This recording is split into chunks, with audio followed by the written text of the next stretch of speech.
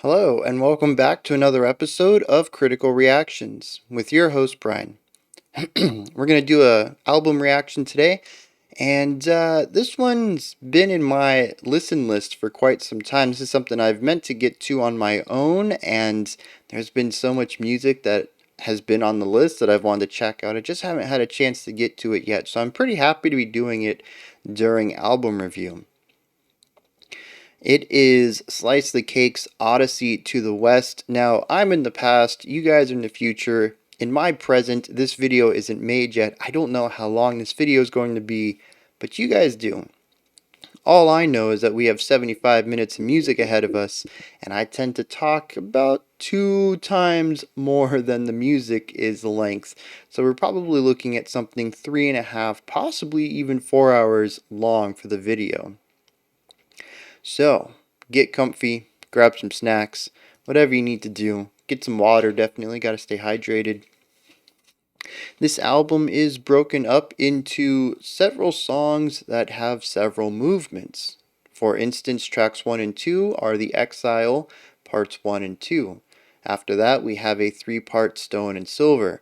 I'm not sure where I'm going to be ending songs. For the most part, I'm going to try to allow full songs to go through their entire movements before stopping the album to talk, but we'll see how that goes. The first track is 4 minutes, and as usual with the first track, it's the introduction to the album, the introduction to the sound. I usually have a lot of things I want to say coming off of an introduction track. I also remember that these guys were tech death, I think is what they were labeled as. So there's probably going to be a lot of, or maybe it was just progressive. I don't remember. I do recall, though, that there was just a lot of stuff going on with these guys last time we checked them out. So, the longer of a batch of songs that we put back to back, the less I'm going to be able to talk about each individually, because there's just going to be so much stuff that I'm not going to remember it all. So shorter bursts of music will result in more detailed analyses. Alright, so let's start this off. We have The Exile, Part 1, The Razor's Edge.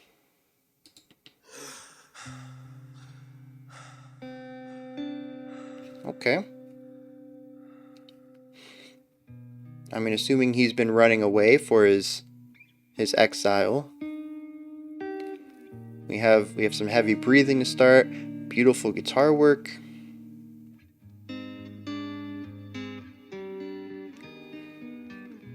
So, here we find ourselves again.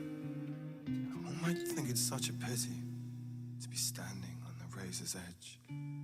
No, how welcome would be ashamed, or so the dreams appear to say. See, they tell of numb and wretched men who strayed far from the path, and they tell of nameless, faceless men whose every detail shrouds itself. I love that rhythmic synergy there between the guitar line and the vocals. What does this speak of me if I look on so curious and unappeased? Would such a thing be read and understood so easily? If it was to be, then surely it would be. Just the slightest bit of tension in that movement. So prevalent and irrevocably elegant. So I've come to see. Then why does it hold me so? What agency is mine to bring to a union with the preordained? What of the fates to gain from a destitute and witless being, long discarded by the way? So is this a treatise or is this a game? Is this pleasure or is this pain? Or is there something more elusive? Perhaps this could be destiny. But as long as I draw breath, I will not let it make a fool of me. Lest I wander to the gallows and hang until I'm dead. I've seen the mountain in my dreams, and I shall see it till the end.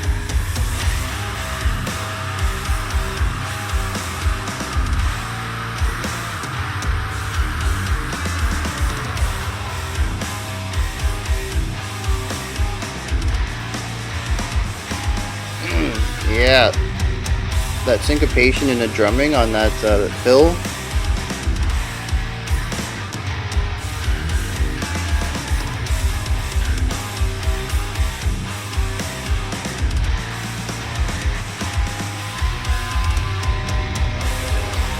interesting that the drum fill alternates between slowing down time and then syncopating against time.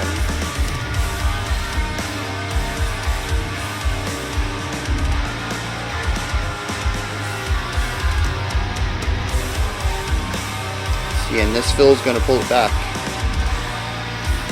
almost to a half time, and then we return, and then we go to the syncopated idea.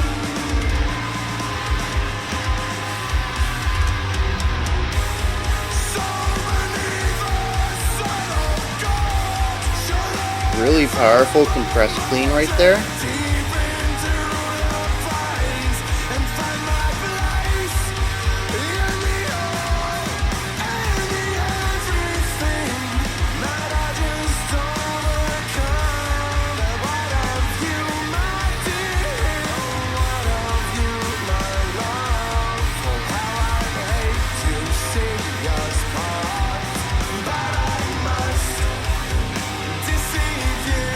We only got a little bit of that harmonization.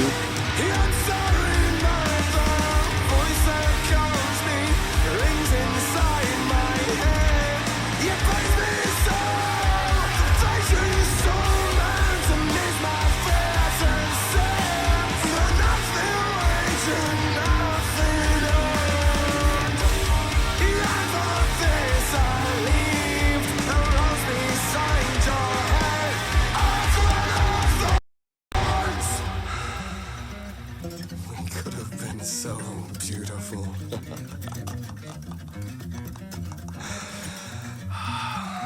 Why won't you fly with me? What have we done? We're going to do your things. Why should we terrify the blood in the way? Capture the ultimate. So there's all my pieces.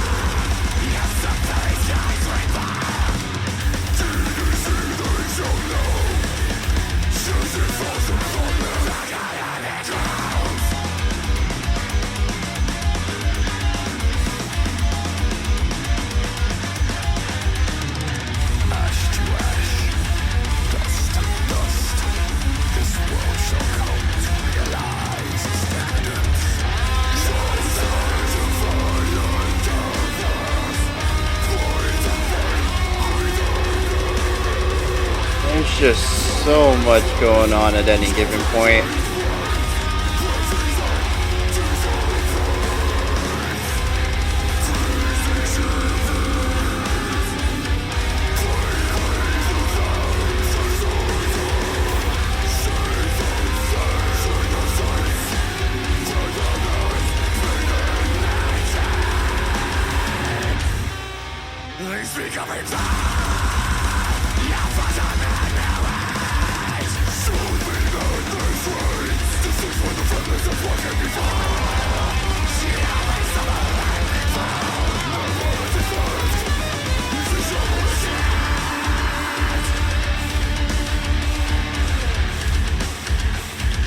Oh, that panning there on the guitar work.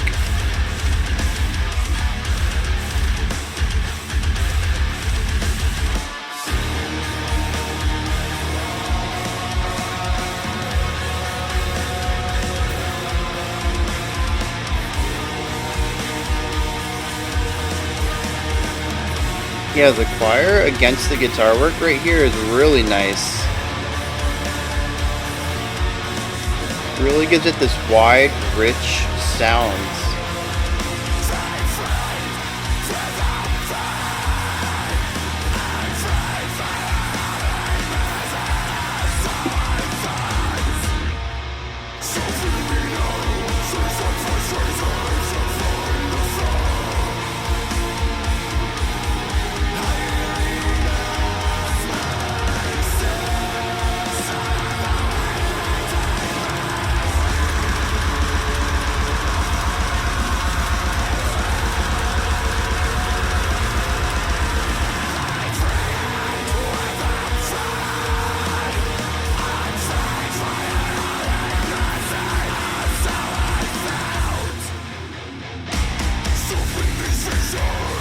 really nice way to bring that in with the foreshadowing half a bar early.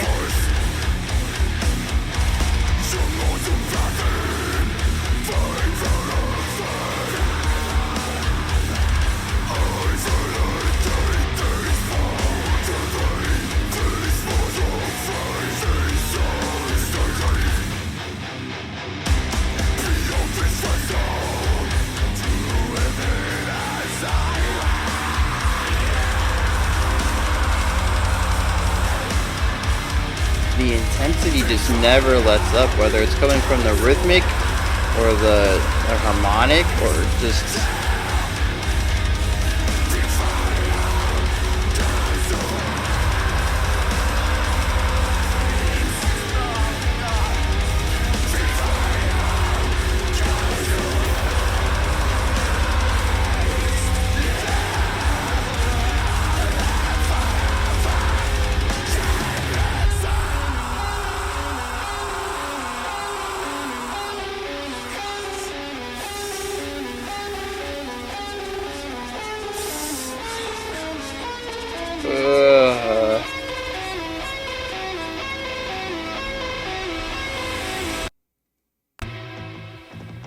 okay. So it sounds like it is going to go between all the different songs with no breaks, but we certainly need to put breaks in here. We have things we need to talk about. A lot of things to talk about.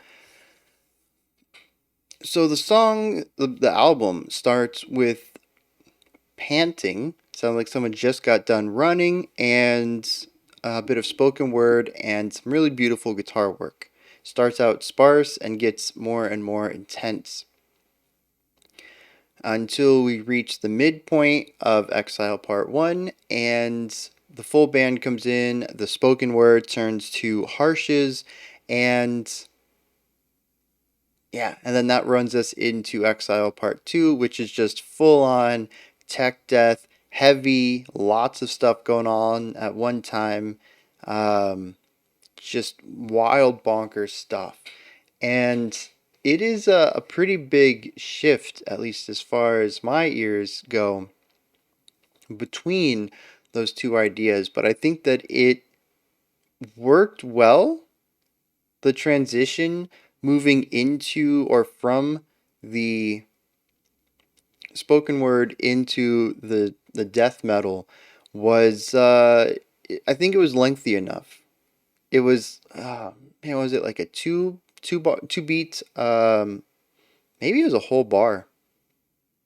Basically fade into the next idea. I think there was a scream that was faded in, and distorted guitar hum, or maybe it was just like a chord and just letting that chord ring out while it fades in. Whatever it was though, that this fade in idea worked well at transitioning and putting my mind in the right place. If we had just gone from the serene to the metal back to back, it would have felt very disjointed, very whiplash. And instead, I thought it worked well, even though we were moving between two drastically different ideas. And,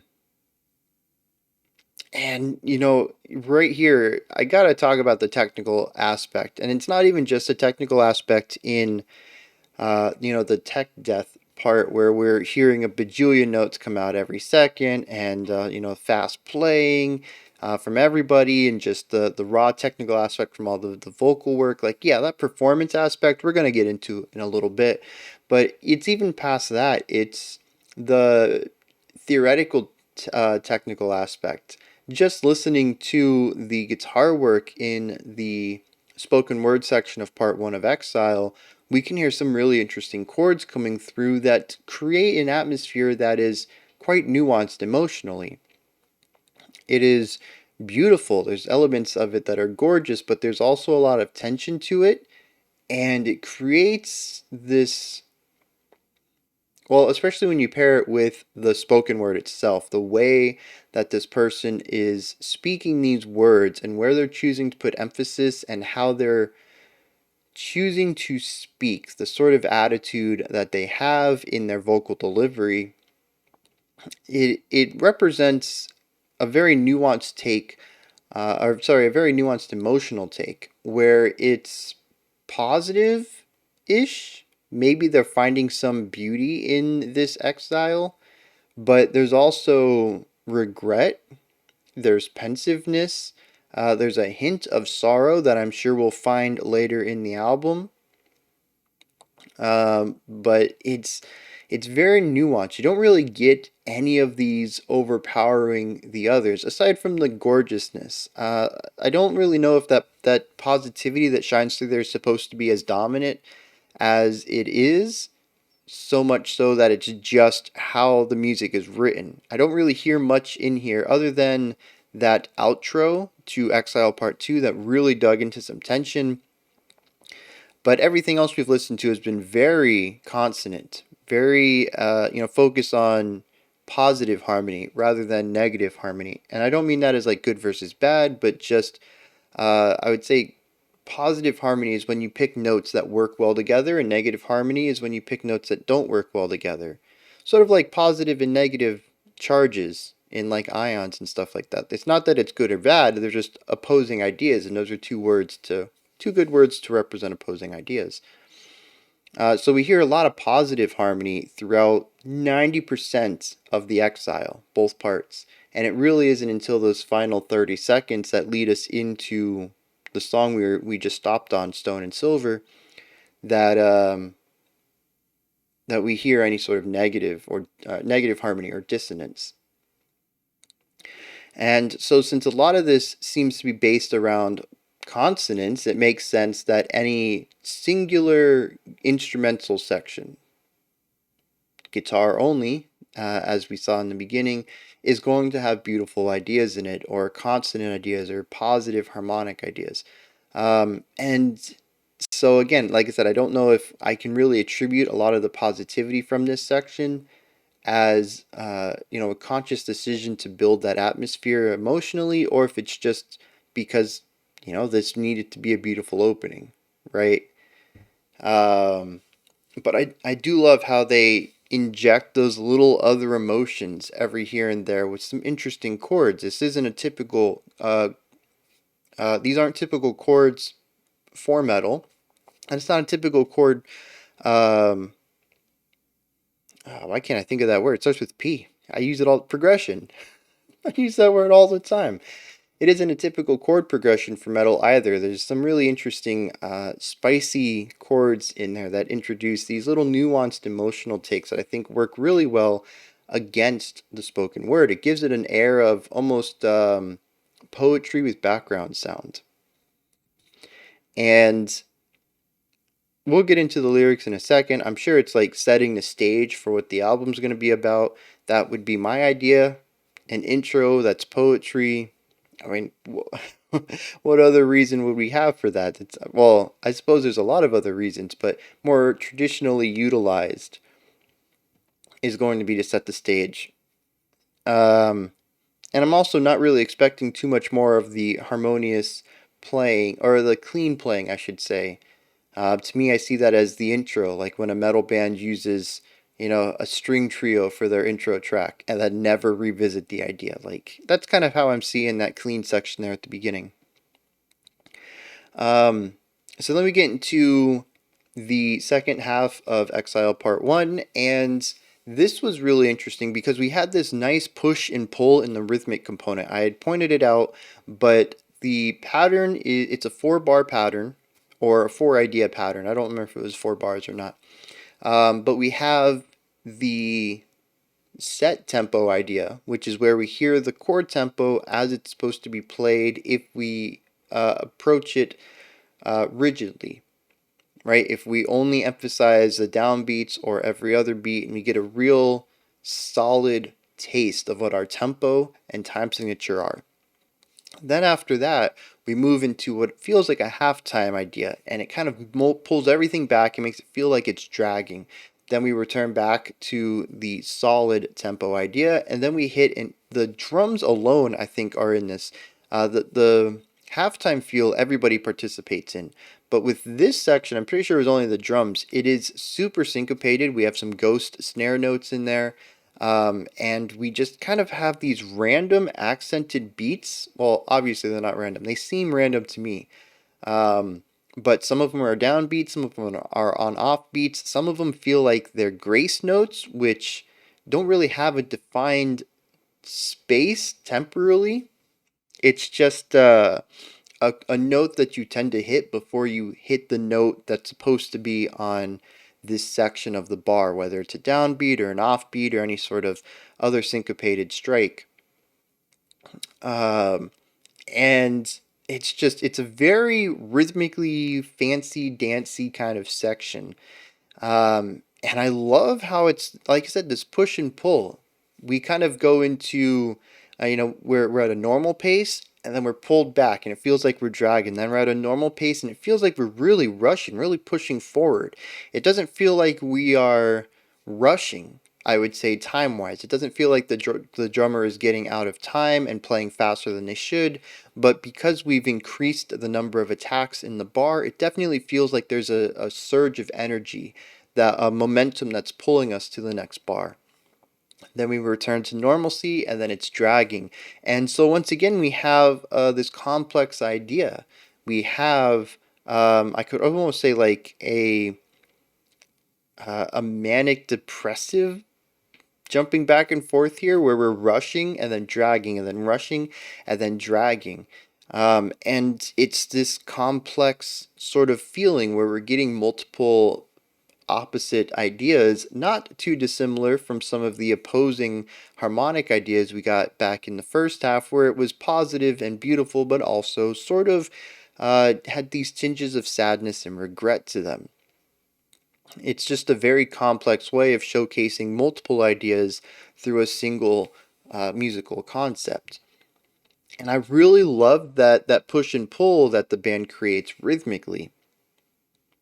There's also just some really great chordal stuff going on as far as the two guitars and the dyads they're not really chords I suppose, but the dyads they're creating, and the note relationships between them, that's kind of filling up the emotional void that we've lost since the original guitar is no longer playing that part anymore.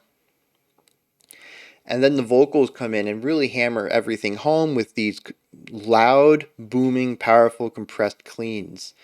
Um, it's a very powerful way to start the song. I think it really sets the stage for everything. It shows us the emotional area, it shows us the nuance, it shows us two sides of the band. Like I said, I'm not too sure if we're going to return to the clean anytime soon, but it does show the range that the band can play within.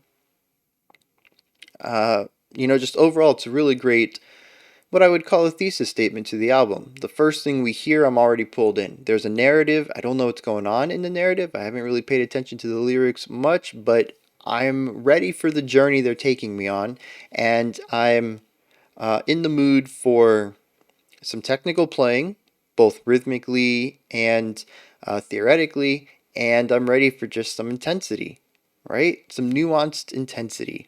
That's what this first track tells me.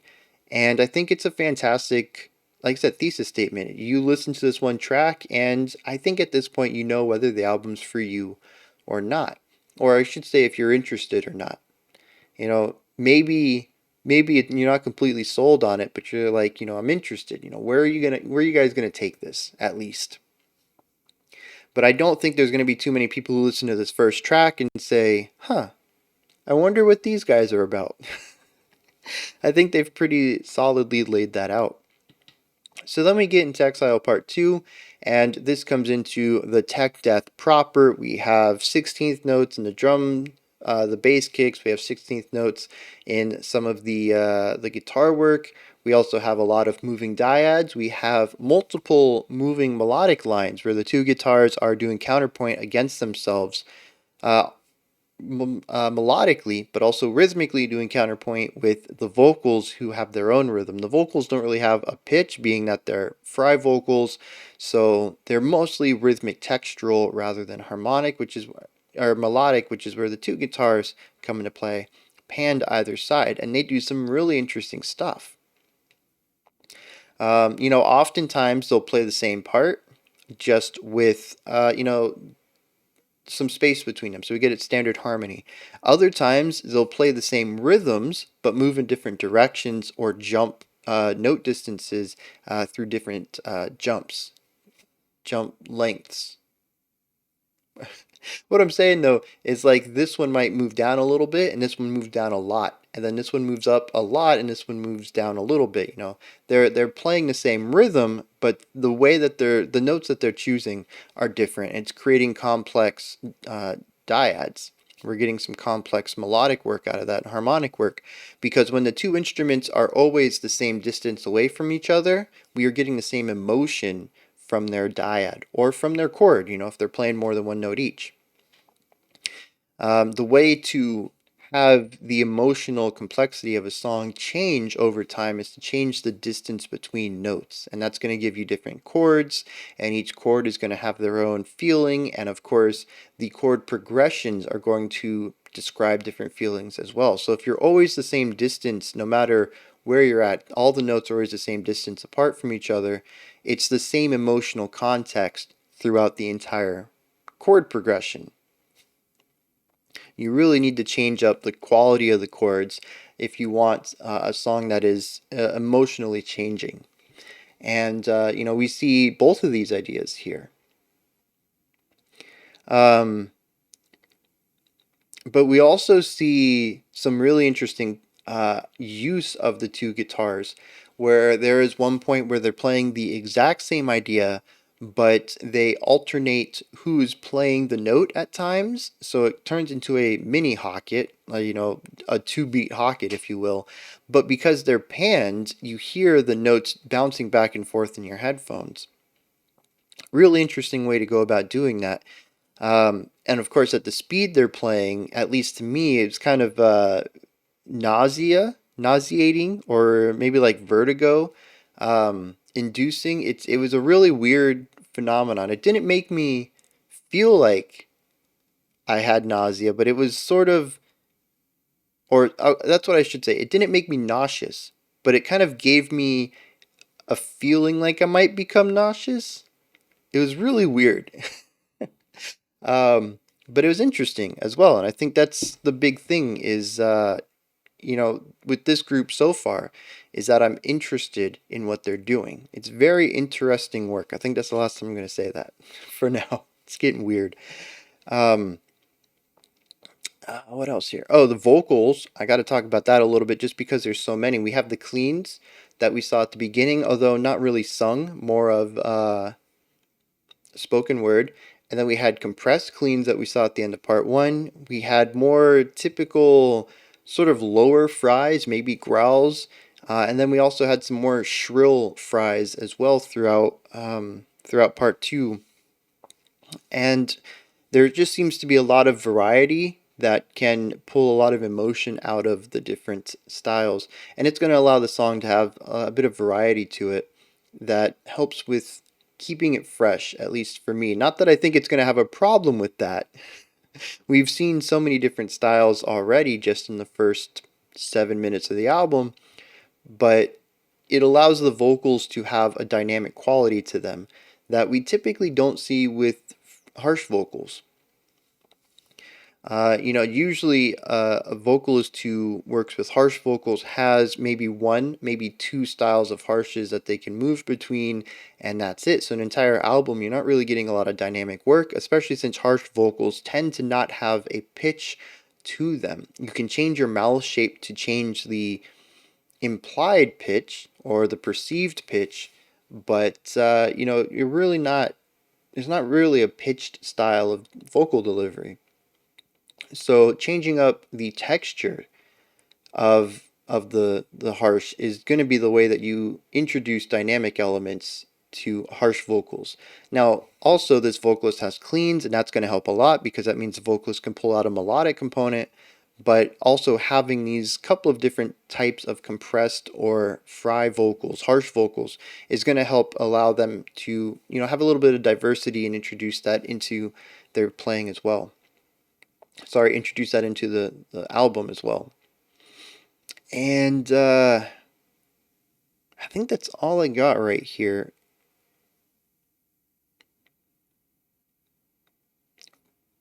Well, I mean, I've already gushed about the guitar work. I've gushed about the drums. The bass is good. I haven't really heard anything mind-blowing yet, but also there's been so much else to pay attention to that I'll be honest, I really haven't had a chance to get to the bass, especially since they weren't even present in the first half of the first track. So we'll get there.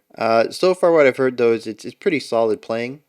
But I'm sure, given everybody else's pedigree as far as performance, I'm sure there's some sick bass lines that I missed up until now, and I'm going to try to give a little bit more focus to it now, having kind of gotten used to what the album's doing, and see if I can give that more of a focus. I suppose we should take a second to dive into the lyrics here and see what's going on before we move on into the next trio of tracks called Stone and Silver. So Exile Part 1, Razor's Edge. This is just straight up poetry. So here we find ourselves again, and one might think it's such a pity to be standing on the razor's edge. Oh, how Occam would be ashamed, or so the dreams appear to say. Interesting.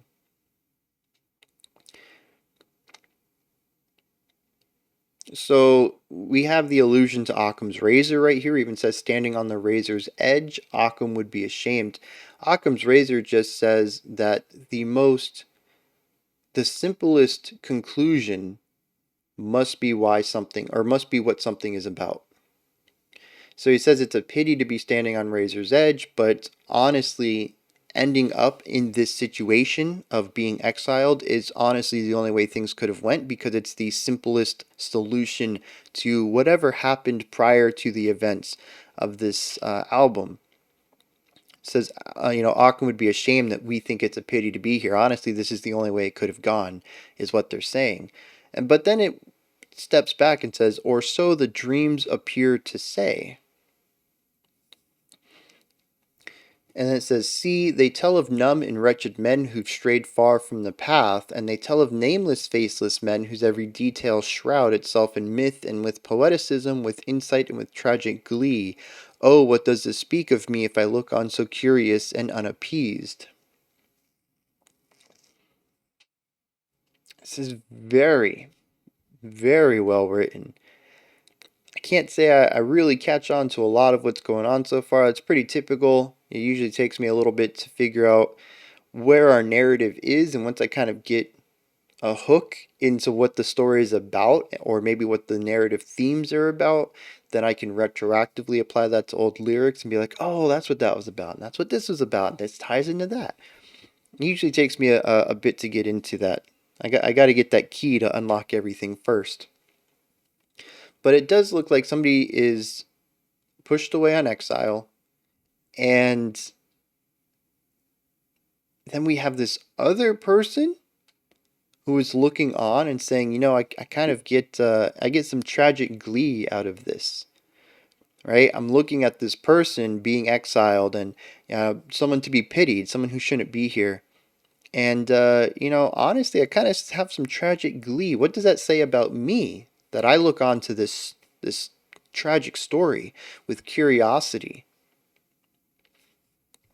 Would such a thing be read and understood so easily? If it was to be, then surely it would be. This surely is a dichotomy so prevalent and irrevocably elegant.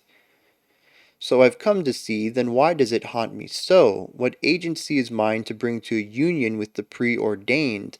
What have the fates to gain from a destitute and witless being, long discarded by the way, capital way? Yeah, there's definitely something I'm missing.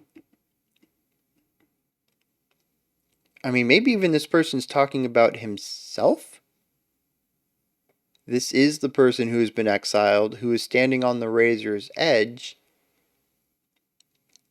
and is saying, I'm actually kind of enjoying sort of being part of this story? Maybe? I don't know. And then, like I said, way is long discarded by the way. Way is capital, W-A-Y, also. Not something that I believe is ever capitalized. So there is a proper way in this story, I'm going to assume, that I am not privy to yet.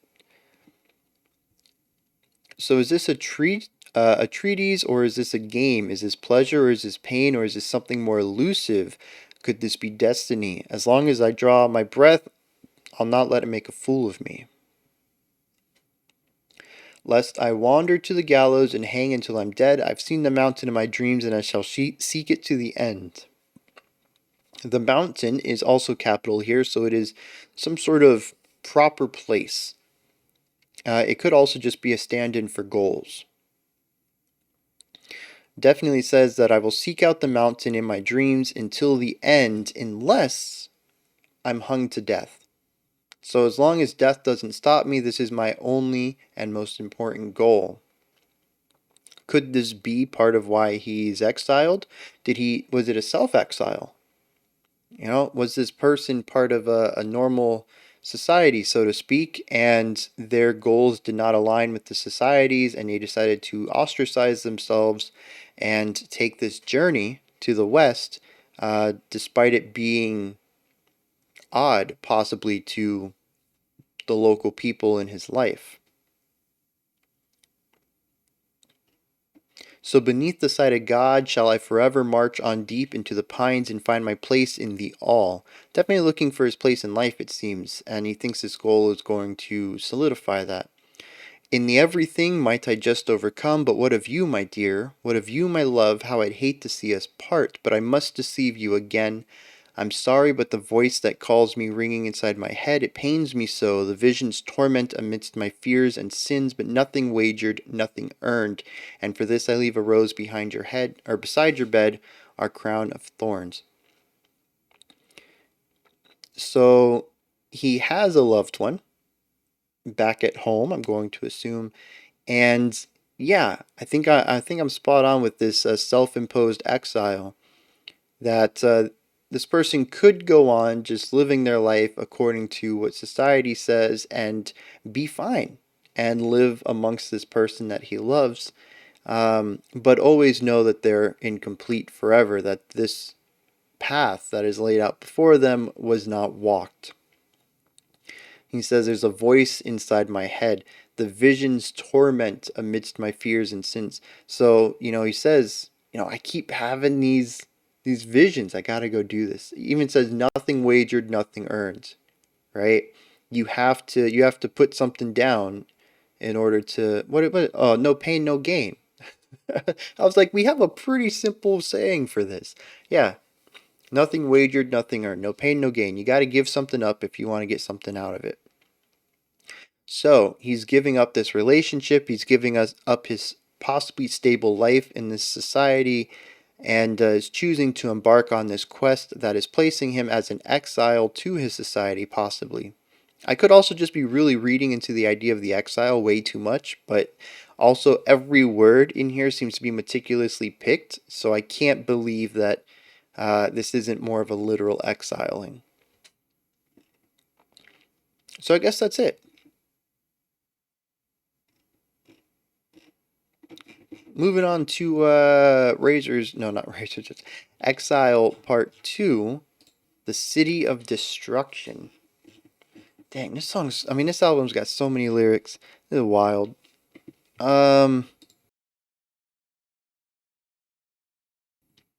Says, what could have been so beautiful? Why won't you fly with me? What have we done? We've raised such towers in our image, chaos reigns. We shall pay dearly with fires and floods, and the weeping comes sweetly unto me, so that all might be cinders. I'm not... Have we shifted perspective? I think that's a big question. Also, did we change the album art for this song is different from the album art for the first song. This one also has a tower on it.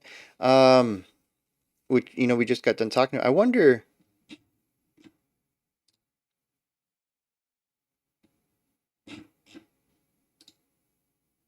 Okay, it doesn't seem to be for all of them. This one in particular just has an alternate album art.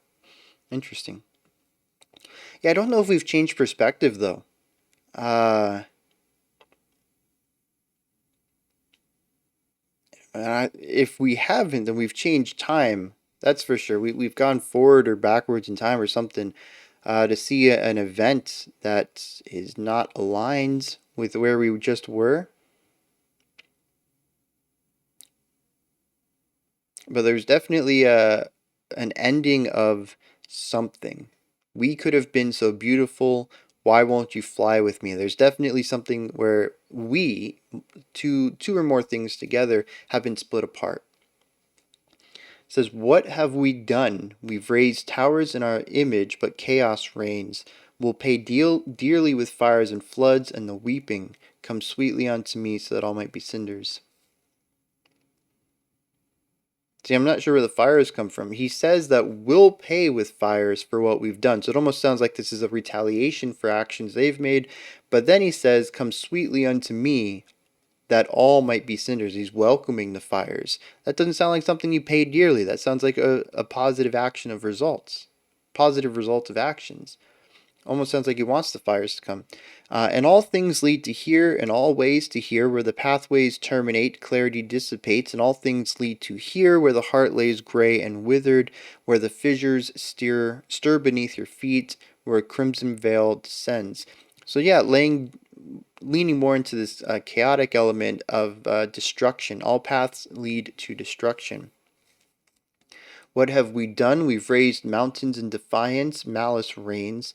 They shall pay dearly with dust and with ash and with terror as the very skies rain fire. It is fear they shall know as it pours upon their figure-headed crowns.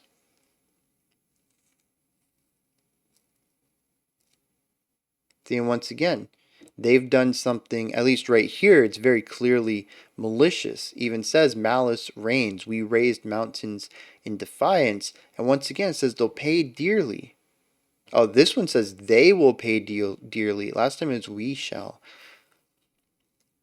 So they'll pay with dust and ash and terror as the sky rains fire, and they'll know fear. Sins of iron compass, why do you lead them here? Born and bred of wicked ways, where reason dissipates, posed as shepherds, they lead the lambs to slaughter. Sheared of their innocence, the lamb lies bleeding naked. Yeah, so why do you allow the lambs to come here? Again, I think my big issue right here is perspective. Because it seems if this is all the same person, we are having some sort of multiple personality disorder going on where we're hearing either that or they're just very mixed. There seems to be questioning of how the innocent can be slain so easily and why the innocent continue to get brought to here, which here seems to be a place of death and destruction, as we've seen earlier. In fact, all things lead to here, where here is pathways of termination and hearts laying gray and fissures beneath the feet, right? This is death. This is the realm of death and destruction. Why do you allow the innocent to be here? But this person also said that they'll pay dearly. I will bring fire down from the skies and they will know fear. So there has to be a changing of perspective. Either that or this person just doesn't know what they want out of life. And because I don't know who is talking or from what perspective is being spoken, I have a really hard time keeping up with the lyrics here. They speak of rebirth, a pox on their new age, surely madness reigns. Diseased with the remnants of what came before, shall they stumble and fall. Now all that's left is to shovel the dirt. So I pray for peace amidst the madness. Again, another call for the innocent to not be slain. Be free and without pain. I prayed for your holy mercy, or so I thought. So hear me now as I prostrated upon the floor. I renounced myself so that the winds might take me westward. Be free and without pain. I prayed for your holy mercy, or so I felt. So in these fissures I sacrifice a mortal path in favor of thee. I relegate these bones to thee. This mortal frame is yours to keep. Behold the vessel. Do with it as thy will before it goes to waste. Before it all goes to waste, I'll live forever in exile. Okay, so this finally sets up my time frame right here where we have gone back in time, it seems. This is what led to the exile that took place prior to part one of this song. I ugh, I understand why they did it this way. Flow wise, looking at the album conceptually, it makes more sense to start from nothing, right? We start with just panting and two guitar notes. And to rise and bring the album out of that, it makes a lot more sense. But we also started in a in media res, which is in the middle of the story. But usually in media res is designed to put the audience in the action immediately. Um, think of an action film where we start out in the middle of a sword fight or a gunfight or whatever, and it ends, and they're like, "You might be wondering how I got here." And then it's like 14 days earlier, and we flash back, and then we watch the movie and get back up to that point, right? Um, yeah, so it's a very effective way of starting the movie in the interesting part. It's no different than with music. Actually, music does this a lot, especially today, where we start in the chorus. Songs begin with the hook before going into the verse.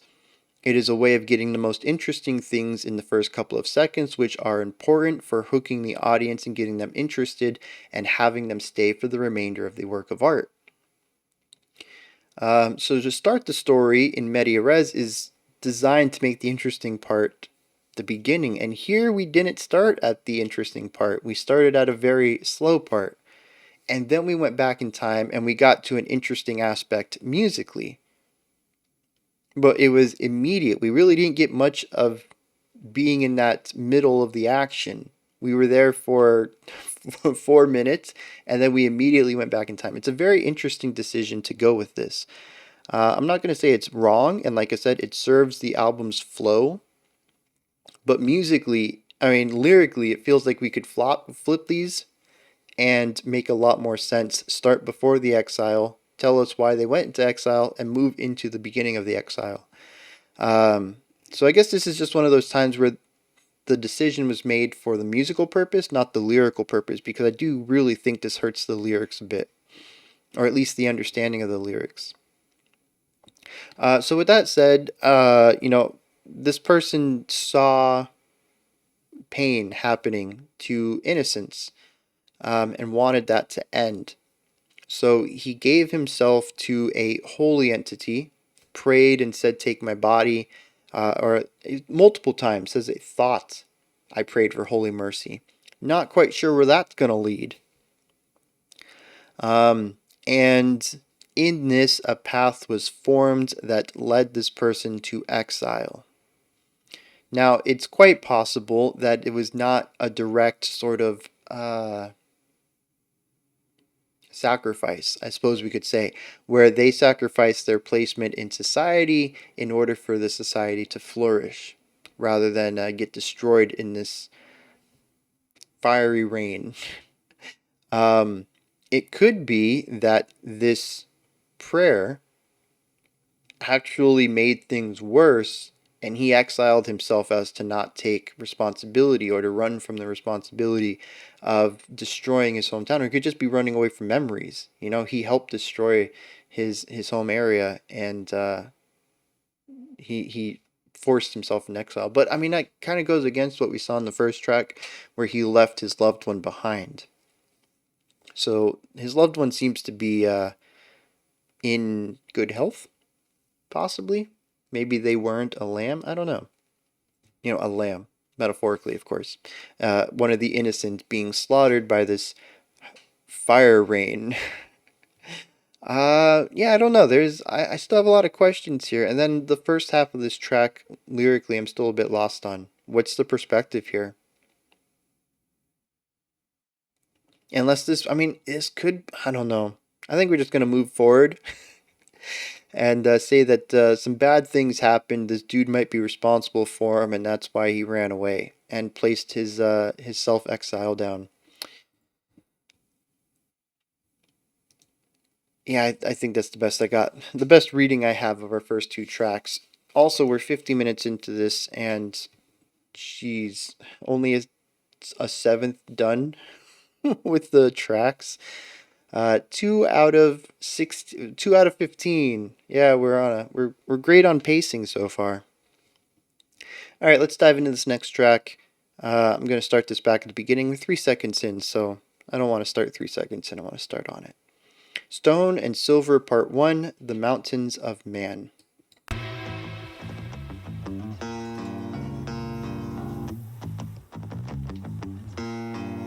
Really funky syncopated idea right there. We have the atmospheric sounds, and this is a huge departure, bringing the sound down from the intensity of the last track. Really going for an atmospheric vibe too.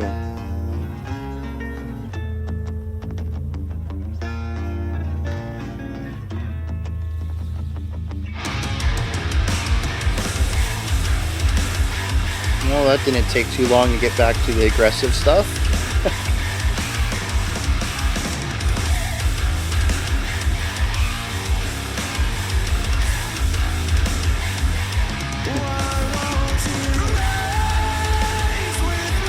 Yeah, we've also moved to a 3.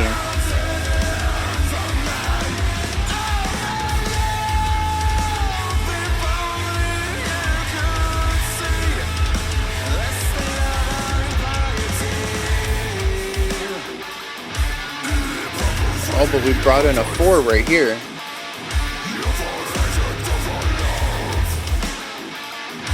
Really fancy cymbal work. I'm really digging that up on the bell.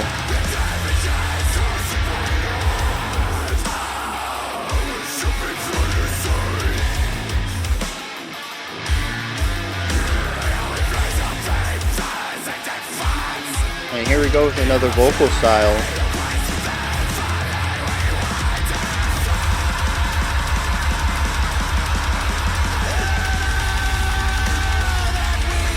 Having that clean cut through the blast beats, really great.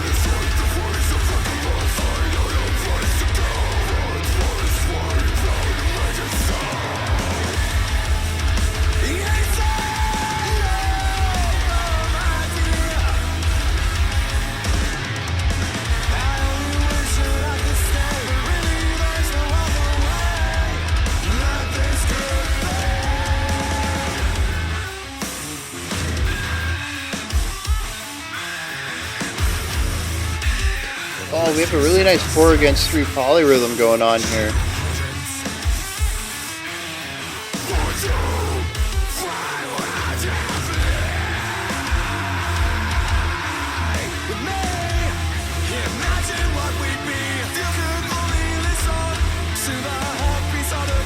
Oh, man.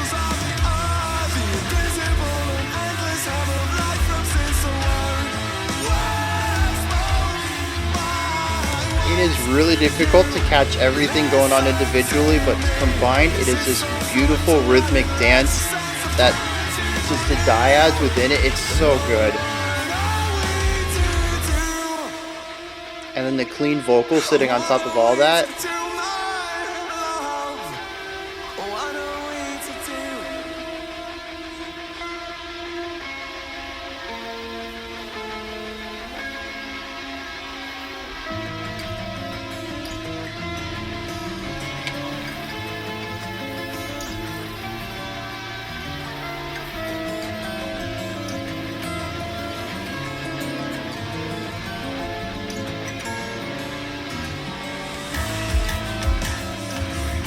Speaking of that bass, coming in real heavy.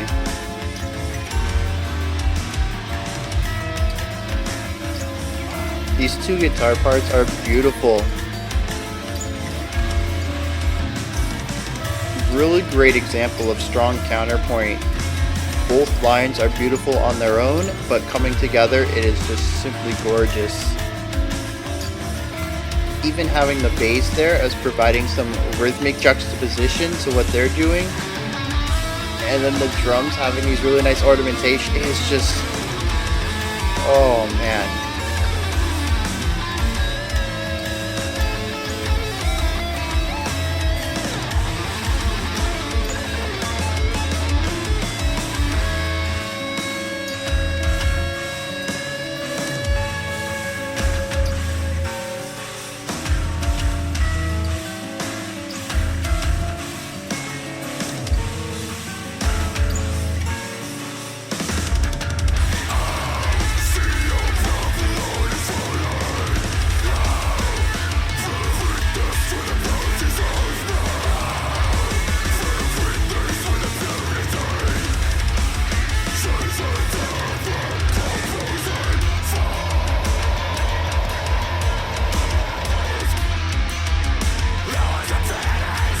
Very clear example of the 4 against 3 right there.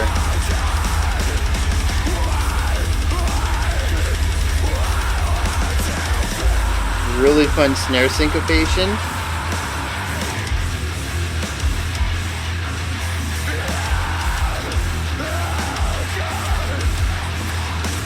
And I think that's a new vocal delivery.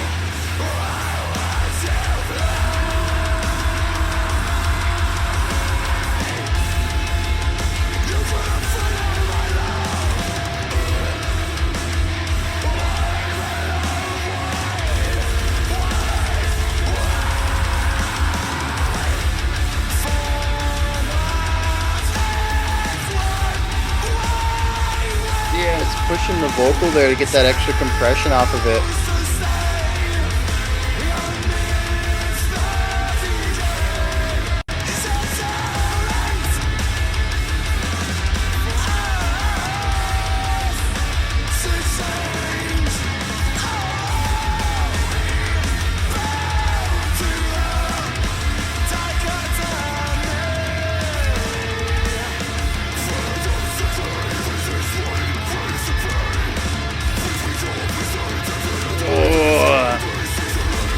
Really pushing the time signature here. Almost sounds like it's falling apart.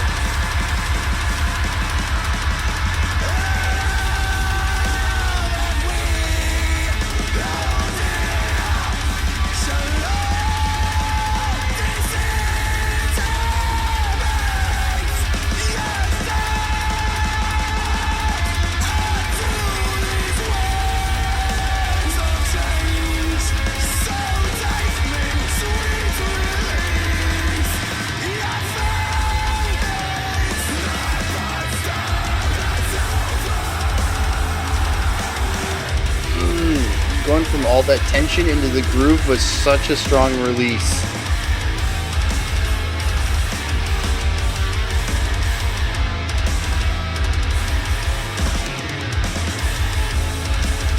I am gonna stop it right here. I don't want to.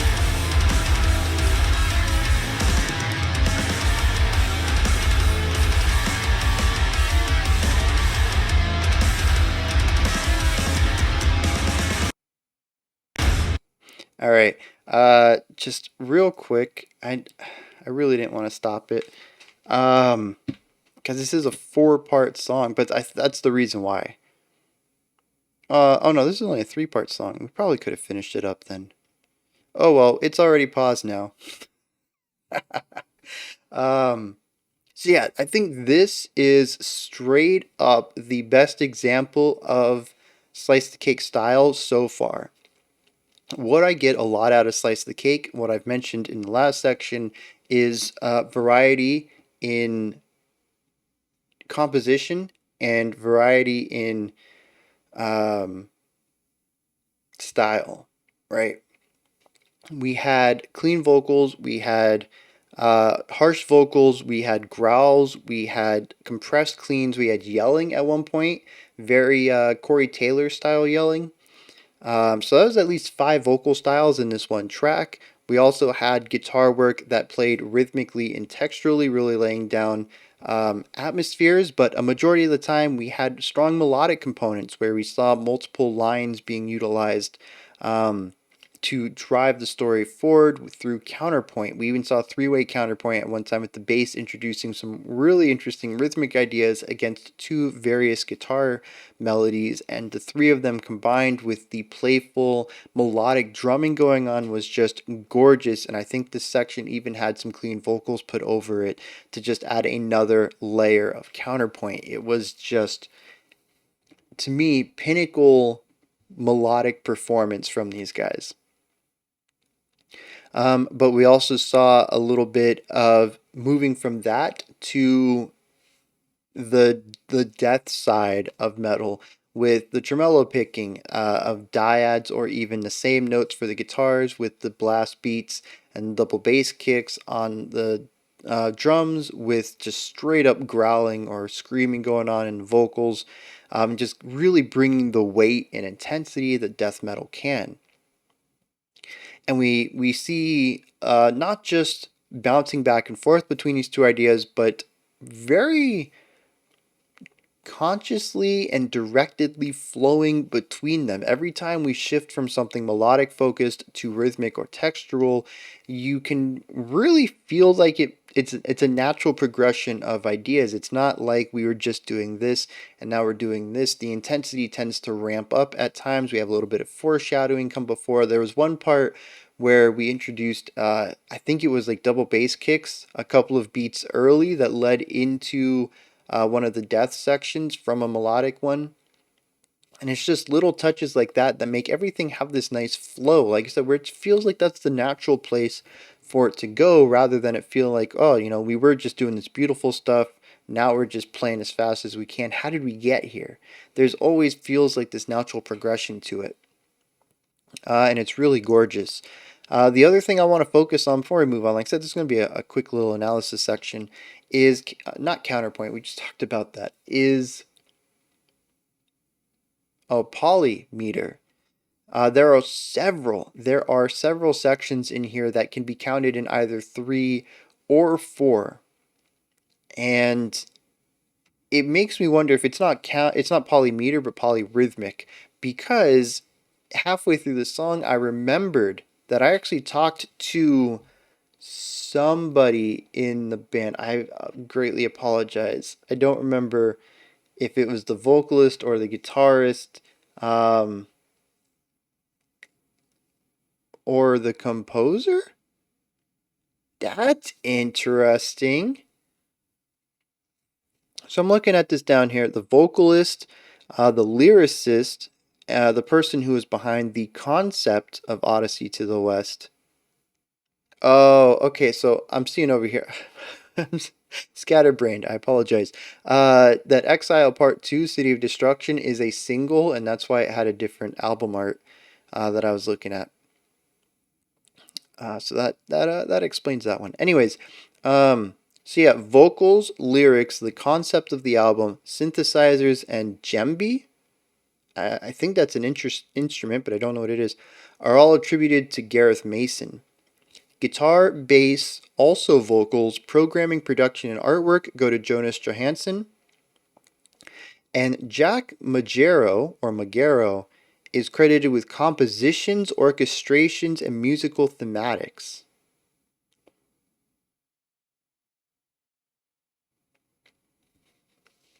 To say that I love this might be an understatement. We talk, well, we don't really talk about it a lot, but it comes up every once in a while, especially when I'm talking about notation and how you write music down. This comes up often when we talk about time signature because, like I've mentioned, time signature can be written a bunch of different ways, especially when you pull tempo into it. And all of these different ways all sound the same. The end result is identical, they're just written differently.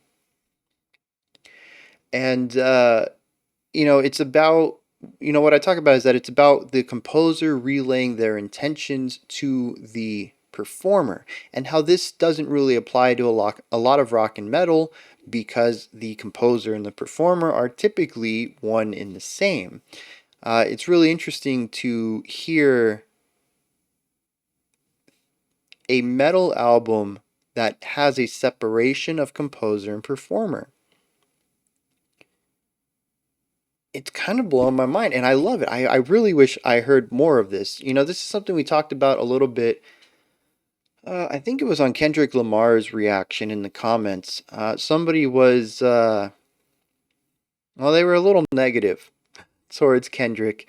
Um, and one of the things that popped up was that they said that he doesn't write his own music. And I don't know if he does or not, but I did have to weigh in a little bit and say that I don't think it's necessary for people to write their own music to be called musicians or artists, because music making is a multifaceted craft.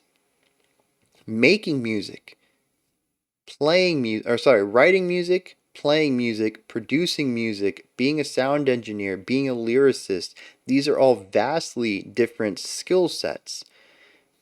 Just because you can write music doesn't necessarily you can play what you've written. There are definitely instances, a lot of instances in rock and metal where you can, but I wonder how often people write music that is easier than they would like because they know they have to perform it, because we don't have composers in metal. What you write, you have to be able to play. And of course, I'm sure this drives people to be better. This is probably something that happened with Polyphia. I wonder how much of it was I'm this skilled, what do I do with it? Or I wanted to write this and no one else could play it, so I pushed myself to do it. I don't know which angle they came from on that, but I imagine it's a little bit of both. And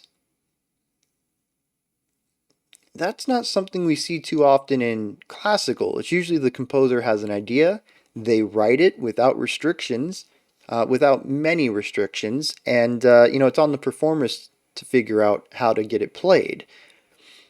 And because it's two different skills, writing music and playing music. Same thing with producing music, mixing and mastering, even mixing and mastering, both being in the engineering section of music, are two different skills, and you'll often see that albums have a different mixer and a different masterer. And then like sound engineer for live performances, like that is a whole other thing entirely. And writing music is language, it's poetic, it's a different skill than playing an instrument. So while I think it's very cool that a lot of rock and metal are their own composers and their own performers, and even in a lot of cases in the modern day, now that bedroom recording setups are becoming more feasible for more people, a lot of people are also producing their own music. They are going across every single skill set for music creation, but you're also becoming a jack of all trades. And while some people can balance all of them and be really great at all of them, I also think that situations like this are where we can see things shine, where people can say, I play the guitar really well, but my compositions are good, but not great. They don't really push me, you know? Or when I do push myself, it doesn't always sound great. It might just sound more technical than anything else. And this is where a composer can come in and say, I know how to write really great music, but I can't play the guitar to do it. I can't bring it to life. And this was supposed to be a short little section until I saw this, but I'm really, really blown away that they have a composer. I love that. And especially a composer who's also credited with musical thematics. There is somebody on their team that is not one of the performers that cares about the themes in the music. And I don't know what that encompasses. It's a pretty vague word, but it could mean everything from making sure that the emotional portrayal of each section is exactly as they want it to be, which I've already mentioned the nuanced emotional aspects from the first track. So that could be part of their work, but it could also be ensuring that things like motifs or even leitmotifs show up throughout the album to represent specific ideas, and it allows the album to have a concept of thematic tying to it, where we hear melodic concepts show up throughout the album whenever specific things are talked about lyrically, and it provides this sort of tying context. For those who don't know about leitmotifs, it is just, like I mentioned, it could be as simple as a melody or as lengthy as a song that represents a specific concept. That concept could be anything: a place, a person, a vibe, a feeling. One of the most iconic leitmotifs is the Imperial March from Star Wars every time Vader comes on screen. It's not really, well, it wasn't originally intended to be Vader's theme, but it ended up being that. But as soon as I say the bomb, bomb, bomb, bomb, bomb, bomb, bomb, bomb, bomb, Vader pops up in most people's heads. That is a leitmotif. It is music associated with a concept, in this case, a person. And it's very possible that we will see some leitmotifs in here, though without a visual element. It's going to be based most likely on lyrical elements, which means I might miss some of them since I check out the lyrics after the song. But, who knows? Maybe I'll be like, hey, I remember that idea from, track 5 or whatever, and look in the lyrics like, oh, they're talking about this again. We just got done talking about a tower in track 2, and I wonder if the tower, if there's some songs later that utilize an element that was, from part 2, or, part 3 was about a mountain. Who knows? We'll see what happens in the future. Yeah, I came down here though to talk about, I was talking to somebody in the comment. I don't know if it was Gareth or Jonas or Jack. I apologize for not remembering who it was. I hope you're not offended by that if you're watching this. But we were talking in the comments of one of the Slice the Cake reactions, and I had brought up Polyrhythm in the video, and they had mentioned that they love to jump between 3 and 4 so often that they write in 12/8 quite often. And 12/8 is divisible by both 3 and 4, so it works well in either the 3 feeling or the 4 feeling. And I wonder if that's what's going on here. Because I could feel it in 3, I could feel it in 4, but it wouldn't really be polymetric if our meter doesn't change. If we're in 12/8, then it becomes polyrhythmic, which is where we have 2 different rhythms. We have a 3 rhythm and a 4 rhythm inside of this 1 meter. But I wonder if that was one of those situations. And I tried to count it out in 12, and it works. But I also really strongly felt it in 3 with a 4 polymeter against it. Which could, it could just be the way it feels. It could very well have been in 12. Anyways, I just thought I'd share that because we'll probably see a lot more of that 3 against 4. And it's probably in 12/8, if I remember that conversation correctly. Alright, now that that's all said, let's get back to Stone and Silver Part 2, The Horned God. This is only 2 minutes. It's going to run into Part 3, Man of Papyrus Limbs. We'll probably take a break there to talk a little bit, go over some of the lyrics for Stone and Silver. Yeah, we'll do all 3 parts lyrics at once. We'll just get back into the music. And then we'll head into Westward Bound. Oh, Castle in the Sky Part 2. That's the video that we checked out. Anyways, let's get back into this. Stone and Silver Part 2, Horned God.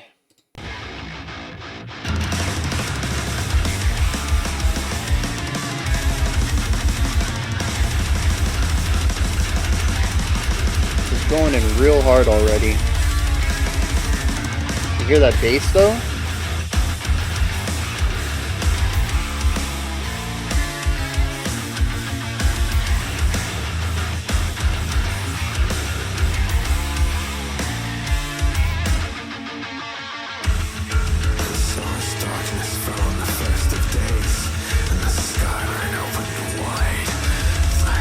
I love that syncopated bass against the ethereal guitars. I think that works very well.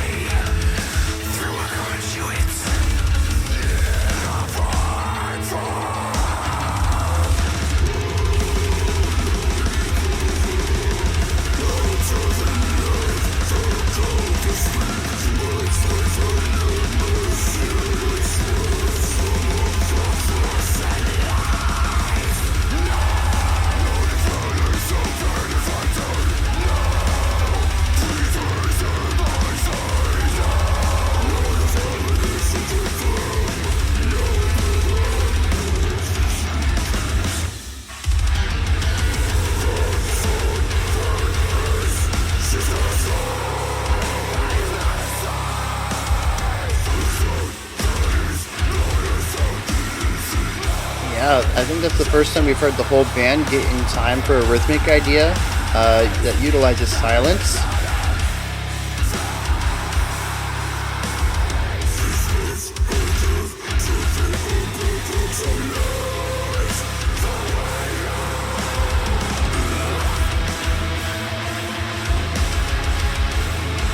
Here's one of those moments of harmonized tremolo picking that I was talking about.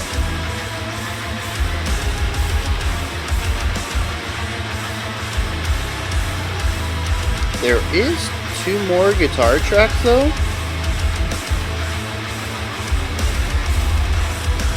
Maybe just 1 more guitar track.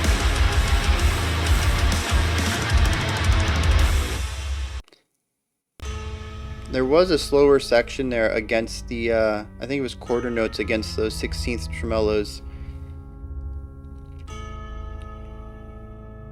But I think that makes sense. I don't think that this group intends to do anything live. So they don't seem to restrict what their composition is because of the number of performers they have. Or is there something to be said for the comfort of the nest? Because it doesn't seem so clear. Getting that brass in there.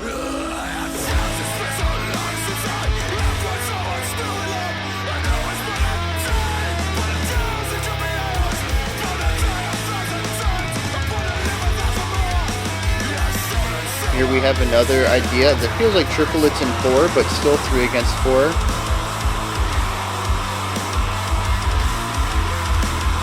Yeah, the bass kicks and the snare are in 3, but the cymbals in 4. Oh, I had that reversed.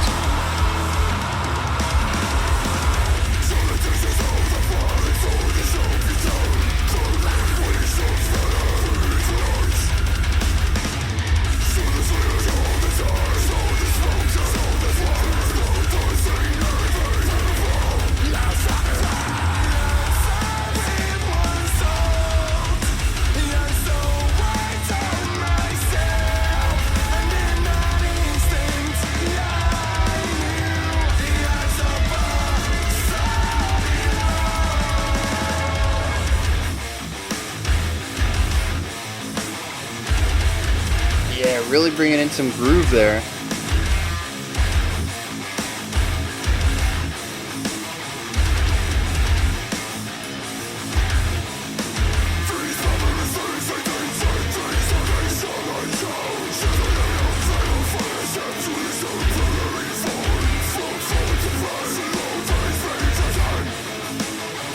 Yep, cymbals in 3, snare and bass in 4. I think this idea is going to pop up everywhere on this album.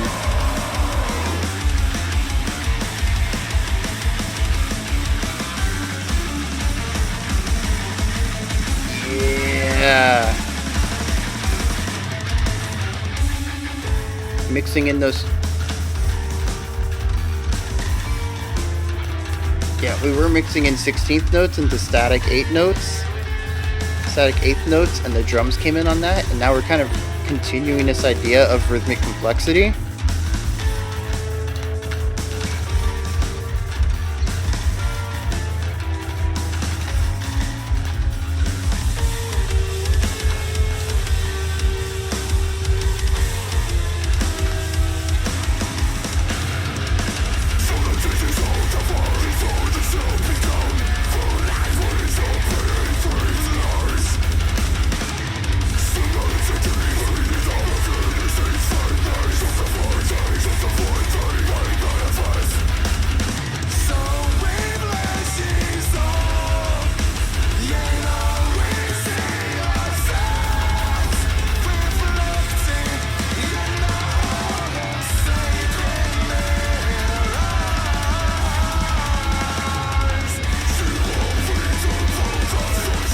Right there, we kept the melodic idea going in the guitars, brought in the more frantic drums, and then came into this death metal section. A really nice way to transition ideas between melodic and rhythmic.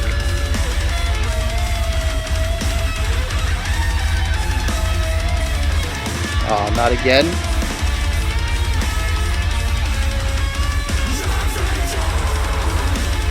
Yeah, those little 16th note gallops.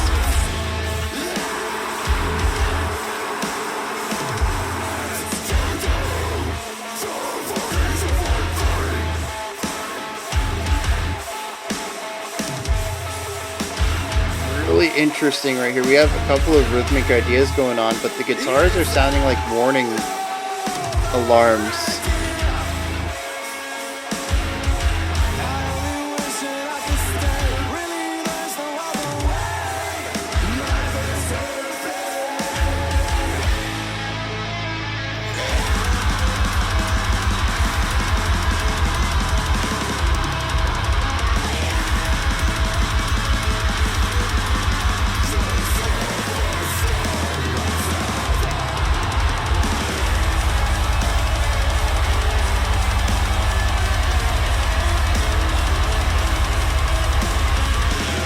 Playing around with a little bit of tasteful dissonance in the guitar work.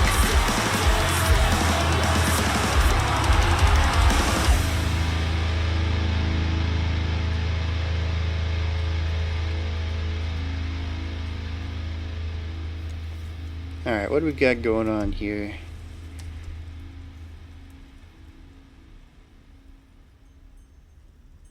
Alright, there's technically 12 more seconds here. I'm going to pause it though.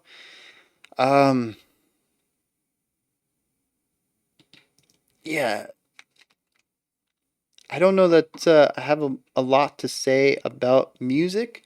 They really are continuing on with what I've already talked about a lot here. I think I've pointed out plenty of situations that I wanted to sort of provide examples of what I've talked about. There were two of them in there that were the 3 against 4 that I'm pretty sure were in 12/8. We also have some beautiful moments of counterpoint between the guitars and the clean vocals, giving us 3 points of counterpoint, 3 layers. 3 melodies going on simultaneously. And I've said that word a few times. For anyone who's new to the channel, maybe you've come onto this just because you're like, no, wait, someone did did a 4-hour video about Odyssey to the West. Who is this madman? Counterpoint is just multiple melodies existing simultaneously. Another word for it is counter melody. It's too many syllables. I like counterpoint. It's just counter melody, I think, it probably is a better word for first-time listeners because I think it says what it means. It's a melody that opposes probably another one. I think that's kind of baked into the word there. Counterpoint, I think, just rolls off the tongue better though. So when I say we have 3 layers of counterpoint, we have the right pan guitar doing a melody, the left pan guitar doing a melody that's different than the right, and then we have the vocals that are center panned doing a third melody, and all 3 of them are coexisting. And as you can expect, it's quite difficult to do well, especially if you're going for something like this, which is a very consonant sound where all of the notes are coming together to create beauty. You can definitely easily create chaos or noise with 3 individual melodies, but they're going for making it sound pretty and making it sound connected.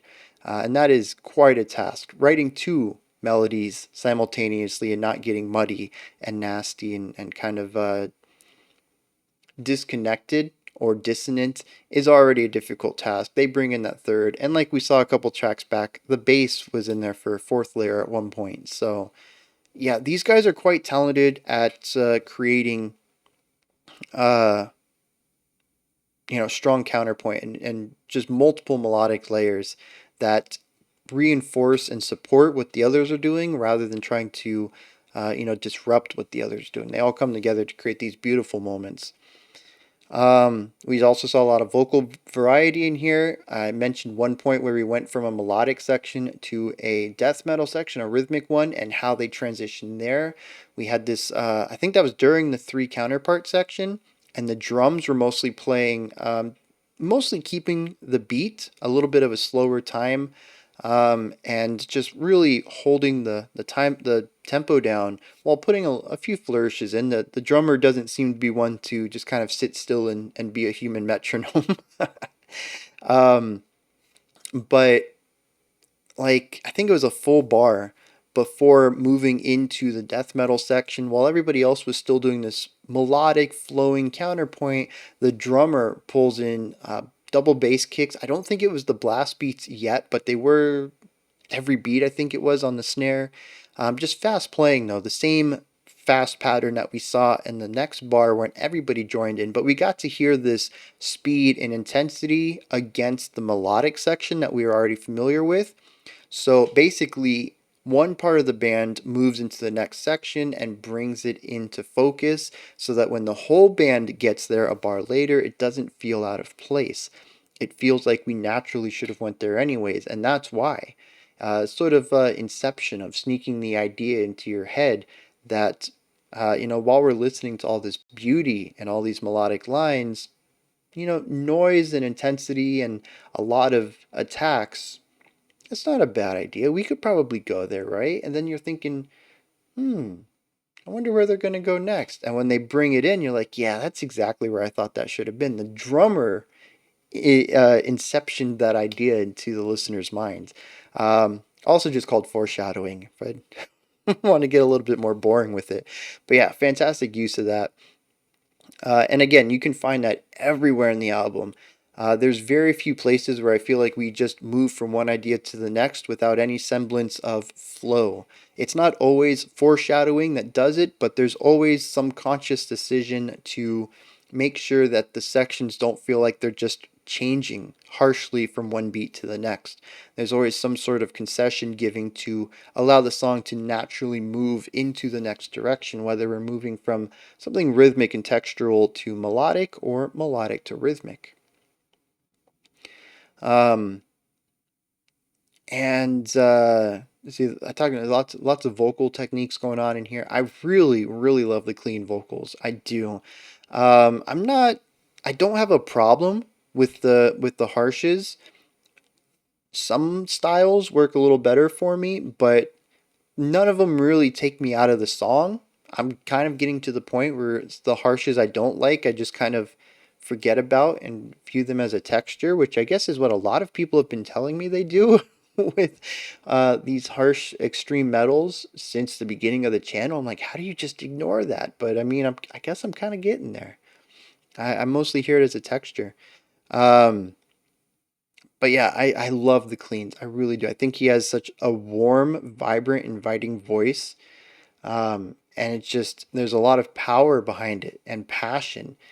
And I love the way that that shines through against everything else. There was one song, I've mentioned it happening, but I don't think I dove deep into it when we were in the analysis for that track. But there was it was one of the death metal sections, lots of attacks, double bass kicks, tremolo picking, whatever. And he comes through with this compressed clean. It almost sounds it's very close to being a clean. There's just a little bit of grit of that crackling on top of it, and it just pierces through all this noise. And when we hit the next downbeat, I think he starts this on like beats 3, and then 4 it's rising in intensity, and then on beat 1 he hits the highest point, and he kind of pulls back the grit and just cleans it up. And the song at that point kind of the noise washes away and the melody comes in, and it is just a gorgeous section of this album. Just having his voice and his passion, that passion even cracking his voice, pushing through the noise and bringing the beauty back out of it. Just, I'm talking about the flow of this album is so good. I'm not a huge fan of the death sections yet, but I think that's mostly in isolation. As far as the album goes, contrasting back and forth, I really enjoy how they're working with it. None of the sections, I'll confess, I do wish the melodic sections lasted just a hair bit longer, but I haven't gotten to the point where I'm like, okay, we've done this death metal thing for a while. Let's get back to the melodic. I think they're really finding great pacing with how often they are focusing on any one individual aspect of their performance. And that's not to say, again, that they're just bouncing back and forth. They do mesh the two sides of their writing many times, and I love when they come together. But there are sections where they focus, just on the melodic or just on the extreme metal stuff. And like I said, the pacing's good on those. I'm not a big death metal fan, but I think they come out of them very well. And I say not a big death metal fan. I put Archspire on my top albums of 2021, but I still think that is a unique album. It is death metal. It is intense from beginning to end, but there's so many moments of beauty. We're talking about Slice the Cake. All right, we got to get back on topic here. All right, so now we have the Stone and Silver trilogy. We got a lot of lyrics ahead of us. This lyricist dude, what is his name? It's around here somewhere. Oh, Gareth Mason. I mean, this dude has a way with words. There's definitely a bit of an old English kind of vibe to it. We have a lot of, oh, my dear, stuff like that. And even in this song, right, fourth stanza in, I travel towards the setting sun. T apostrophe W. It's not towards, it's towards. He wants that single syllable word there. For the second line, oh my love, if only you could see the state of our impiety. It's very, very old English. Very, I would say, I don't know specifically if it is Shakespeare inspired, but that's definitely the vibe I get from a lot of this stuff. And the thing is that Shakespeare not only made a lot of words that we use today, but also was huge on metaphor or double entendre, I think specifically, not necessarily metaphor. But having words or sentences mean multiple things.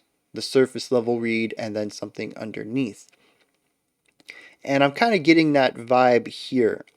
So far I think I've gotten a surface level read of the literal events that have happened, but I think especially when we saw in the Exile Part 2 that I was a bit lost, and I think that's because a lot of that is more on the metaphorical level that's gone over my head. Um, so I don't know. Let's see where this is going. Mountains of Man. Why won't you raise with me the mountains of man? Raise, R-A-Z-E, not R-A-I-S-E.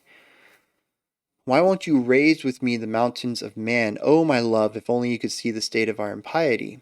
It bubbles through the impotence of our rage and our love as we make mockeries of union, our deviance is consummated. Oh, it should be pain to see how we raise our petty banners in defiance of the purity that lies within. So this is interesting. Um,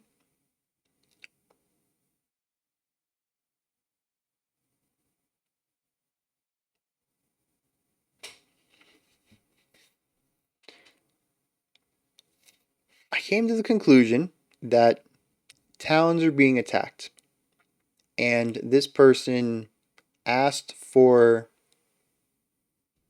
help from a larger force to end the suffering of the innocents, of the lambs that were being slaughtered. And in doing so, cast himself out of said society. Still not sure why particularly, but in asking for this help, he became an exile. And he decided in his exile he was going to search out the mountain, which again, like I said, is still kind of leaning towards just a metaphor for goals, right? Just some sought after goal that's way on the horizon, and you got to take steps to get there. They're going to be baby steps. It's going to be a long journey, but eventually you're going to get there. And he says, my love, I don't want to be separated from you, but I have to take this quest. I have to go on this journey. I'll see you when I get back, kind of vibe. And we are on song 3, and he's still talking about his love. I wish you could see this. Why weren't we doing this? And I'm curious when or if this is going to separate. At what point? I mean, unless this whole thing is designed to be read as a series of letters being sent back to his partner about his journey. Hmm. That might be interesting. Um, It says, yeah, if only we were to see that all we hold dear shall all disintegrate one day. It's not but stone and silver.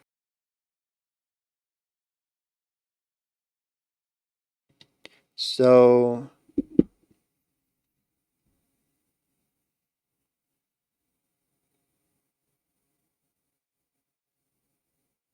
yeah, okay. I'm trying to read into this, trying to find a metaphor, but all I see is he's saying, hey, it's pretty clear to me now, having gone on this journey, that we spend a lot of our time fighting against death and trying to solidify ourselves in history, so to speak, immortalize ourselves, and we're just it's not going to be anything, right? The old saying, and this too shall change. Everything changes. Any statues or anything that's made in your memorial to immortalize you is just stone and silver. It will eventually disintegrate one day. We don't know when that day will come. It could be thousands of years in the future, hundreds of thousands of years in the future, but everything we hold dear will disintegrate one day. I feel like he's trying to come to this great truth. It says, and so I shall go toward the setting sun. The chariot awaits beneath its glow. Set aside the wings of Icarus. I know no place to go but westward bound to make it so. So he just says, I'm going to the mountain.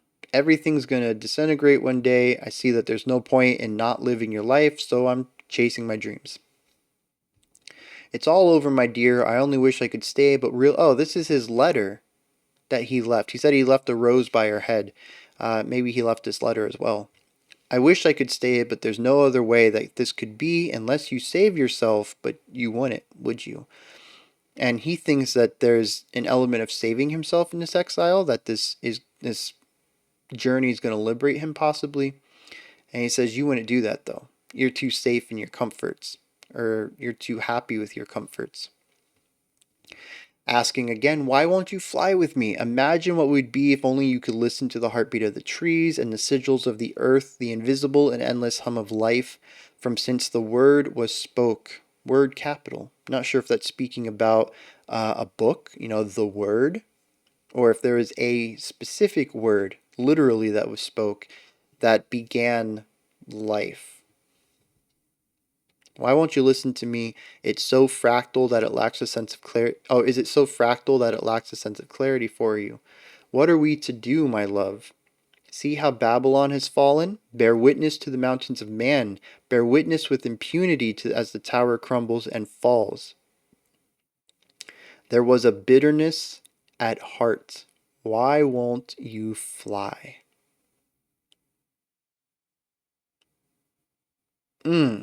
That hits. For what it's worth, why would one choose to stay amidst the decay? Is it too late for us to change, or are we bound to the dichotomy? Paradoxically, this is what it means to be between corpus and divinity, discordance and serenity. If only we were to see that all we hold dear shall all disintegrate as dust into the wind of change. Oh, and this too shall change. Even brings that up. So take me, sweet release. I found it's not but stone and silver. Aside from that last two lines, which seems to be him welcoming death, which I did not see where that's where the story was going, this whole song is just him asking his loved one, in retrospect, or maybe thinking about it in retrospect, I tried to get you to go on this journey with me, and you refused, but why did you refuse? Like, he just can't wrap his mind around it. I've presented you with all these facts, and you still don't see that this is something that you should have done. He even feels contempt. Where is that? He says, a bitterness at heart. Why won't you fly? As far as he sees it, going back to the idea of Occam's razor, this is the only solution that makes any sense, as it's the simplest. This is the simplest answer to life, is that everything falls away. So since he can see that truth, why can't she? What is it? Or I guess it doesn't have to be a she. Why can't his loved one? What is it about this thought process that isn't clicking with them? Why won't they go towards the setting sun with him? Why won't you fly with me? It's stated several times in this song.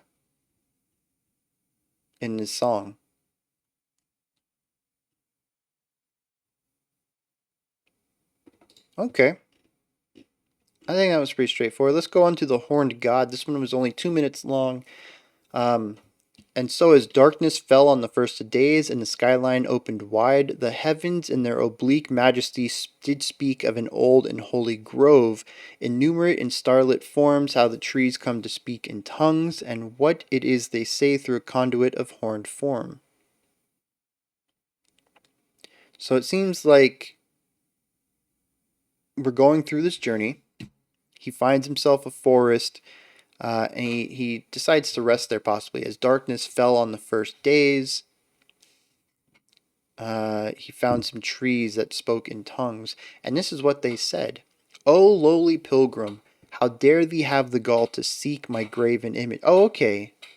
So the heavens spoke through the trees. How dare thee have the gall to seek my graven image, stead and swift amongst the grass and leaves? Know not of malice, O benefactor, know no pretense at my side. So it sounds like he's saying that, I don't have malice in seeking you out. I don't have any, ulterior motives. Know not of where it is you came from. No pilgrim, know of these three things. The sword is not a sword, the sword that is not a sword, the sound that is not a sound, and the face that is not a face. These boons I give to thee, O pilgrim, to light the way home. Okay, so basically, some deity spoke through the trees and said, "Bro, why you? I don't know why I do this sometimes, bro. Why are you seeking me out? Go back home. Honestly, it's fine." He says, "No, I need, I do this in good faith. I want to know more about life. You know." And he says, "Well, I guess I'll tell you these three things.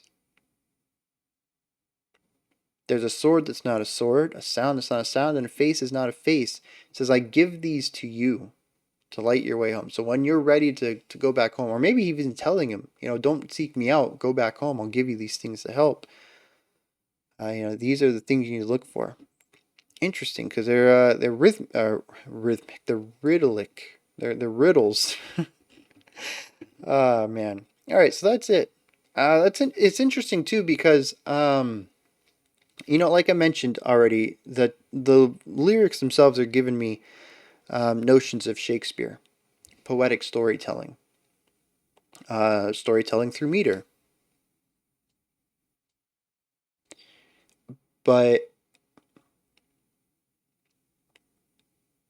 the story also is told very directly.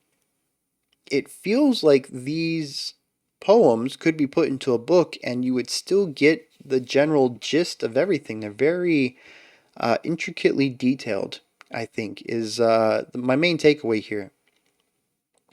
They're very lengthy. Even on the shorter tracks, there's a lot of lyrics to them. And they're told from a first-person perspective, I'm going to presume, and we get a very detailed look inside of this character's mind. We get to see what they think, what they speak to people. There's even a lot of moments in the lyrics with quotations around them as other people speak, so that visually, reading the lyrics, I know that we are no longer in the mind of the narrator / possible protagonist. Not quite sure where this person sits on the spectrum of protagonist versus antagonist, but I'm sure we'll get there. But it's interesting that, at least to me, more so than any of the other albums we've checked out, and also more so than any concept album I've listened to, this is more of a poem that happens to have been paired with music, more so than a series of songs with interconnected lyrical themes, but don't necessarily read like a traditional story. And I think that's the main thing that stands out here, is this reads like a traditional story. It's a very interesting way to go about it. Although it works. I'm not going to say that it's odd. It's interesting in that I don't see it often, but it 100% works. All right, so now we're on the Man of Papyrus Limbs. And papyrus, that's paper, right? Let me look this up real quick. I'm pretty sure papyrus was Egyptian paper. Yep, first known to have been used in Egypt. It's a material similar to thick paper. It was used as a writing surface. Okay, so the Man of Paper Limbs. It's interesting. We just got done talking about setting the world on fire, or setting his environment on fire a couple songs back, and now he's described. Well, maybe this isn't him though. This could be another man. Though the question remains present, cast in the cold light of day, what is home but a place to lay one's head? Makes sense. Again, talking about how this is a very linearly written story. We just got done talking about a deity saying, here are some tools to help you get home, and the next song picks up right where it ended. What does it mean to get home? What is a home? Does the pilgrim's way see bliss in a stagnant glimpse? Or is there something to be said for the comfort of the nest? Because it doesn't seem so clear to me anymore. So he seems confused, doesn't know if he should press on or not. And we were just thinking about him talking to his loved one and them not being able to see his reasoning for this exile. So he could be having self doubt. Plus, even the deity said, dude, go back home. What are you even doing out here? So, yeah, he says he doesn't know anymore. It feels it's been so long since I left what I once knew and loved. I know it's but a day, but it feels it could be aeons. Born to die 1,000 times and born to live 1,000 more. A stone and silver. I've been here before. I've been here before. So I don't know if I should be reading that literally. Of course, it feels like he's got some deja vu for this situation, possibly. He says he could go back home. There's comforts there. He's only been away for a day, but it feels like it's been a lifetime. All that is all there was, and all that shall become, the language of matter writ large. All that's written, all that's heard, all that's spoken, all that's word, is known thus inherently through all as papyrus. And so it was told, and I told myself in that instant I knew as above, so below. These papyrus limbs, they teach that these arms, they are my own.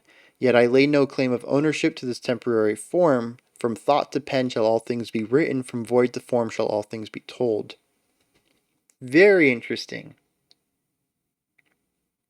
So he says that everything we know, everything that's been written or heard or spoken or that is word is known to us through papyrus. Very neat. Because, we do. So, our histories of the world, pre paper, we have, well, I guess not necessarily pre paper, pre language. We have a difficult time knowing what was going on in those cultures. We can look at artifacts and statues and whatever else they might have made, but without having words to read about them, even if they're undecipherable at first, eventually we figure out how to translate them or have a guess at what they might be translated to. We have a tough time knowing what was going on. So everything that's been written and heard and spoken is known through us through the papyrus. And I think that's just an allusion to the written word. Well, even, yeah, written word is the important part. So much of our history is known through what is written. Even when we look at like clay jars or vases or anything like that, if they have words on them, we get more. I mean, and this isn't just words in particular. This could also be things like hieroglyphics, anything where that could be utilized as a language. Cave paintings, all of this helps us understand those civilizations, those cultures, those eras. It's a lot more difficult to understand what was going on or what their beliefs were, or what they held most important in their life when they don't have a way to convey it, right? So history is told through the paper, metaphorically here is what he's saying. So he calls his limbs papyrus limbs, right? It is through my actions that I will be able to, speak truth to what's going on and deliver this message. Is what he's saying. This is how he's hyping himself up to go through with this journey. He's going to learn some great truth by approaching the mountain, and his body is going to take those truths back home. He says, "My limbs will carry the story." He says, they teach me that these arms are my own, but I claim no ownership to this temporary form. From thought to pen shall all things be written, from void to form shall all things be told. So even right here, he just says, you know, it isn't the actions that create culture or deliver messages, it's the thoughts. They have to be written, they have to be told.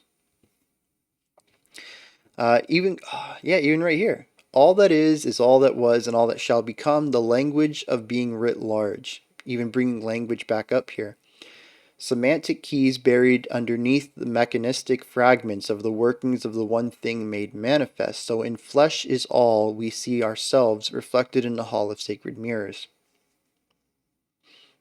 This bit went over my head. I don't know what they're alluding to anymore about this hall of mirrors. Who are we to proclaim such division in the workings of the one thing? No disrespect to Slice the Cake. I am getting a little tired of all of these capitalized phrases that don't mean anything to me, and it feels like I've been thrust into a world that I should understand but haven't been given the vocabulary to do so. What is the way? What is the one thing? What is the mountain? Why are all these capitalized? Yeah, again, no disrespect. I just man, I do feel like I've been thrown in the middle of something though. Or at least maybe I should have had a glossary of terms before I started in on this. Some sort of preface to this world, to this culture at least, where I would know what the importance are of some of these things. So, who are we to proclaim division in the workings of the one thing? Who are we to feed the yawning of the fissures with great work to be done? I become the man of papyrus limbs to do the workings of the one thing. It's all over, my dear. I only wish I could stay, but really there's no other way this could be. That is a complete repetition. It's not but stone and silver. So we actually have two callbacks here. The first one was from, I think that was track 2, and then this one is from part 1 of Stone and Silver. Very interesting. And I wonder if maybe I missed some musical allusions there, some motifs that pop back up as we brought these exact lines back. Like I mentioned, there's a lot of music in here, so who knows what I've been missing because there's so much to pay attention to. So yeah, this just seems to be the manifesto. This is him kind of at his lowest point, questioning if he should even continue on with this journey and talking himself up. He says, I need to do this. This is the way things go. So he's going to go do it. We're going to move on now. Oh my jeez. My voice is already getting a bit hoarse. We're 2 hours in and not even halfway through on the on the album. All right. We have Westward Bound parts 1 and 2. I'm probably going to let both of these run, and we'll see what happens from there. All right, let's dive into Westward Bound part 1, The Lantern. Oh yeah, we also have 20 seconds left on Mana Papyrus.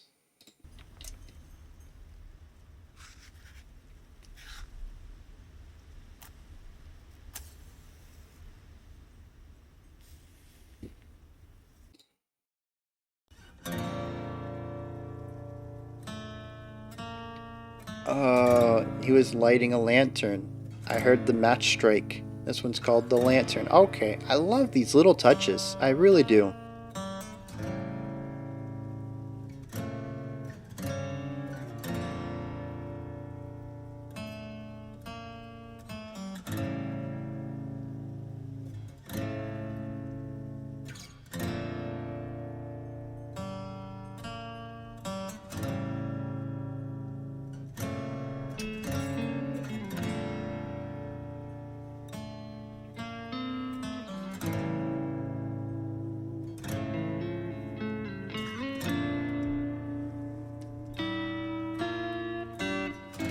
Really love that we have a foundational work and a melodic work, but they still find moments to bounce ideas off of each other.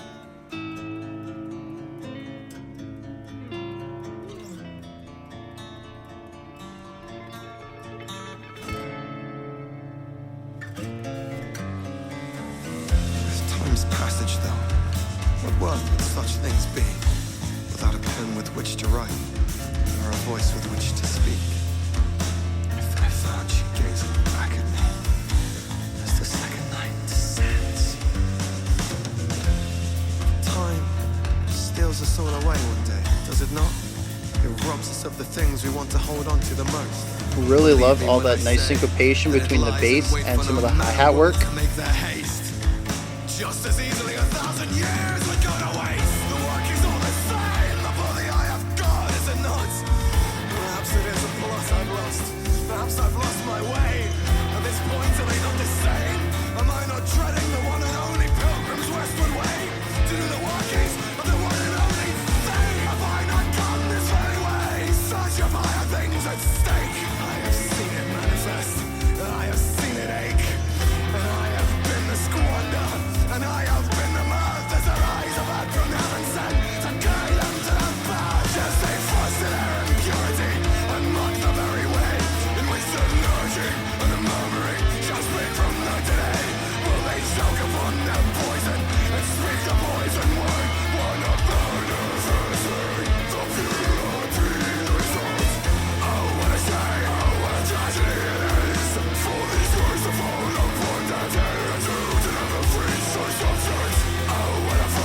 I love how intense the vocals have gotten, but the music has only continued to layer on top of the beautiful stuff they already have. Oh, now they shift, but it took them a while to get here.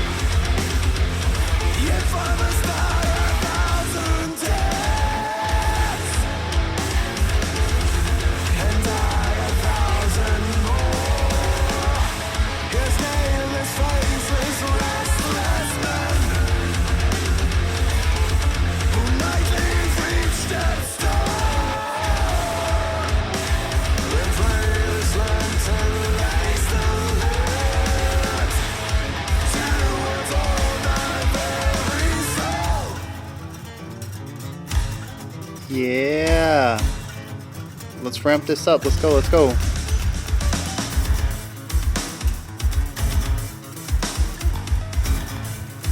Yeah, really nice little bit of Spanish guitar influence here.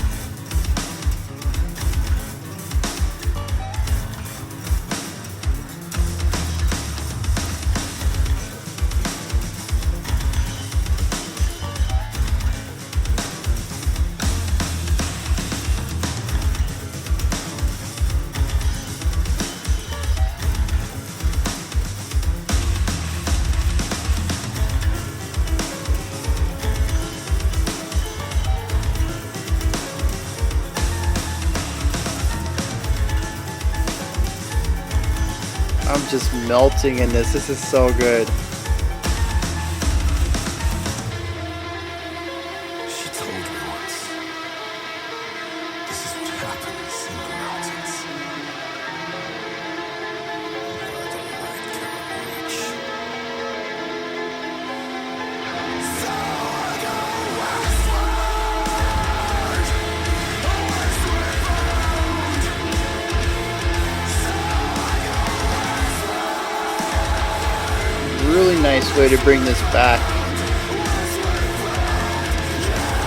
It almost sounds like we have a piano or something over on the right side of once in a while as well.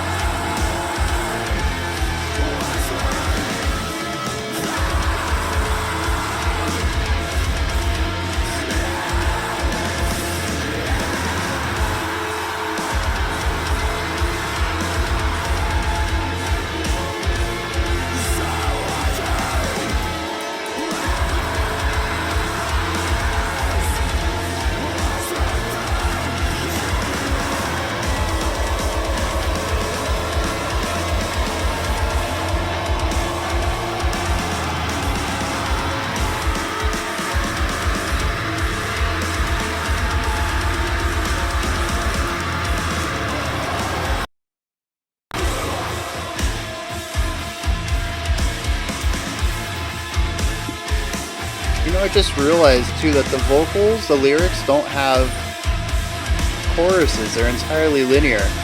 And that really pushes into that that story writing element.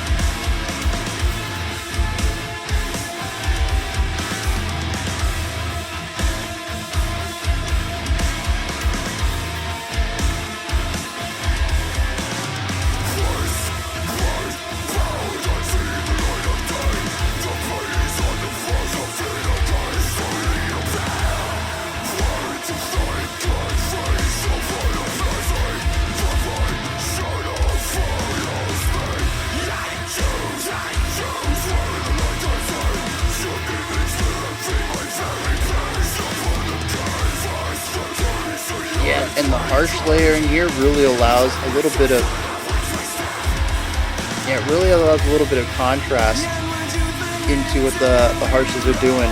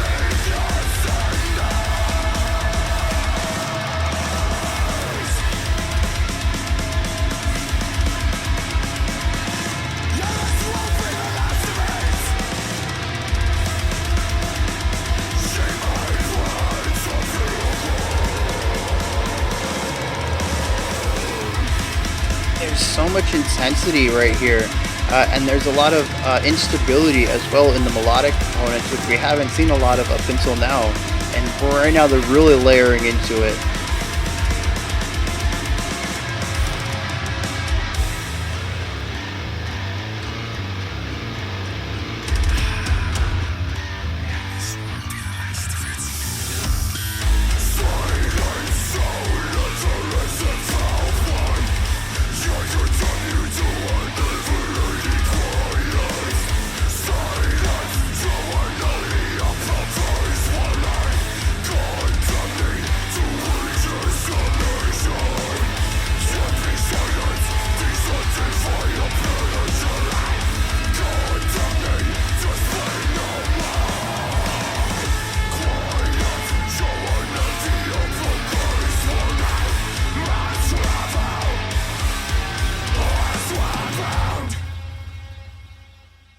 Wow, we actually have a hard stopping point.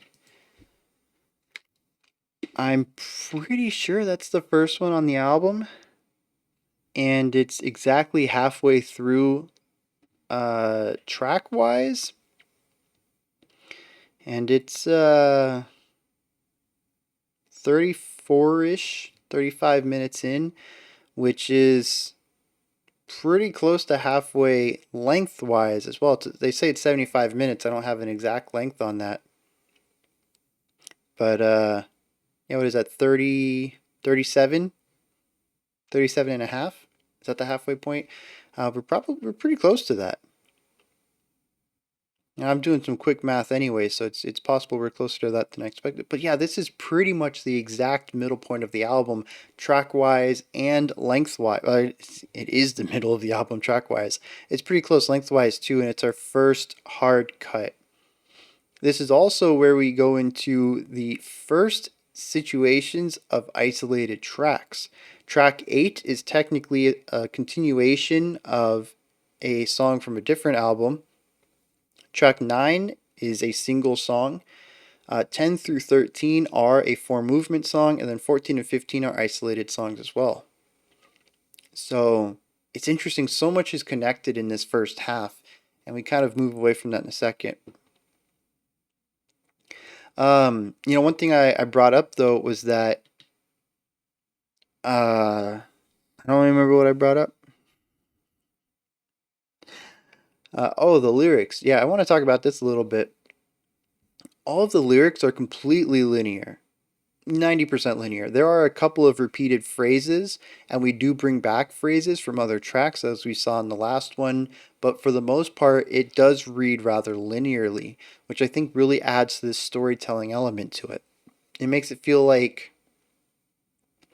we are being read a book or we are reading a poetic story, more so than being told a story through lyrics, which I think goes a long way into providing this sort of narrative structure to the album that makes it feel like I'm listening, like I said, listening to an audiobook more or less, that just happens to have a really great soundtrack to it.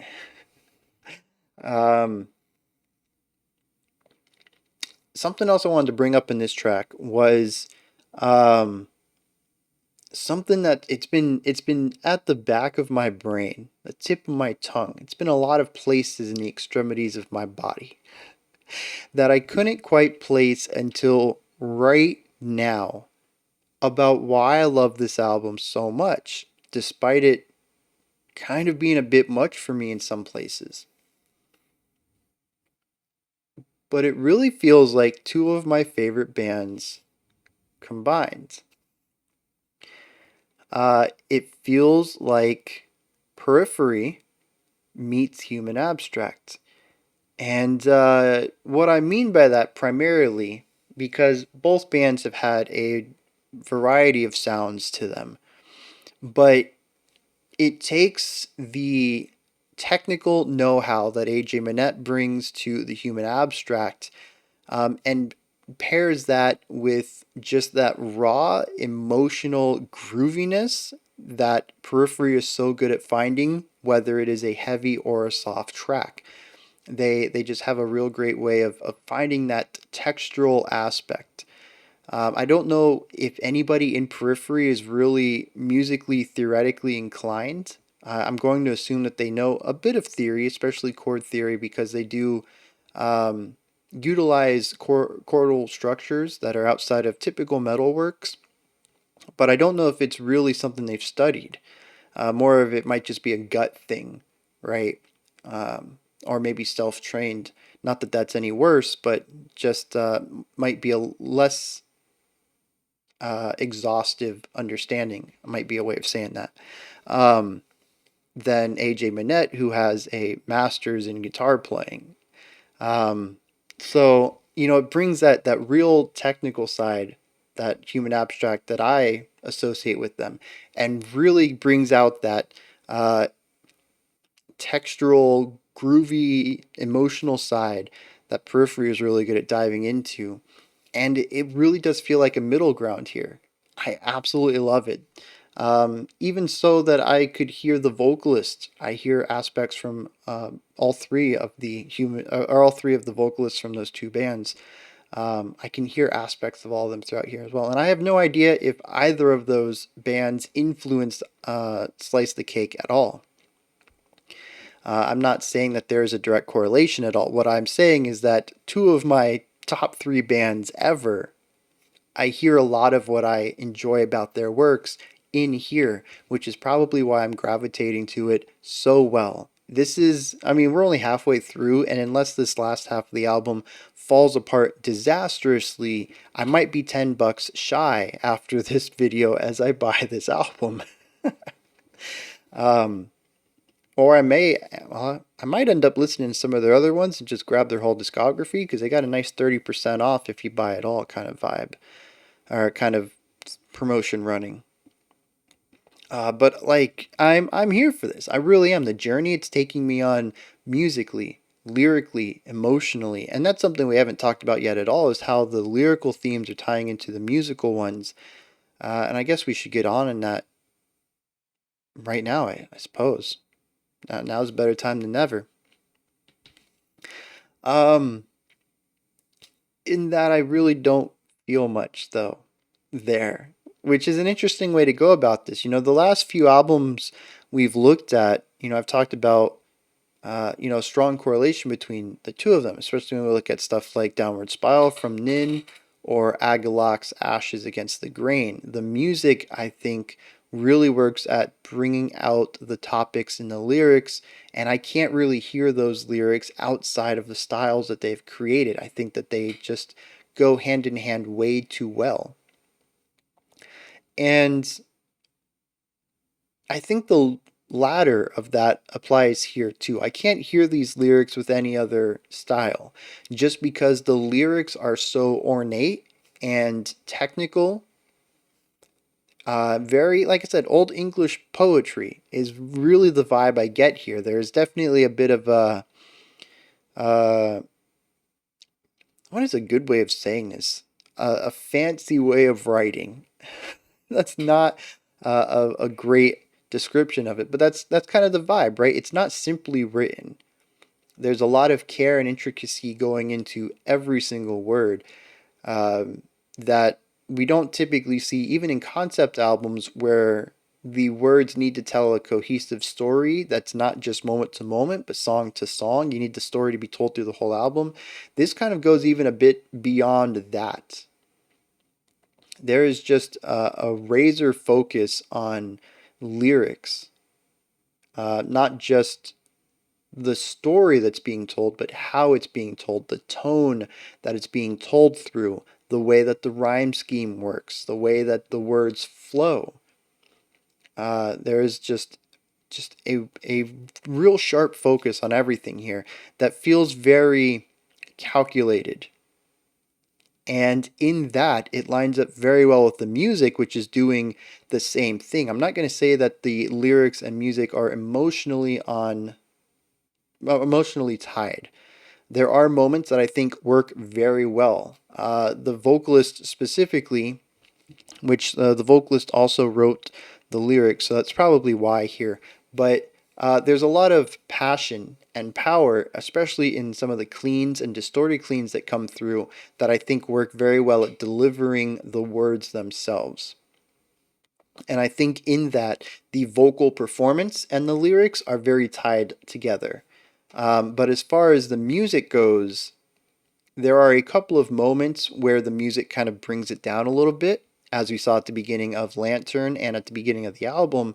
But those are far and few between. The album as a whole pretty much keeps it somewhere between like a 7 and a 10 intensity wise for the majority of the album. And that intensity sometimes matches what's going on lyrically, but other times I feel like the lyrics are maybe a bit more contemplative than the music is letting on. The music is a bit aggressive in those moments, specifically when he was questioning himself whether he should continue on this journey or if this deity that spoke to him and his loved one back at home are right. And he should kind of second guess whether he should be on this trek or not. And, that moment was not a quiet, reserved moment musically. It was definitely a reserved moment lyrically. He's speaking to himself. He has self doubt. It should not be a moment of power. But musically, it was powerful. It was big. It was, metally, and there was beauty to it. And the guitars were going, and just like real gorgeous writing. So, I'm going to say that for the most part, I don't see too much of a thematic tying between the lyrics and the music, but there is thematic ties between the lyrics and the vocal delivery. And I think that's one of the important parts to listen to if you're wanting to find a connection between the lyrics and the music is the vocalist. How he's saying the words. Like I said, there's so much intent into the tone of the writing that isn't just the writing itself, but it's also in the delivery of it. Just a lot of attention to detail there. So that's going to be the link between the two, and I think it's why, despite some of these sections not lining up emotionally between the lyrics and the music, everything does feel very cohesive, and it's at that point where I don't think I could hear these lyrics with any other type of music. There's a complexity and an intentionality to them that pairs well with the music while also lining up emotionally with the delivery and the vocals. Yeah, I think that's it there. These two tracks, I really like the way Lantern starts. I really like that Spanish guitar bit. I don't remember if that was in Lantern or in Pilgrim's Progress. Either way, it was part of Western Bound. I just don't remember what movement it was from. Um, I really like those little flourishes. Once again, even though I've kind of thought I knew where we were going with this band, and I have seen the various styles that I thought was going to be the extremities of their range, they showcase even more. Absolutely love it. The bass work was really great in these two tracks, and just continuing to show more of what I love about this album so far. Take a quick look at these lyrics, and then we'll move on to the second half of this album. So the Lantern was cool in that it started with uh, a match being struck from the previous song, which once again kind of brings us into that whole storytelling narrative. Every song leads into the next, whether it's lyrically or atmospherically. It almost feels like at times I'm watching a movie with the screen turned off, only getting the audio. So he says, with time's passage, though, what worth would such things be? Would what things be? What are we talking about? Where did we just come from? Oh man, when you got to remember the last bit of lyrics in the next one.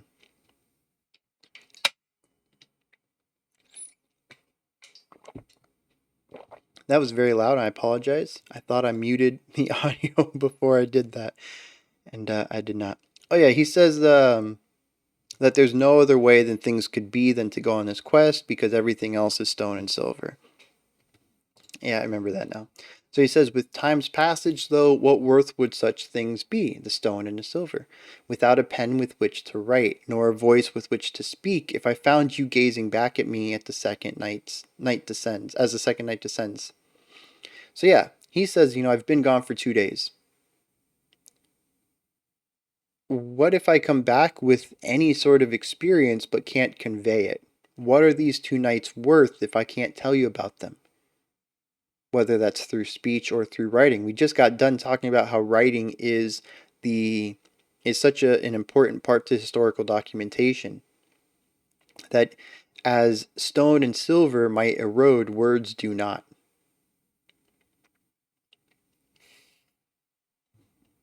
For time steals us all away one day, does it not? It robs us of the things we want to hold on to the most, and believe me when I say that it lies in wait for no man or woman to make their haste. Just as easily 1,000 years could go to waste, the work is all the same before the eye of God, is it not?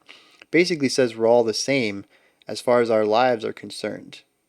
It's the import is what effect we have on those around us and what kind of information we can pass on. If we want any sort of immortality, it has to be through our words and our thoughts.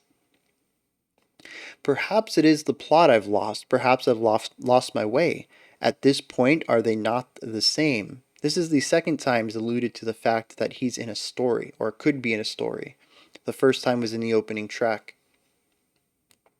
Am I not treading the one and only Pilgrim's westward way? So apparently this trek to the mountains is not something that he necessarily thought of as his own, that this is a trek that people make in his society. It's called the Pilgrim's Westward Way. This is all capitalized.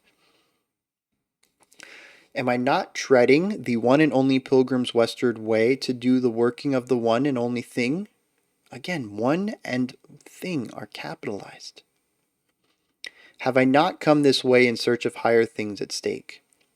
Yeah, so he says, I have learned some things about myself along the way. God spoke to me, I could tell you about that. He gave me this cryptic message about swords and masks and faces. But that's not why I came out here. You know, if I went back now, if I turned back right now, I would have things to tell people, but are they important enough? Is it the reason I came out here? Obviously, the answer to all this is no, it's rhetorical. He came out here to reach the mountain.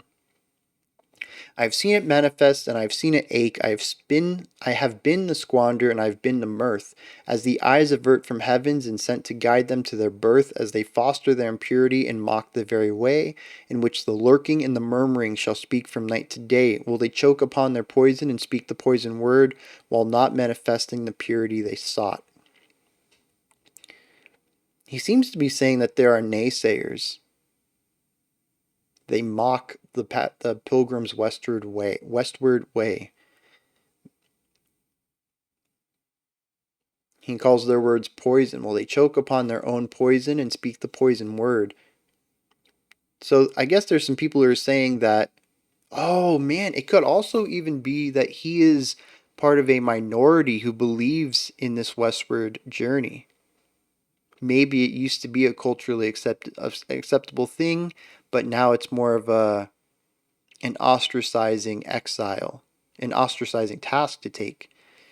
It's sort of the old way thinking. Interesting, maybe. He says, I've seen it manifest. I'm guessing that that's this impurity he talks about, this poison, uh, dissenting ideas, I suppose. You know, at one point in time, everybody thinks that this is a journey everyone should make sometime in their life. And as time goes on, less and less people believe in the journey, the effects, or even any positivity that might come out of it. And he is still a believer. And maybe his loved one is not. Maybe she's fallen to the new way of thinking. Ooh, ooh. Oh, what a shame. Oh, what a tragedy it is for those words to fall upon deaf ears, doomed to never reach their subject. What a fool am I to have labored and believed in such petty human things, when it was clear from the beginning that we are westward souls. So it seems that even at one point, he believed that this path was meaningless, and now he knows better. He takes the path westward to hit the mountain. I pray the night might take me westward bound. Oh, no, no, no, no, no. So he says, I pray the night might take me. Maybe alluding to death, which he already said he welcomes earlier, but he repeats the line with the addition, I pray the night might take me westward bound, showing a duality of intent. He's fine if he dies on this trip, but it also is a secondary outcome. He primarily wants to reach the mountain. He says, to confront who we are, to confront the shadow self, I pray the night might take me. If I must die 1,000 deaths and die 1,000 more as nameless, faceless, restless men who nightly reach death's door, then pray this lantern lay still lit to adorn my very soul. So it's almost saying that this culture has a belief of rebirth, and that those who can't make the journey are born again. He says, I will die thousands of times as nameless, faceless, restless men. This could also be taken metaphorically, in that this is a dangerous journey that nobody has ever come back from, and that his drive could be the drive of all of the other thousands who have died before him. Not necessarily rebirth or resurrection or reincarnation, but just the idea that this drive has been reincarnated through all of these people, and he is the newest one, and he would allow his body, his mortal body, to die so that this drive can be passed on to the next person until somebody reaches the mountain. She told me once. Okay, so I think his loved one is a she. This is what happens in the mountains where the light can't reach. I wonder if that's alluding back to the death, that those who go to the mountain die. So I go westward, westward bound. All right. Then we move into the Pilgrim's Progress. The middle of the album, this should also be the point of the most danger, or it should be the most difficult for the protagonist. whether the journey itself is becoming more difficult, or this is where the second guessing comes in more heavily, something like that. Westward bound, I've seen the light of day. The paintings on the walls of inner caves only appear when the light can't reach. Oh, what a blessing that my shadow follows me.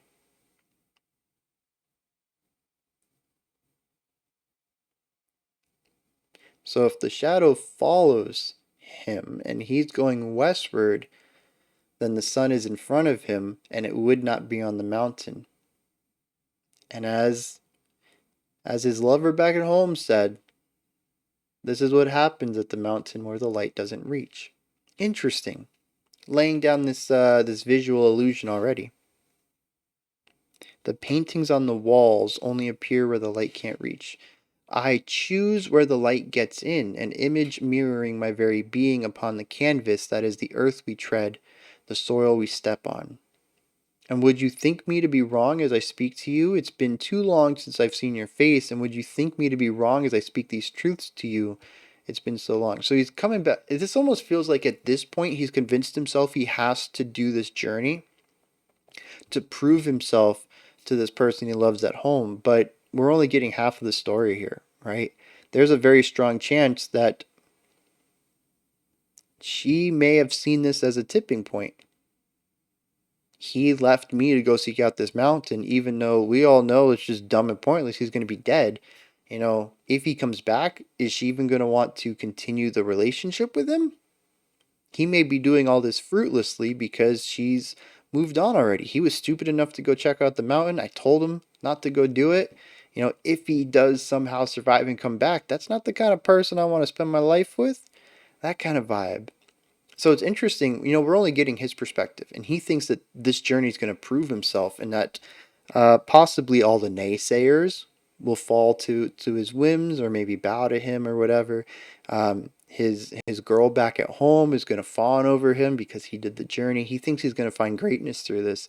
I wonder if we're going to see an inversion of that at the end. Although I don't think he ever makes it home. Spoiler alert, the last track's called The Mountain. I don't think we get a return back home. Also, I think when I say spoiler alert, I'm supposed to give a pause, and I didn't. I just went right into that. So I apologize to anybody who didn't want to be spoiled. An alert is only as good as it stands as being a warning. If your alert is going off while the danger is happening, it's not a very good alert. You're supposed to alert them before the impending doom. Um, where was I? Oh yeah, he's thinking back about her again though. You know, and would you even think that I'm telling the truth if I told you what I saw? You know, it's been so long. It says, then stay your tongue lest I cut it out where you stand, O vile and sordid leech. Your tongue so laced with barbs and filth that it could blight the very earth and sicken us all beyond repair. I wonder if he's still talking about his girl back home then.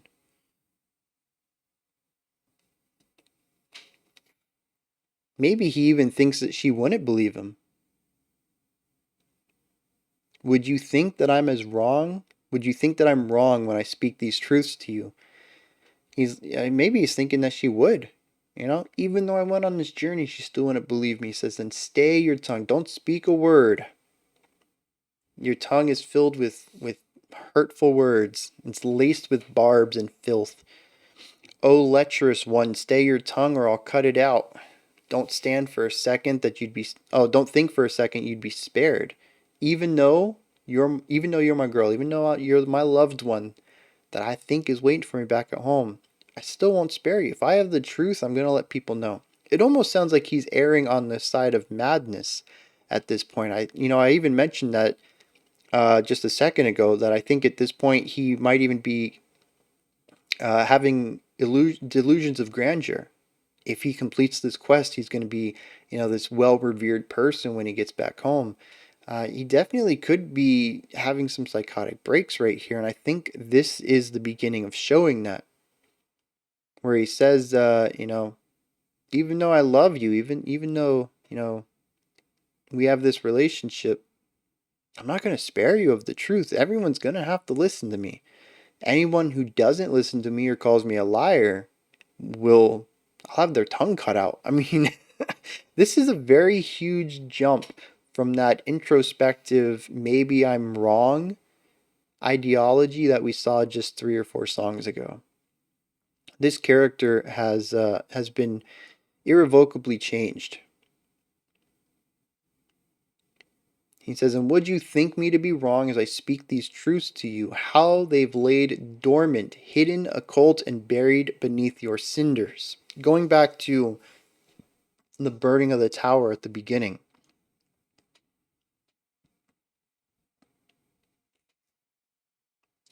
And here, possibly, we have that deity speaking again. It says, and this won't be the last of it, so heed my words, O pilgrim. This won't be the last of it. And the pilgrim shoots back, silence, lecherous and violent one. I condemn you to a never-ending quiet. Silence, unholy and perverse one, I condemn thee to ageless damnation. Be silent, desanctifier and pillager, I condemn thee to speak no more. Be quiet, O enviable, unenviable, and cursed one, I must travel westward bound. So at first, I thought the deity was who he was trying to seek out, but it seems that he views this deity as an adversary, the antagonist in his perspective, which also means that earlier on,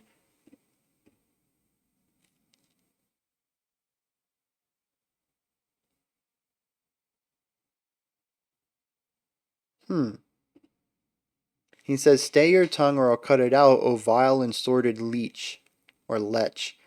Oh, lecherous one, stay your tongue. Don't think for a second you'll be spared. He isn't speaking about his partner there. He's speaking about this deity because it's the same stanza style and the idea of calling them lecherous and vile. The lecherous one is something that he brings up at the end after the deity speaks to him, which I think is the deity speaking to him again. So, I mean, I don't know. I'm a bit lost there. Let's move on. We're going to check out Castle in the Sky Part 2, Pieces of Ruin. We already did a reaction to this one. I only vaguely remember it, though. And see what's going on here now that I've got a little bit of a better understanding lyrically of what's going on and sort of a better understanding of their work as a whole. So let's dive into this one.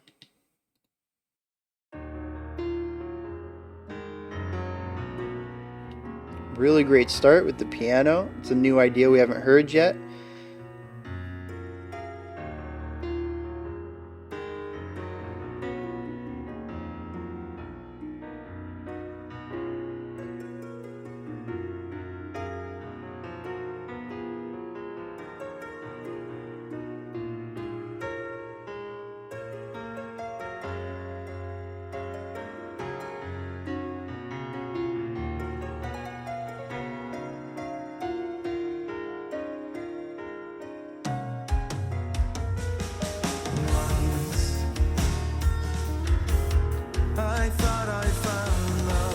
Oh yeah.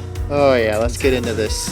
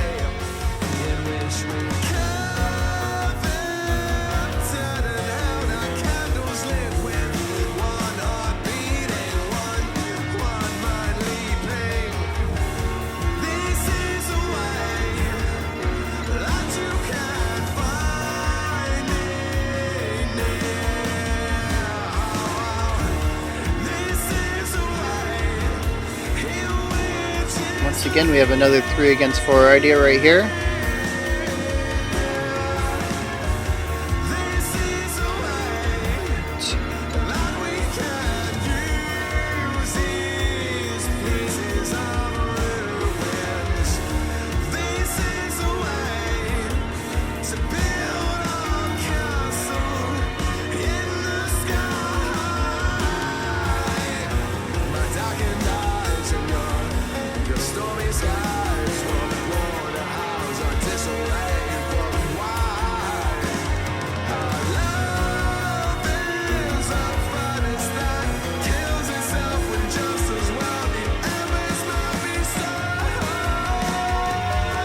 Really digging the larger instrumentation as well. Having the strings and the piano are a huge game changer. Multiple cleans as well.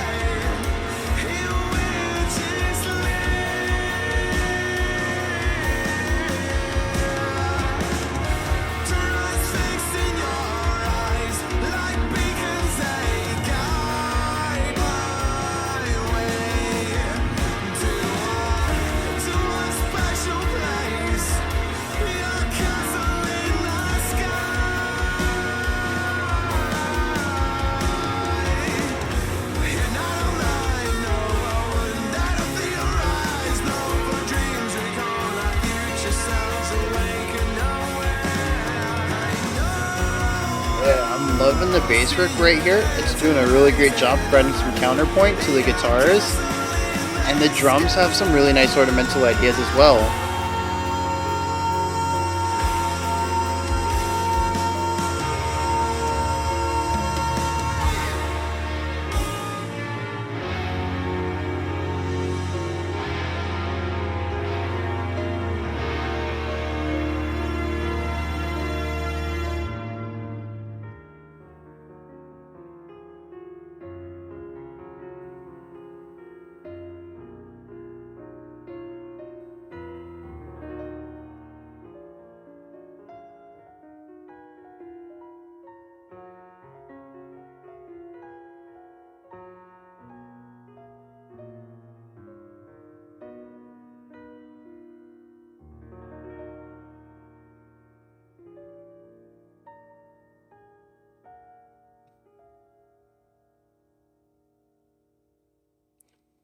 Oh, I remember that now. No resolution at the end of that.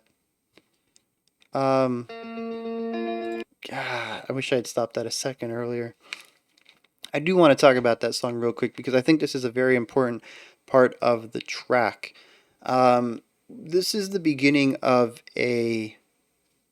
hopefully, a drastic change in the overall tone and style. We had a huge increase of instrumentation. We had piano and strings show up in this one. We had multiple clean vocals. And we moved away from a lot of the rhythmically technical elements to explore more melodically technical elements. You know, at most in the previous tracks, we had 4 layers of counterpoint, where even I'm kind of stretching that a little bit because the bass, when I bring that up, was kind of doing more of a rhythmic idea that was rhythmically layered against what the guitars were doing. It did have some notes to it, but I don't feel like the notes were the notes weren't the highlight of what the bass was doing. It wasn't the core aspect of its position against everything else being played. So, you know, 3 or 4 layers, depending on how you want to look at that. But here, we have a really nice moving string line on the left. We have a piano that's playing some melody. We have 2 guitars. We have 2 vocalists. We've pushed this up to 6 layers of counterpoint. And it is just a really gorgeous moment. There isn't any dissonance in it at all. There is no technical heaviness. It is completely, uninterruptedly beautiful, consonant melodic writing. Every aspect here is designed to make the section sound gorgeous and flowing. One, it's a huge breather from everything that came before it, which I mentioned is one long song. You got a nice 32-minute song, 35-minute song coming into this. that has a lot of intensity even in its quieter moments. I mentioned somewhere previously in this video that there's two main moments, the beginning of Lantern and the beginning of the first track, that are quiet, and everything else has, like I said, between 7 and 10, with 7 being the quieter section, even though it's not really quiet. Technically, it's quiet in relationship to the extreme moments. So we finally have a lengthy moment to just breathe and figure out what's going on here, and really catch our bearings, and let sit back in our chair a little bit. A lot of the album up to this point has been edge of your seat. What's going to happen next? Lyrically and technically. I mean, the music has just been running at an insane pace with a ton of wild ideas for half an hour already. Now's the time to just chill out for a little bit, take a step back, see what's going on. And I absolutely love where they place this and how it is. It is a very calming section. They still have intensity, right? They're making sure that we haven't gone down to zero to the point where it might be difficult to get back up to speed. By the end of the song, there's like 9 instruments playing. There's plenty of intensity. It's just not in the same style. It's not the aggressive intensity. So no matter where they take this song isn't going to be a point where we've basically hit the brakes entirely. We've just slowed down a little. Getting back up to speed is not going to be too drastic of an idea. But I do hope that this shows a reflection of what we had seen before, where before was mostly working within the realm of rock and metal, and eventually we kind of hit a point where we began to see a little bit of piano. It wasn't really prominent, not like it was here, and I hope this is where we see some more of the instrumentation, the wider instrumentation, show through, with more of an emphasis on more styles outside of the two that we've primarily looked at, in a way that can be thematically resonant with the division of an album, and also the division of a story. I don't know, those are just some things I'm hoping are where this album is going. It doesn't necessarily have to be, and I'm sure wherever they take it is going to be phenomenal. I have full faith in those who steer the album. But I do think that would be really cool to have sort of that high point there also be a turning point for the narrator, where musically we're going to also hear some changes that line up with what they're doing, and it could bring more of a thematic cohesion to between the lyrics and the music. Let's dive into the lyrics real quick here. It is interesting. The first thing I heard, anyways, was once I thought I'd found love, but came tethered to the siren's song. Even though you were near, I was empty. It must have been so pain to see. This is an interesting turn, because it almost is a look back at the relationship this person has with his loved one back home. And there's some regret here that I mentioned we heard in the opening track, which, I said there's a lot of stuff going on in there. And I think the point was to lay down all the emotions we were going to hear throughout the story. And now we can finally start exploring some of those. We had the aggression, we had the determination, the beauty. Now we're getting to see some of the more sorrowful aspects, the regret. Even says, "Oh, how I injured my." There's a lot of sentences starting with "oh." I wonder if that was done to achieve the tone of the writing that he wanted. Like I said, it has a very old English, very proper kind of vibe to it, but also it gives each stanza that it's in an extra syllable. It could be entirely functional.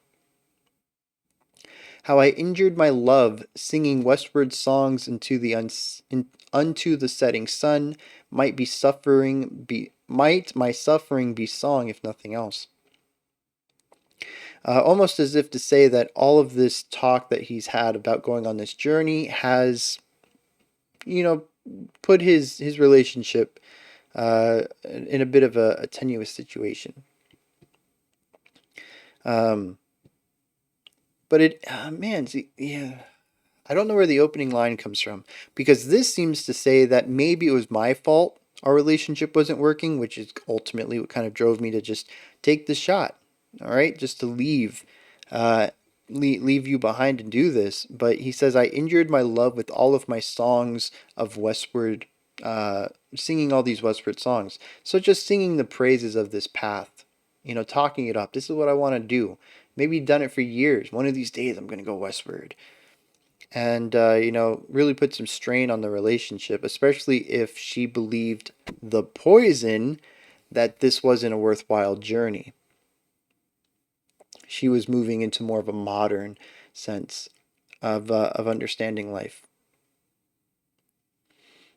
But the first two lines says, I thought I found love once, but it was a siren's song.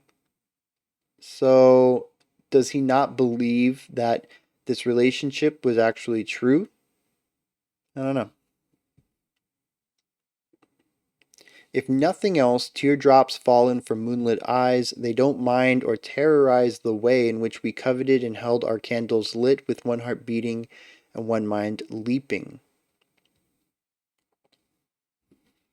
So his suffering might be nothing more, if it's nothing more than teardrops from his eyes. So basically, I mean, I think this is saying that while they were together, he talked up this journey, this pilgrimage, and she never supported him on it, and he had teardrops fallen from moonlit eyes. So he never showed his sorrow that he didn't have her support.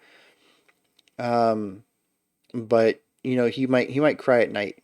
Putting the mask up during the day, but letting his emotions go at nighttime. These teardrops don't mind or terrorize the way that we coveted and held our candles lit, with one heart beating, one mind leaping.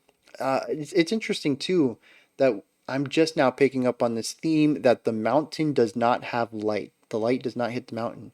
The shadow is always behind him, facing towards his town.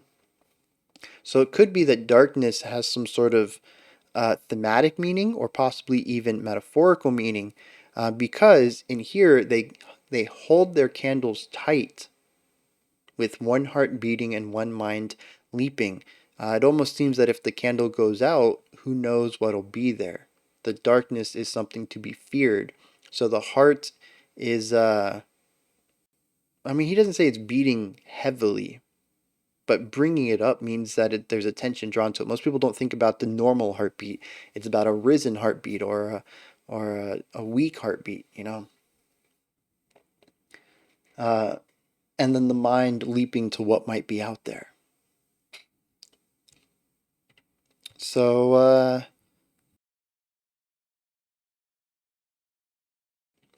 says, this is the way that you can find me near. This is the way in which it's clear. This is the way that we can use these pieces of ruin. This is the way to build our castle in the sky.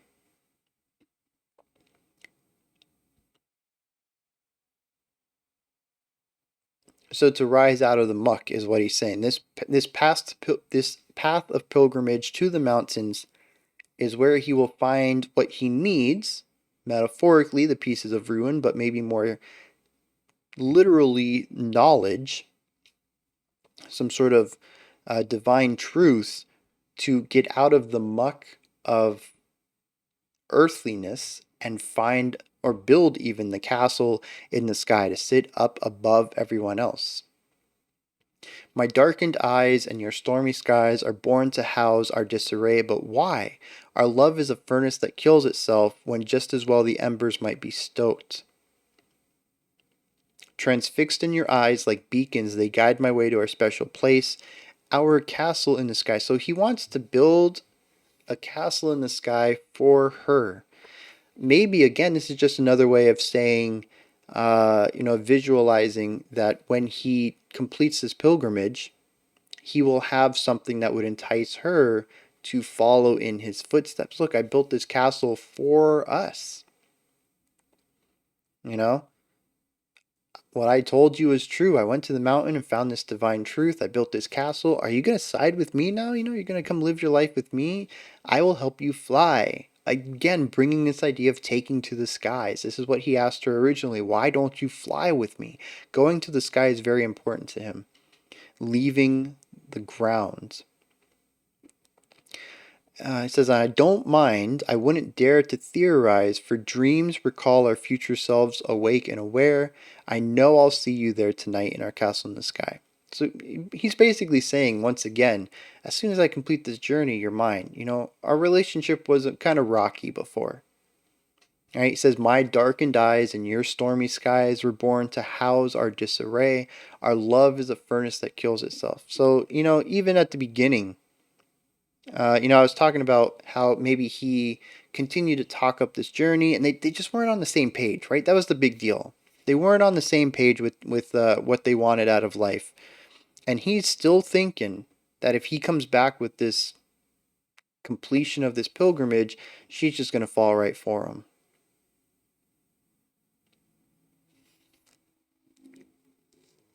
It's interesting still then that I was kind of confused in the beginning, but I'm fairly certain by now that this is a love album. Like a love song, but a whole album. I don't know if we have a term for that. I'm going to stick with love album. It is a song, it is an album about a dude who so desperately wants to save his relationship that he will, I'm assuming, go out and do something that his partner asked him not to, doesn't support him on, and he thinks that this is the way that's going to save it. That's, assuming I'm right with that, that takes some real mental gymnastics to reach that conclusion, but Occam's razor, he thinks that this is the clearest, most simplest path. If I complete it, she'll love me. That's 2 steps. That's pretty simple. I mean, that's Occam's razor right there. All right, let's move into Unending Waltz. After this, we move into the 4-part Ash and Rust. I don't know. We'll see if I have any thoughts at the end of this. Otherwise, we'll move into that.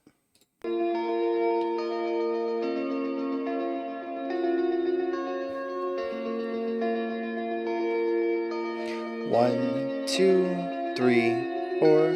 1, 2, 3. 1, 2, 3. 1, 2, 3. 1, 2,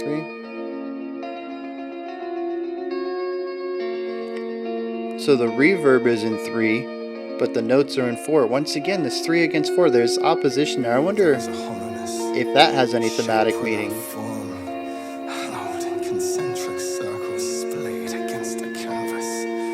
Deep red, veins in hand with epitomes and documents of what has ceased to be. His vocals are definitely becoming more unhinged, and I really am leading into this idea of the dude going mad.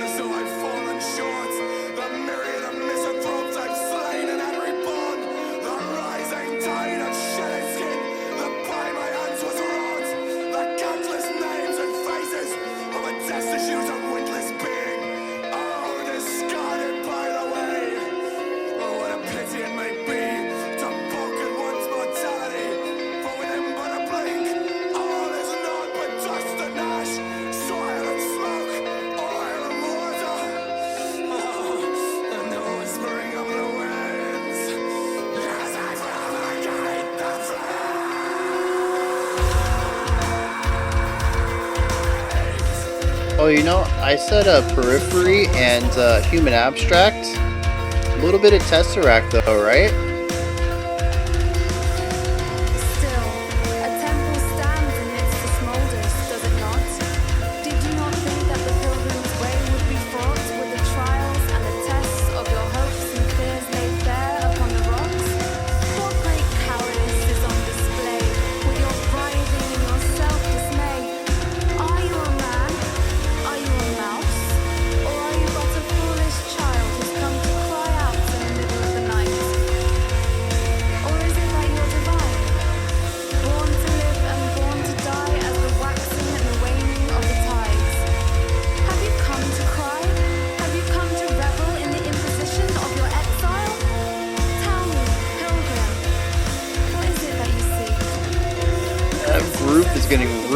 funky.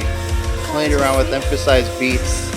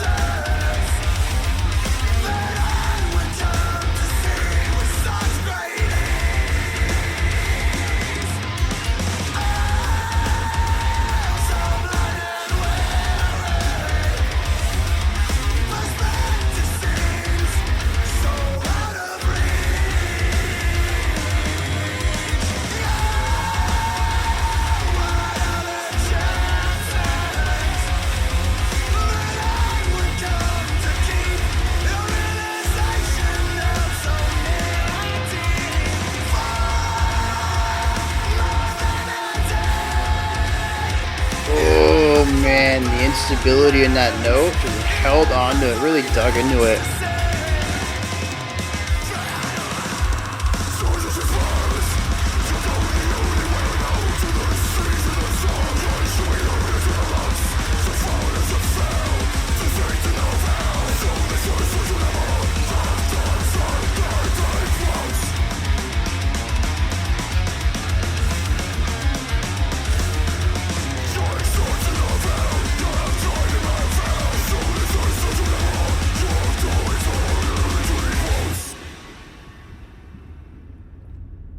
All right, I think we're gonna move into the next idea. There's 16 seconds left in the song, but I gotta talk about this real quick because it's important.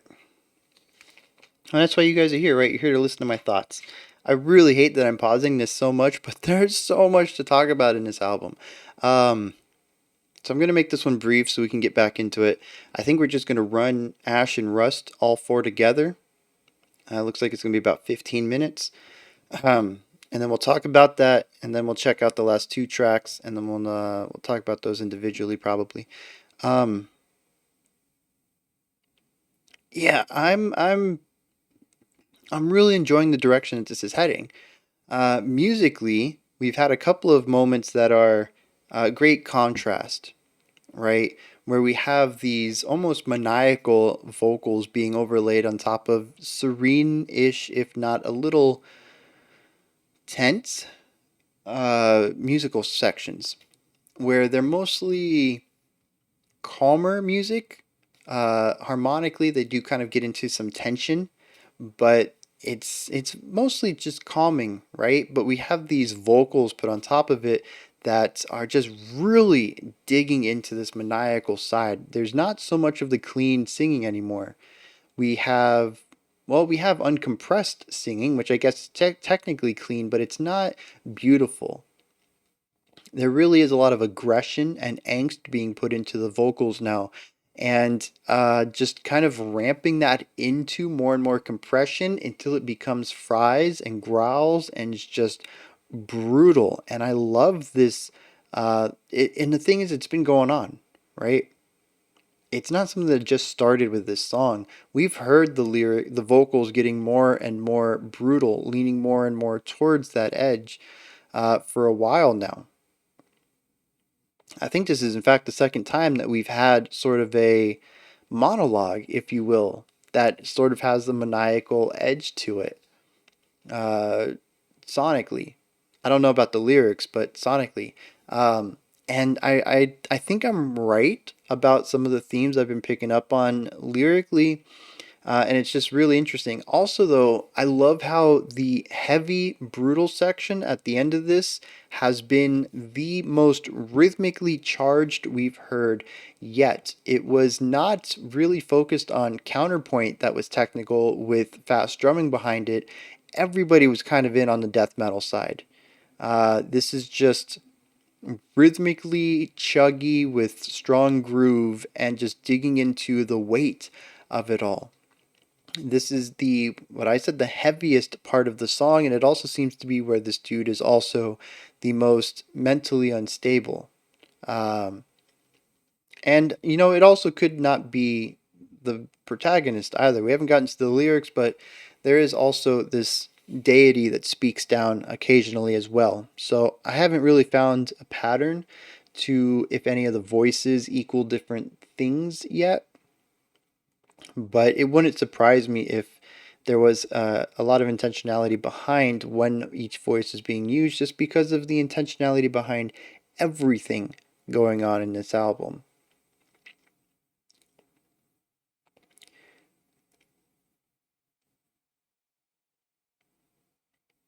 Is that it?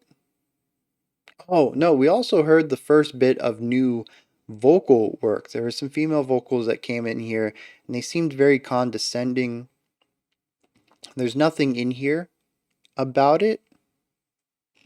Actually, let me open this up and see if there's any information on song. Oh, nope, there's not. I was hoping that maybe on the songs page specifically there would be some information about featured vocalist, and there's not. Um, yeah. Very interesting though. Was not expecting that. Like I said, it was very condescending though. At one point she said, "Are you a man or are you a mouse?" So I think if this is, well, see, here's the other thing. We'll get into the lyrics. Let's get into the lyrics. Because I have some ideas about what it could be, but let's see if we can find out what it is.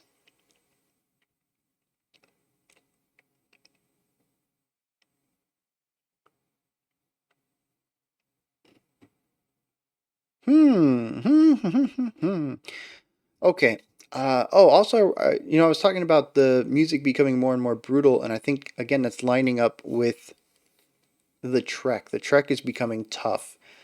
So tough that it's breaking him physically, mentally, spiritually, emotionally. At least that's what it seems like to me. And I really like how the music is beginning to exemplify that. Again, I don't see any strong correlation between the death metal and sort of proggier, heavier stuff, and the tale itself. But I am glad to see that there are some thematic things that are lining up between the two. So let's see here. There is hollowness, shape without form. That is what hollowness is. Great job. Uh, I don't mean that as a dig at the lyricist, more of a dig at the narrator, because I'm getting kind of fed up with.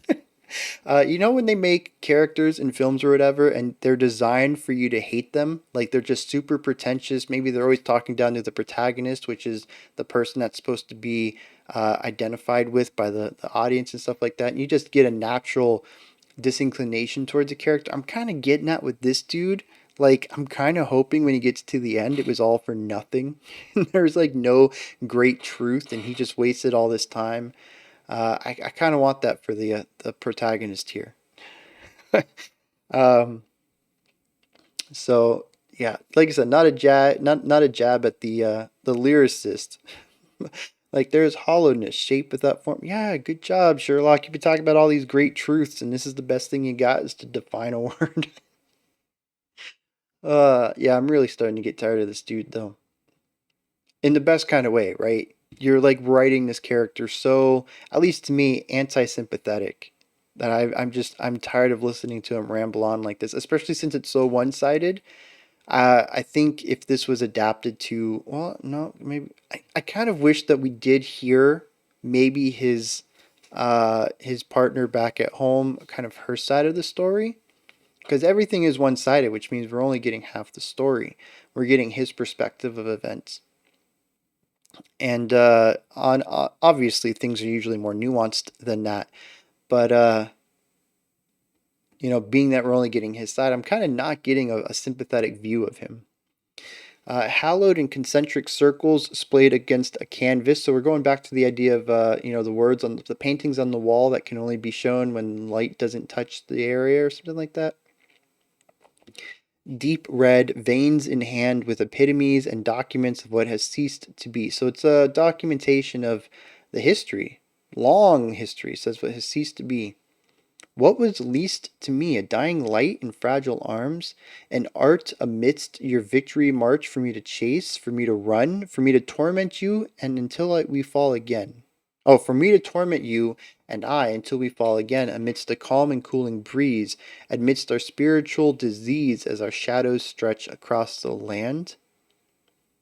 So he gets here and he just sees red circles on a canvas. He sees a bunch of things of the old days. And it almost seems like he asked, what's the point of this? Is this just here so you can torment me?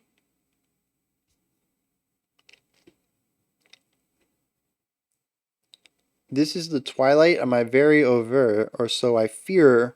I fear the end is near, as though time itself were befit by grace to crawl and to walk, to see this fit with entropy. But surely this is but a heinous vision. The order is so very apparent, but still order out of chaos.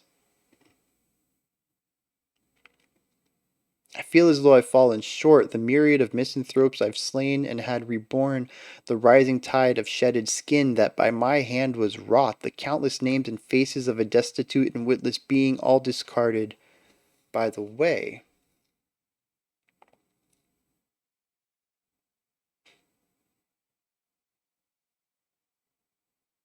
Could it be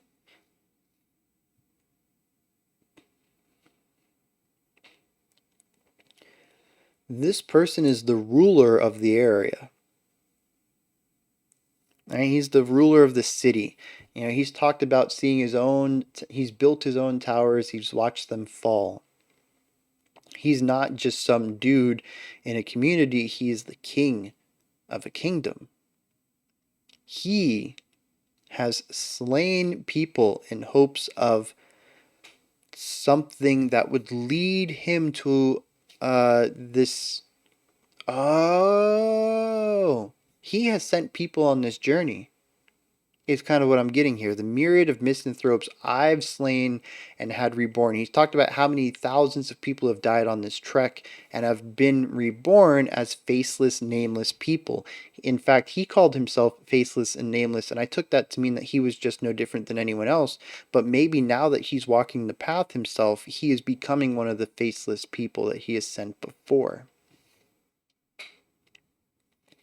The rising tide of shedded skin that by my hand was wrought.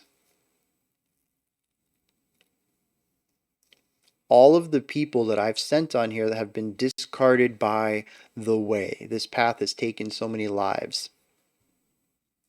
What a pity it may be to balk at one's mortality, for within but a blink all is naught but dust and ash, soil and smoke, oil and water, and the whispering of the winds as they propagate the flames. So tell me what it's all worth. So he says life is so short, right? It's a pity to just disregard one's mortality because you blink and everything becomes dust and ash, saying that life is so short. So tell me what all of this is worth. I think that's the ultimate truth he wants to find. What is the point of life? And here we get the female vocal, and I'm not sure what this represents, but it says, stand. A temple stands amidst the shoulders, does it not? Did you not think that the pilgrim's way would be fraught with trials and tests of hopes and fears laid bare upon the rocks? What great cowardice is on display with your writhing and your self-dismay? Are you a man or a mouse? Maybe a foolish child who's come to cry out in the middle of the night? Or is it that you're divine, born to live and die? Born to live and born to die is the waxing and waning of the tides. Have you come to cry? Have you come to revel in the imposition of your exile? Tell me, pilgrim, what is it that you seek? Because it's all so simple, can't you see? So,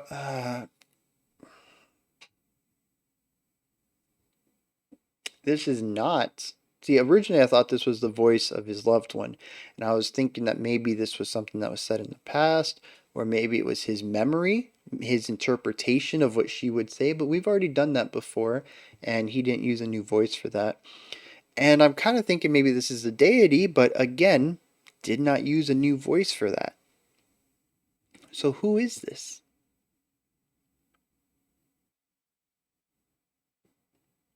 I don't know. So he replies back, "What are the chances that I would come and see with such great ease? So blind and wary, perspective seems so out of reach. What are the chances I would come to keep a realization held so near and deep for more than one day? I might find balance, I might find ecstasy, but I won't."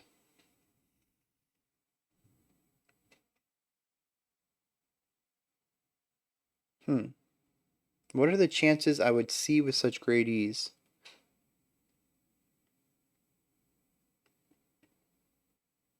So as it transpires, I'll go the only way I know, to the sea, to the song. I shall be lured into the rocks to fall and to fail, to seek to no avail. This dance I'll do no more, of time's unending waltz. I've sought to no avail, I have tried and I have failed. So this dance I'll do no more, of time's unending waltz. I mean, it's almost like he reached what he thought was the end, and it didn't make any sense to him. And this entity spoke to him and said, what did you think was going to happen? Well, I don't even know if he's reached the mountain yet. Musically, I don't think so, because the last song's called The Mountain. But what is this then? He talked about trying to find the writing on the walls of the mountain earlier, and he found them. When did these markings be in the mountain? I think I missed a detail somewhere. Anyways, it seems that we're halfway through the trek, the pilgrimage, and once again, just finding hurdle after hurdle after hurdle and wondering if it's all worth it. And something tells him, "Why are you whining? This is what you asked for." And I guess he kind of comes to the conclusion, if it was so easy, anybody could do it. What realization would you be able to keep that was near and dear to you if that realization only took a day to come to? He says, I might find balance and I might find ecstasy, but I won't. He knows that, as he said earlier, you have to wager something if you want to get something in return, right? No pain, no gain. He says, I might find balance in just a day's worth of work. I might find a bit of ecstasy. I might find joy out of it, but it's not going to be any. He won't find that realization that he keeps near and dear to him, that greater truth. He's not going to find that after just a day. So he says, I'll keep going, whatever. Let's keep this let's keep this train rolling. I will be lured into the rocks. I will fall. I will fail. Let's keep going. Although he also says, I will do this dance no more, of time's unending waltz. I'm not sure what that goes.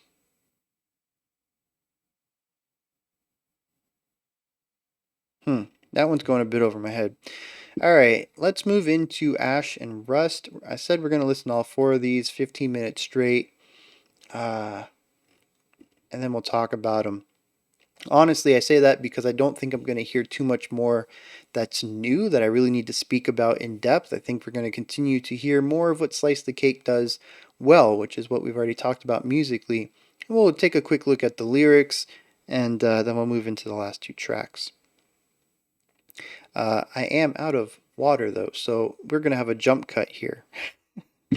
I'm going to take a moment to fill that up, although, again, time is very wonky. Time for me is going to be a couple of minutes. Time for you will be a second. All you're going to see is a jump cut. And I'm back. Although for you, like I said, it was just a second. Alright, let's finish out the last 15 seconds of Unending Waltz, and then we'll check out Ash and Rust, all four movements, unless, like I said, there's some things in there that I desperately need to talk about before we move on.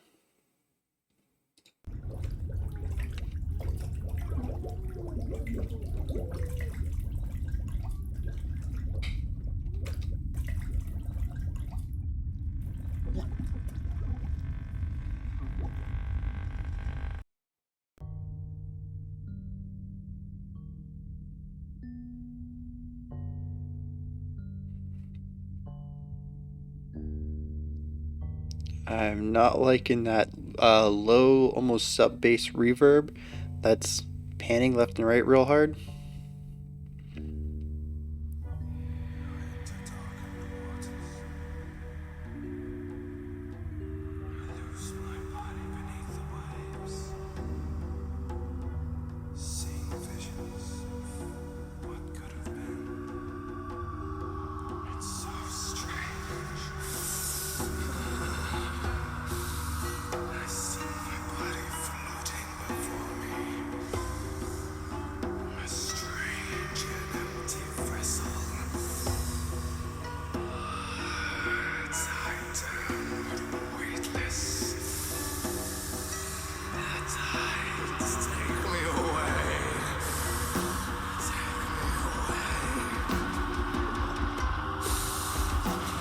I love the bouncing back and forth of the guitars right here, though.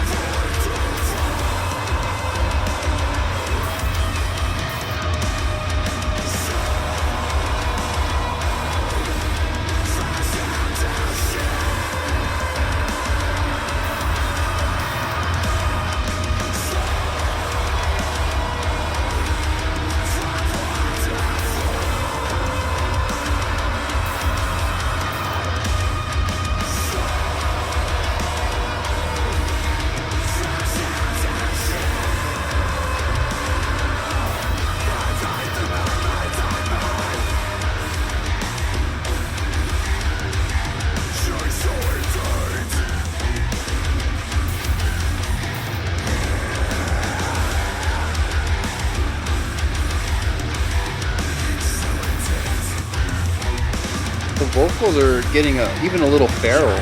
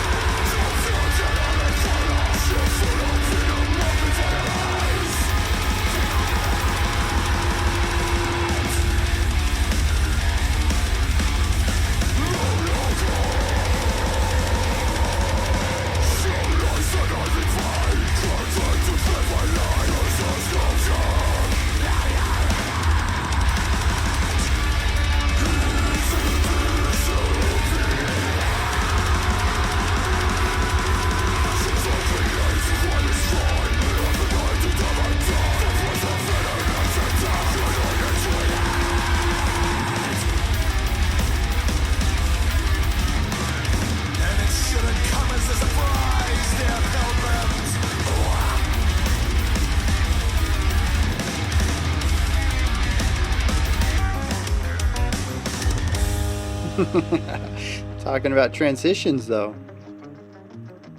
We used an idea we already knew and gave it a new tone. It was a little more abrupt than we've heard before, but I'm expecting more of that given the mental states of our protagonist.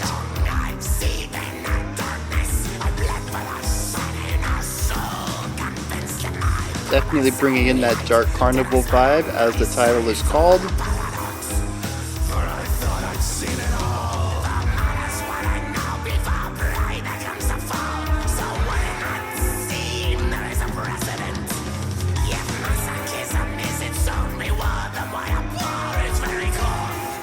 Loving the way the bass is being portrayed here. Also some really nice counterpoint against the guitar line.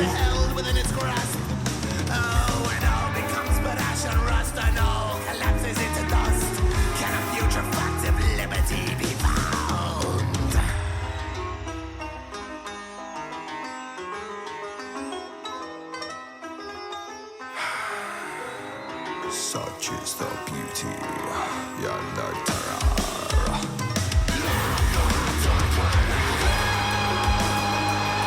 Interesting decision to split the vocals pans like that.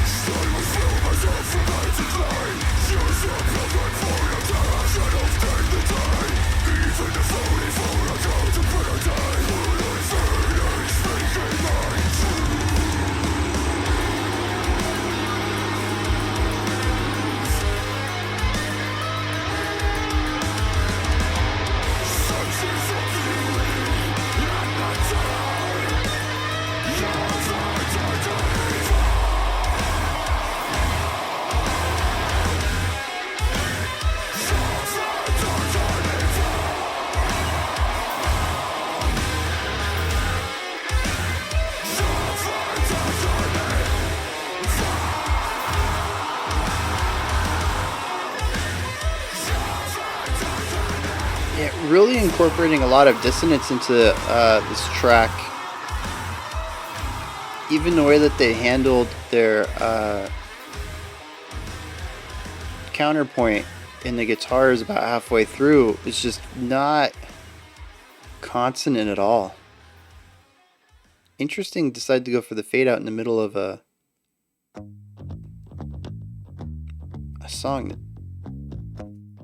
Movement 3, this is called The Torn Thread.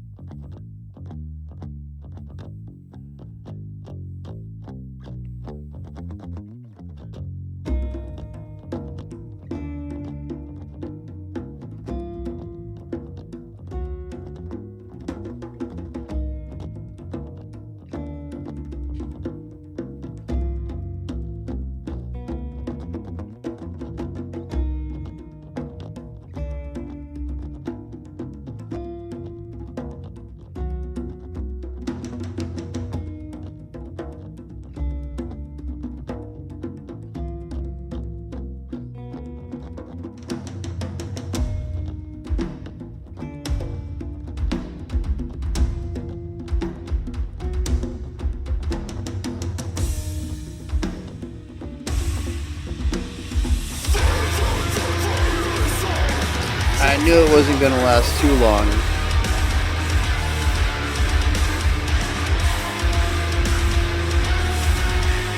Although we did retain the underlying idea in the electric guitars here.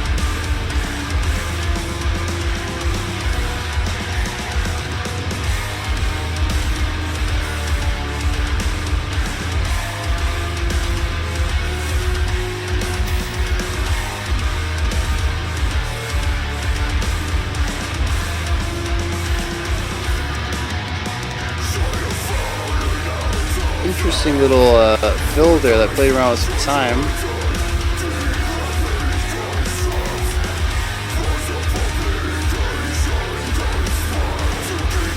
It's so heavy, so brutal right now.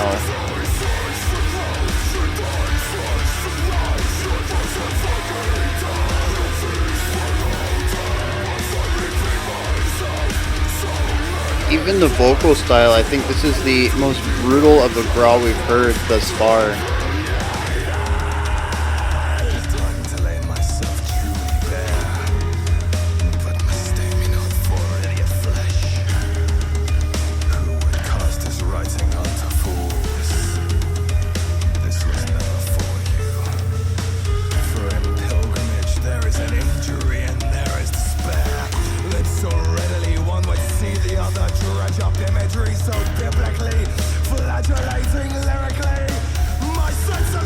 I really love the acting that goes into this.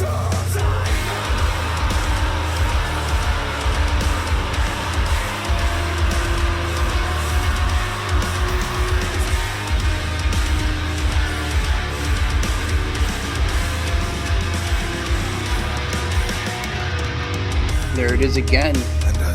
I'm still not sure what they're doing in that fill right there. Come to find and appreciate the quality of journey's end, even if only for its own sake.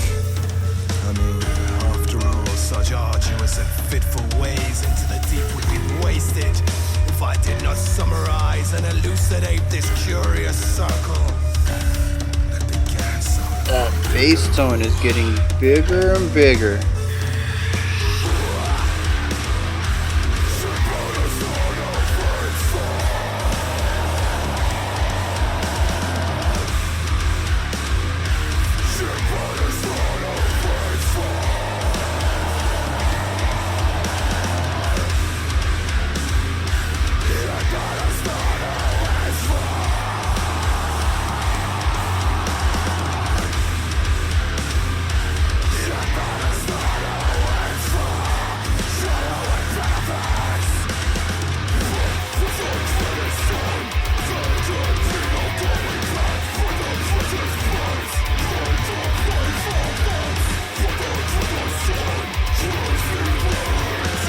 Yeah, I love this, the groove of the left side versus the rigidity of the tremolo picking in the right.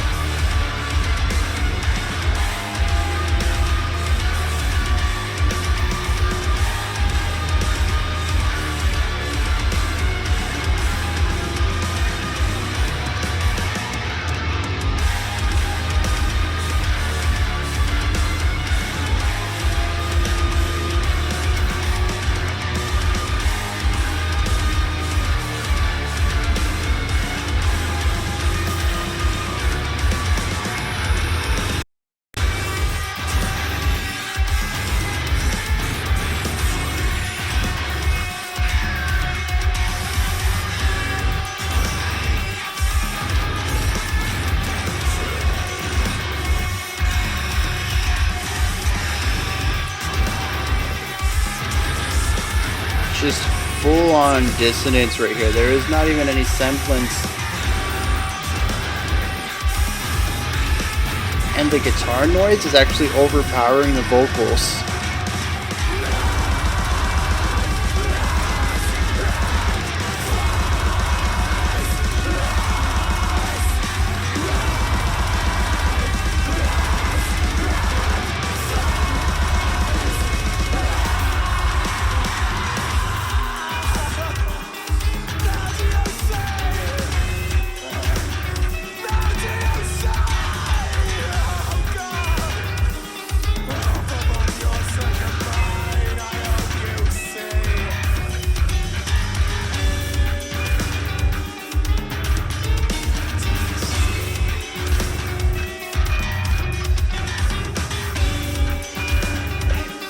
It's so interesting how it's like right on the border of being groovy and listenable, but it really leans into not.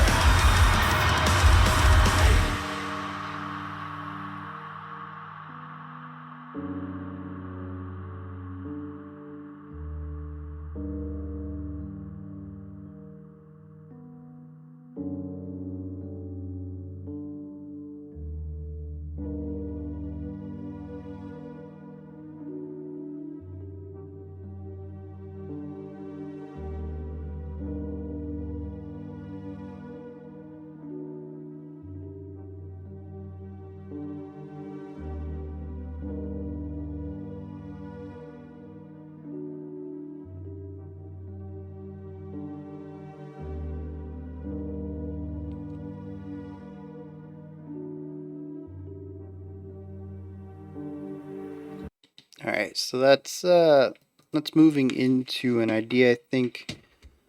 Um, Dang. So yeah, I kind of called it when I said I would expect the rest of this album to return to what they were doing. Uh, I think that was like around track. Oh, I guess that was at the end of 9. Maybe it was the end of 8. Anyways, we had our moment of peace. I talked about that calming section there in the middle of the album where you kind of got a chance to catch your breath and figure out what was going on. And, after that, it's time to get back into the action. We got to finish this track up. What I didn't expect was that our protagonist was going to undergo a character change. Not necessarily in a positive character arc where they learn something that helps them be a better person, although maybe they have, but more so in that they've had their will, spirit, mind broken. You can hear it in everything from the darkness and heaviness that the music has become.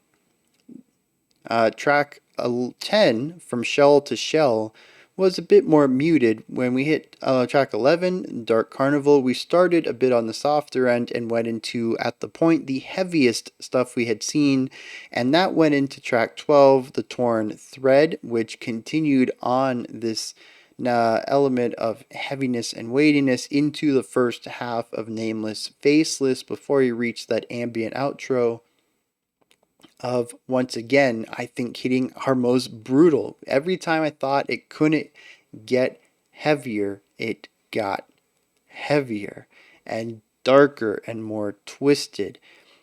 Musically, we have gotten rid of a lot of the really nice consonant uh, guitar counterpoint going on.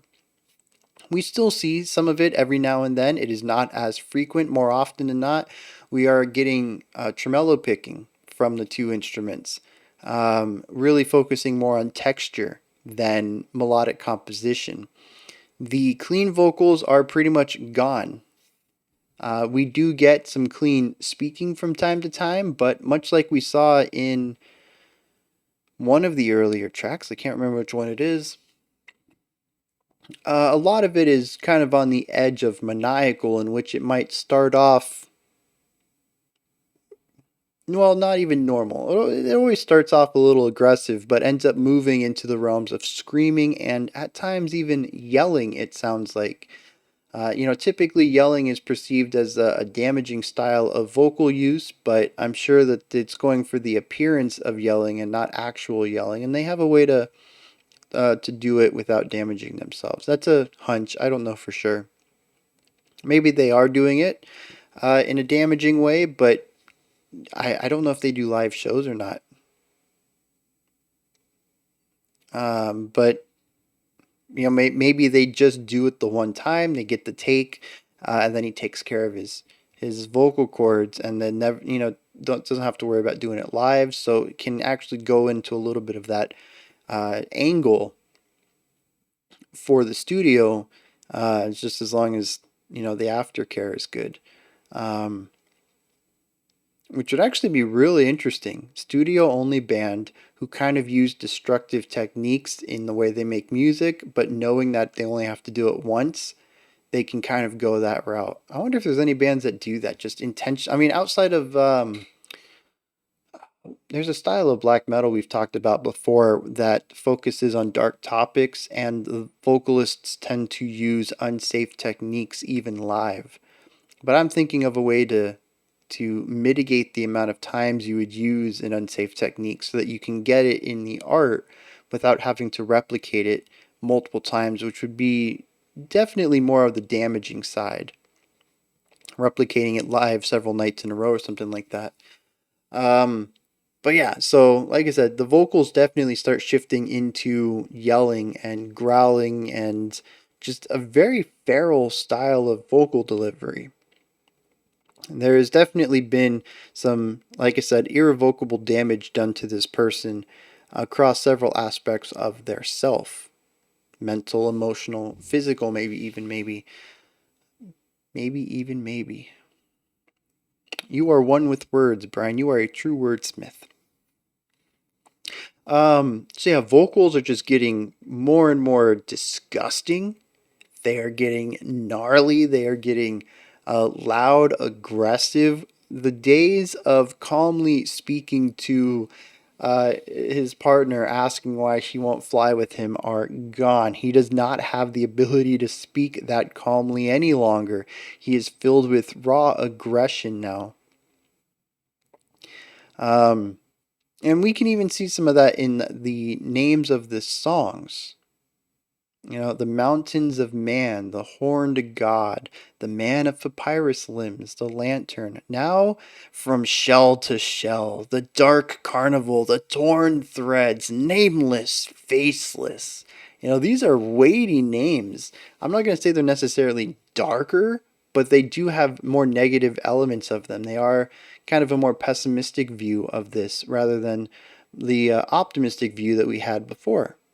Before it was the Pilgrim's Progress. You know, how far have we come? Now it's the torn thread. We have come so far that sanity is no longer intact. um, Even the next song is called Destiny's Fool. We're no longer looking at things optimistically. If a truth has been found in the story so far, it's one that does not paint this person in a particularly positive light. Um, And then, like I said, musically, we've reached some of those brutal stuff. Our guitars are just constantly going at it. We're not hearing any of the melodic flow anymore. It's just a lot of tremolo picking and groovy, rhythmically disruptive stuff. And even I think it was the last track. It might have been Nameless, Faceless. Might have been Torn Thread. Um, the guitars were tremolo picking on two notes that induce dissonance, what I would say negative harmony, like I talked about earlier in this video, um, where it's creating tension and it doesn't lighten up. It doesn't. Speaking of resolution, I don't think we talked about this.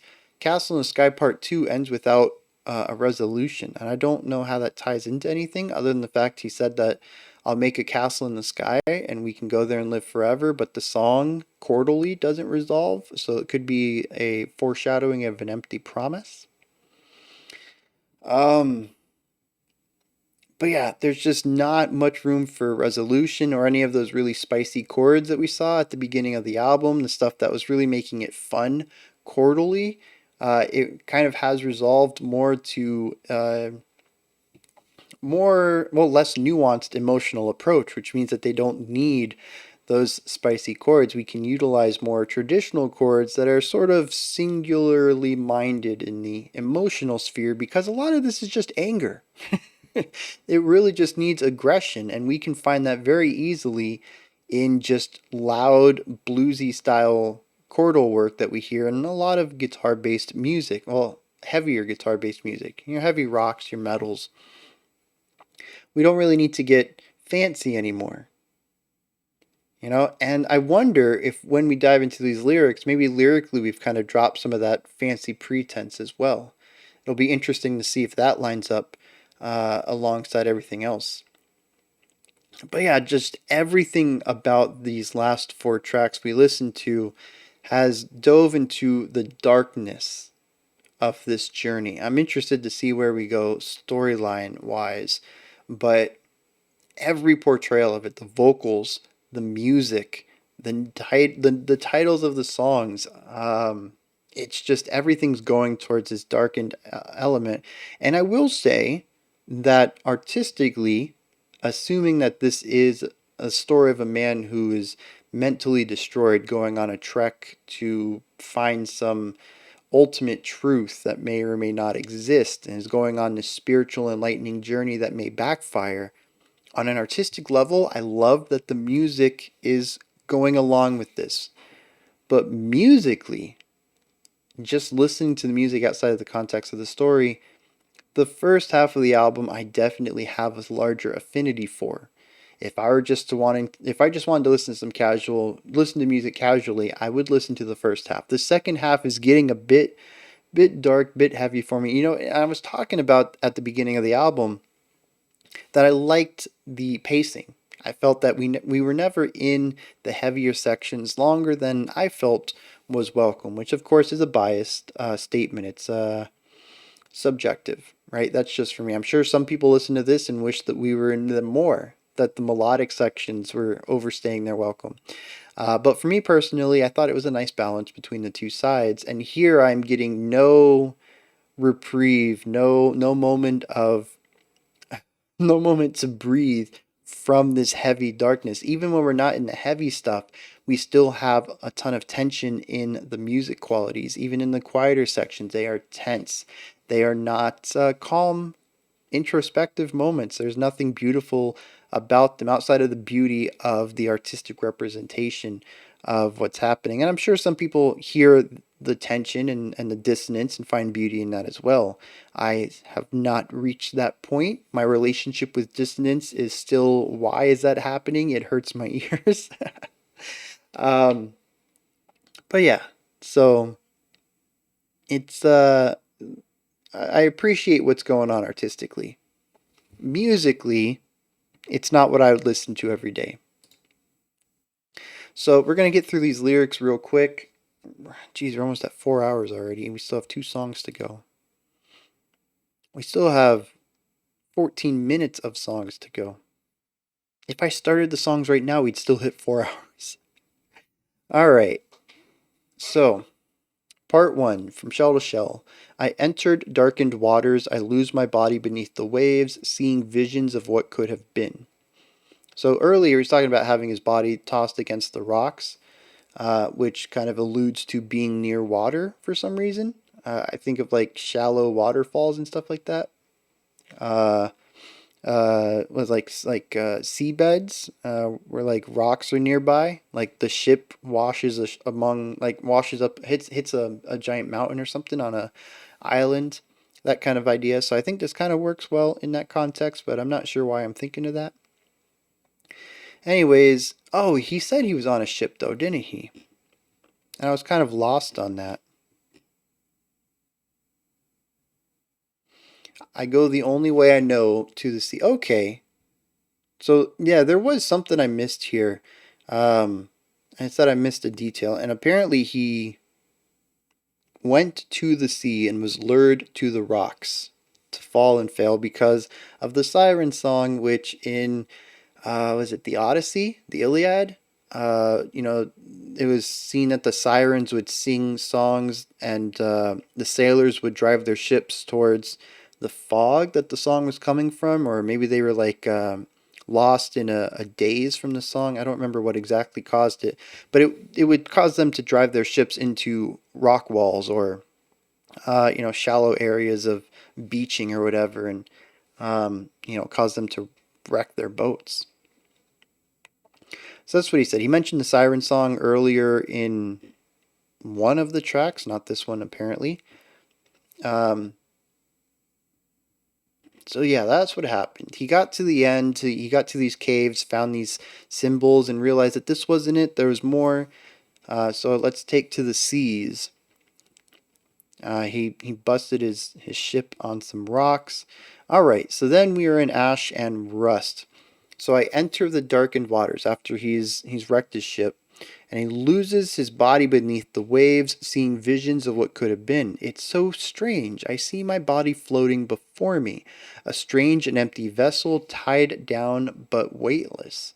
The tides take me away. I've been here before. Oh, I've been here before. Sown from void to form, sown from shell to shell. I prayed the night might take me, and so it did. So is he saying that literally there is an element of reincarnation and he has been to this point and he has failed and allowed the rocks to break his ship and he's drowned before, and the night takes him, as in, took him away, took his life. He prayed that he might die here, and so he did. I think I'm missing something here. We move to the Dark Carnival, and just as it does take me, the sun rises in bitterness and mourning of what came before. Luna's lament still dawning in spite of his song. Oh, weary yet strong must the father's son carry on with his torment, like a lamb to the slaughter. And for what? So right as he was about to die, the sun came up and apparently he was saved. I don't know how he was saved, but he seems to have been saved in some manner. Oh God, where is your honor? A son born of pilgrim blood sent to the gallows, and for what? To teach a lesson born of suffering? Is that what comes to surrender to your chaotic order? A fool I'll be no more before your eyes. Before your hands no longer shall I stand idly by, content to live my life as a sculpture in your image. As above, so below, as I create, do I destroy. I'm reminded of a time there was a bitterness at heart, and I enjoyed it, and it shouldn't come as a surprise, dear pilgrims.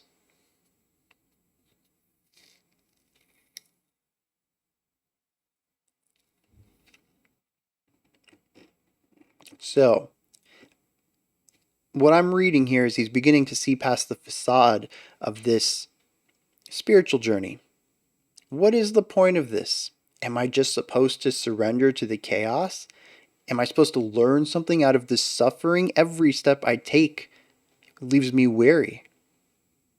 He says, I'll be a fool no more. Nope.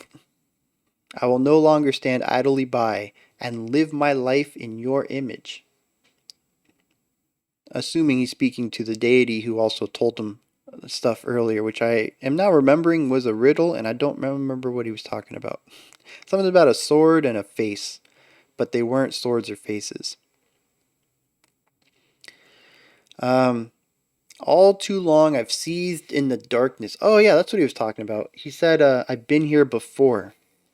And I took that literally. He had been here at this place by these rocks. But it might be he's been here emotionally before. This bitterness that's at his heart, and I enjoyed it, he says. All too long I've seethed in the darkness, I've bled for the sun in us all, convinced of my purpose and light. Did I smother my sight? Oh, what a paradox, for I thought I'd seen it all. That's good. That's real good.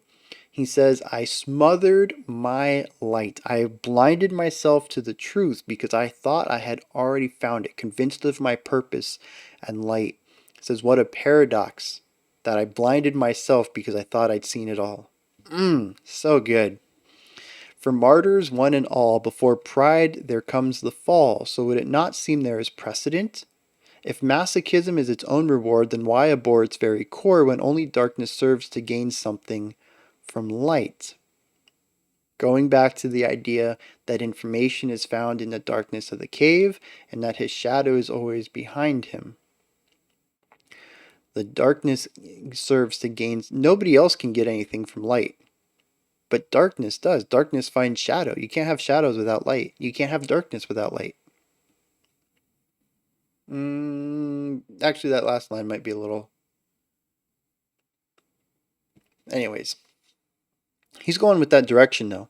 Why should I try to find enlightenment when I can just find the madness? So who am I to mourn that the night's spilling into dawn, and the transience behind within its grasp? Oh, when all becomes but ash and rust, and all collapses into dust, can a putrefactive liberty be found, such as the beauty and terror of the dark carnival? And you see it now, don't you? Pray tell you understand what drives a man to spill his secrets onto a page so bare, bringing back the idea of passing knowledge on through pen and paper, through language. Do you understand what drives a man to spill his secrets onto a page so bare and meek before his craft? So there's nothing on this page, and we put things there. His pen filled with blood and ink to scrawl onto the paper a heaven-sent and egotistic diatribe of concepts. Egotistic, I think, is interesting as well as heaven-sent. That the knowledge they inscribe is, one, not of their own, but two, they also feel important enough to relay the message. This is the alchemy of poetry. It is a divine message sent through someone who feels that they are important enough that they need to write their thoughts down for other people to read. From thought to pen to form, as was written, as was told by the ageless and ineffable forces, what more will it take for you to comprehend that which was written in the stone? To what end do I defy my own vitality? To what end do I vilify reality? Bear witness, dear pilgrims, for this is what it's like to be burdened with your honesty. But no more. And so this is why I will spill myself romantically as a pilgrim born of terror and of dignity, even if only for accountability will I finish speaking my truth. Such is the beauty and terror of the dark carnival. So through these hardships, he has found that there is nothing out here. In fact, it has angered him that there's nothing out here. He even said, why do I go through these trials if there's no purpose to it? He says, I will no longer do your bidding, speaking to some sort of deity. I will never act in your vision, I think is what he said. And through this, I have now found self-import.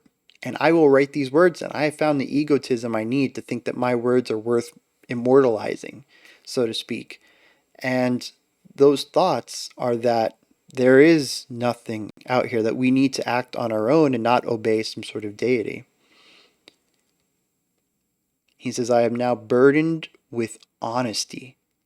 And that's why he says, I will spill myself romantically. I will write this pen or ink and blood onto the paper. I will spill myself onto the paper as a pilgrim born of terror and dignity. And I will only finish speaking my truth because of accountability, because I hold you accountable. I don't necessarily need to do this. I don't want to do this, but you have shown us a light that is not true. We need to hold you accountable. I will let everyone know. Moving on to part 3. Now that the thread is torn, a pilgrim I'll be no more.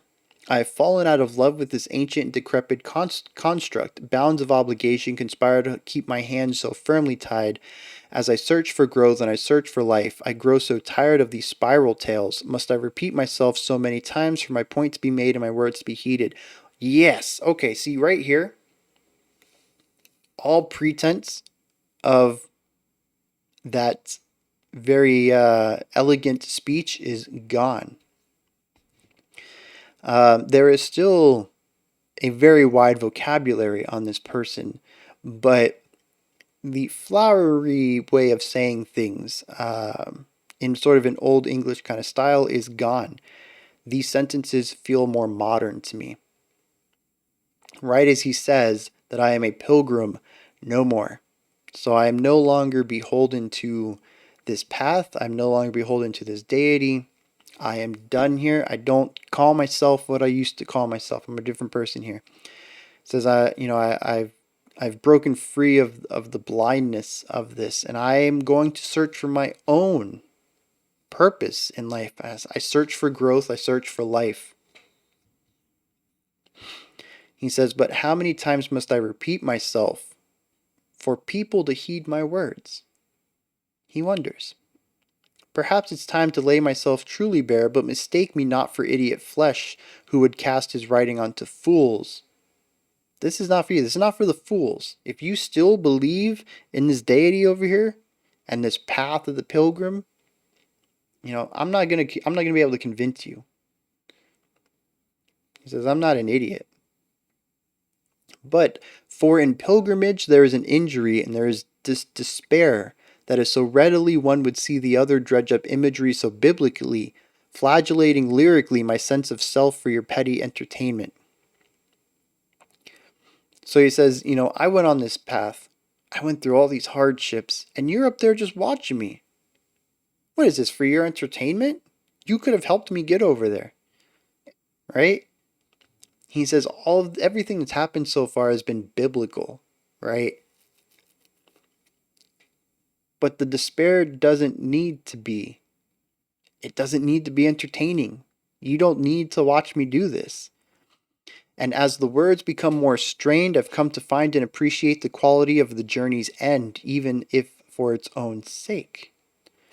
I mean, after all, such arduous and fitful ways into the deep would be wasted if I did not summarize and elucidate this curious circle that began so long ago. It matters not who it's for or who it benefits. So at this point, he says the journey is meaningless. I see that now. It is a journey designed for pain alone, possibly for the entertainment of a god. But I did make it this far, and what good are my words if I'm trying to convince people that this path is meaningless if I didn't make it to the end? He says it doesn't matter who I'm getting to the end for. It doesn't matter who's going to benefit from this journey. I need to finish it though, right? He says, I've made it this far and people are only going to believe me more if I actually complete it. He says, but once the thread is torn, there's no going back. May the bridges burnt light the way forward. That's a good line. Might the thread once torn transmute lead into gold. For the betterment of my soul, a pilgrim I'll be no more. So he basically says, you know, this whole thing is just pain and punishment and despair and sorrow. Why would anybody do this? I need to let people know this is not the way forward. It changes people and not for the better. Nobody needs to go through this. But I need to finish this anyways. I started this. Let's finish it. I'm going to burn as many bridges as I need to get to the end. And I just hope that those decisions will aid my journey. We finish out Ash and Rust. It says, pray, let me be free. Let me be free by the circle complete, nameless and faceless. Now do you see, O God, for both your sake and mine, I hope you see. Nameless and faceless, let me be free. This just seems to be a maniacal rambling. I did not repeat every time it's repeated, but there's a lot of repetition in here. And it just seems to be saying that, you know, I want to be free of this journey. So let me be free, right? I'm nameless, I'm faceless, just like everyone else who has taken this path. And I am praying, don't put so many more hardships in front of me. I have paid enough on this path for your sake and mine. Just let me be free of this. I have to finish it, but don't make it as tough as you could for your sake. So let's finish this up. We got two more tracks. We got Destiny's Fool. We'll see what happens at the end of that if I need to pause it and chat for a bit. And then the Holy Mountain. And then after that, I'll give my thoughts on that one. We'll wrap up.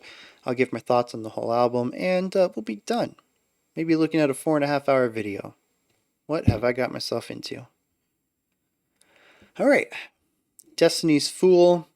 Oh, we also have like 3 more seconds on Ash and Rust. So, I talked so much that this little device that controls everything went to sleep. All right, let's wrap this up. Oh, and that's where the water came in at the beginning of Ash and Rust Part 1. I was trying to figure out why there was water, but he was on a boat.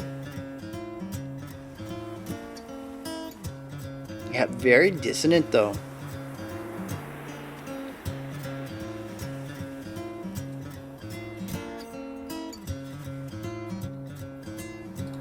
So tell me what you see. Do you see anguish or see ecstasy? It's worrying, what you might find of me without the poetry to save my face, to save my skin. It's so delicate.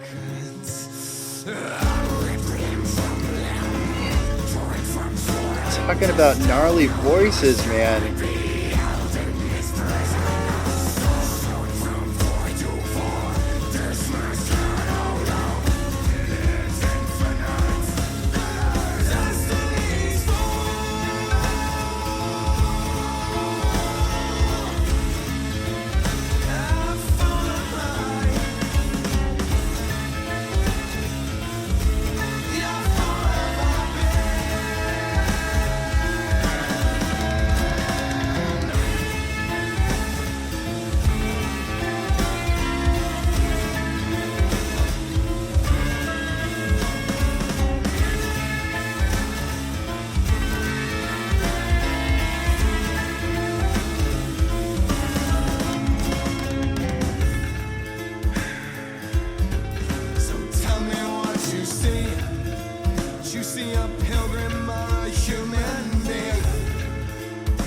Just another dancing monkey.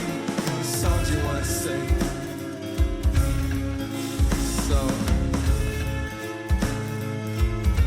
So tell me what you think. I like how the cymbals right here are lining up with what the guitar is doing.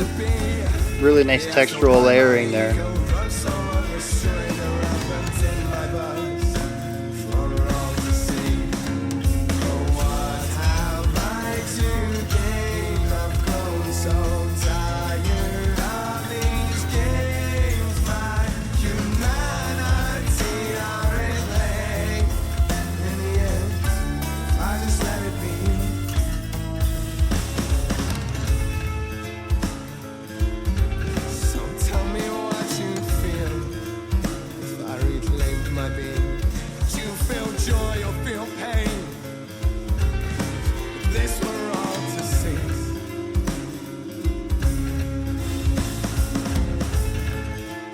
Just as easily the story could be you or me. We all travel universally in poetry and art, born from our fears and from our mystery. Oh, what have I to gain from writing of my pain when just as well I could write? I like how there's a moment of clarity here. I wonder how this is going to ride out into the final track.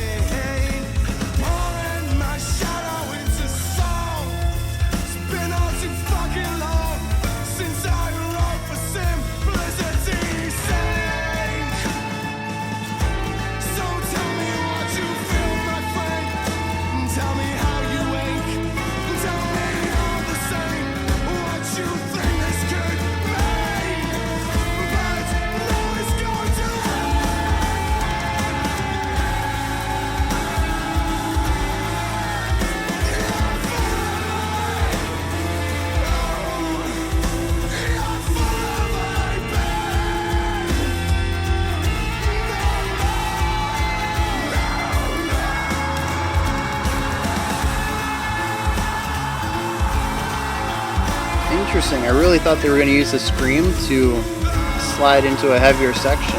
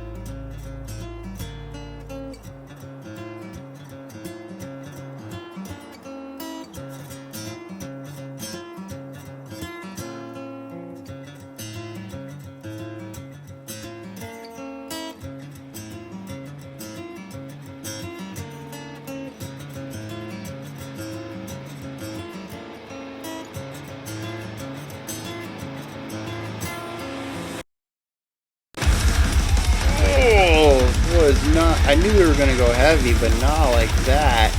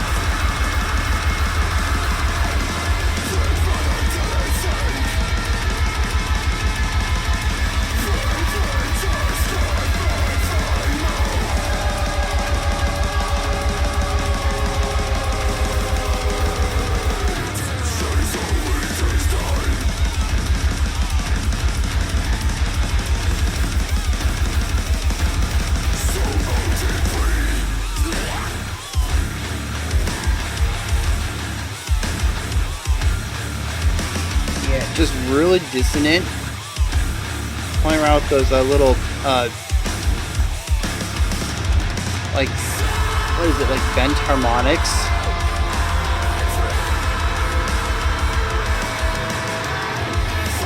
Even the atmosphere right here is just very oppressive.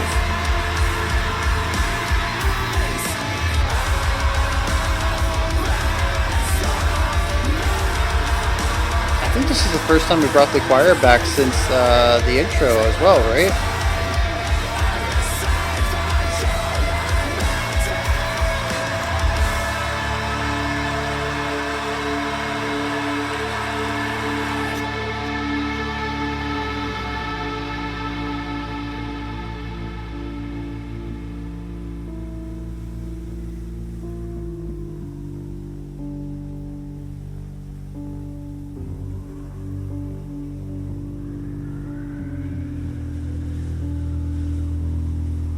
I'm really digging a lot of these environmental ideas. The waves washing up after he crashes the boat, the wind that was just blowing a little bit ago, the striking of the match before Lantern. It really makes it feel more like a movie with the sound turned off, or the screen turned off.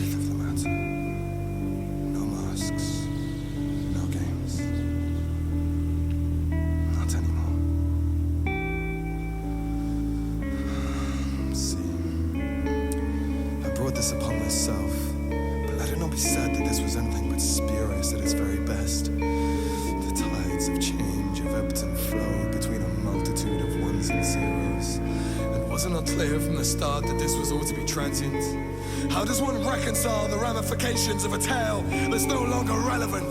The answer is, you don't.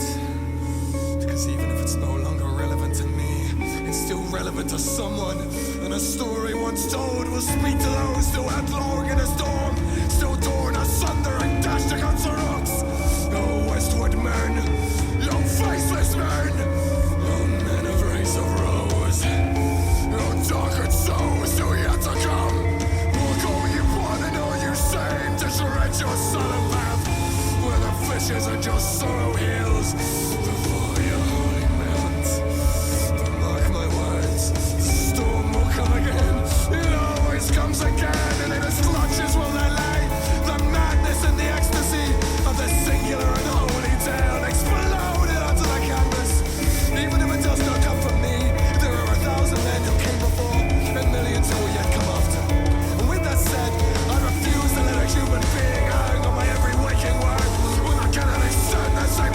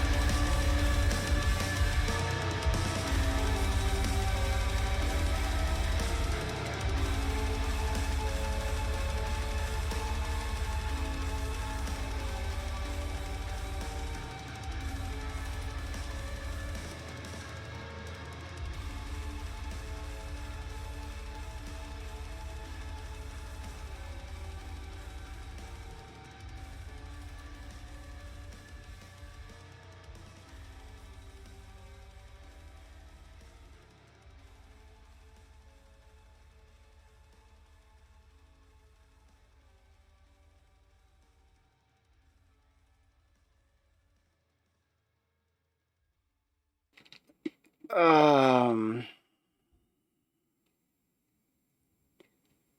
what can I even say about that it didn't say all by itself?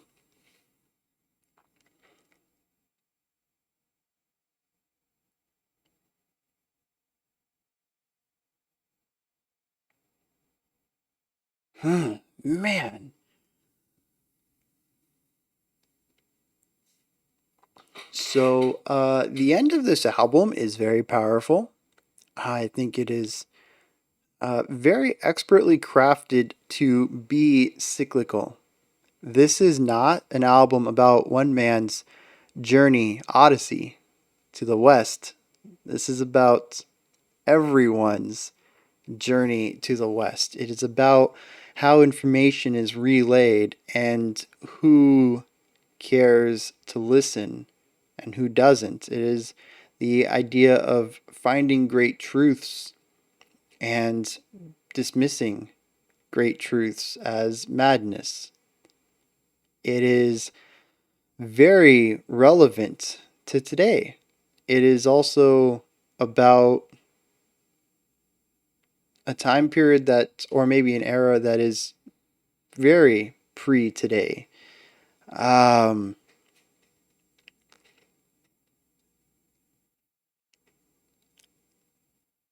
this concept album certainly sits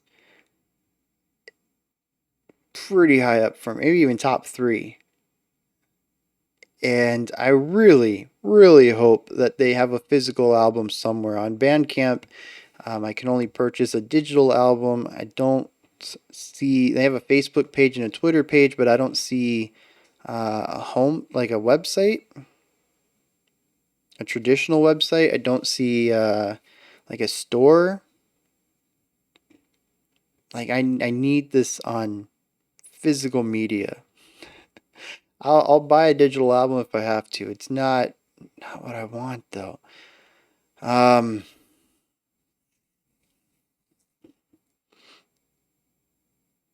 so I mean, obviously the music kind of ties itself up here.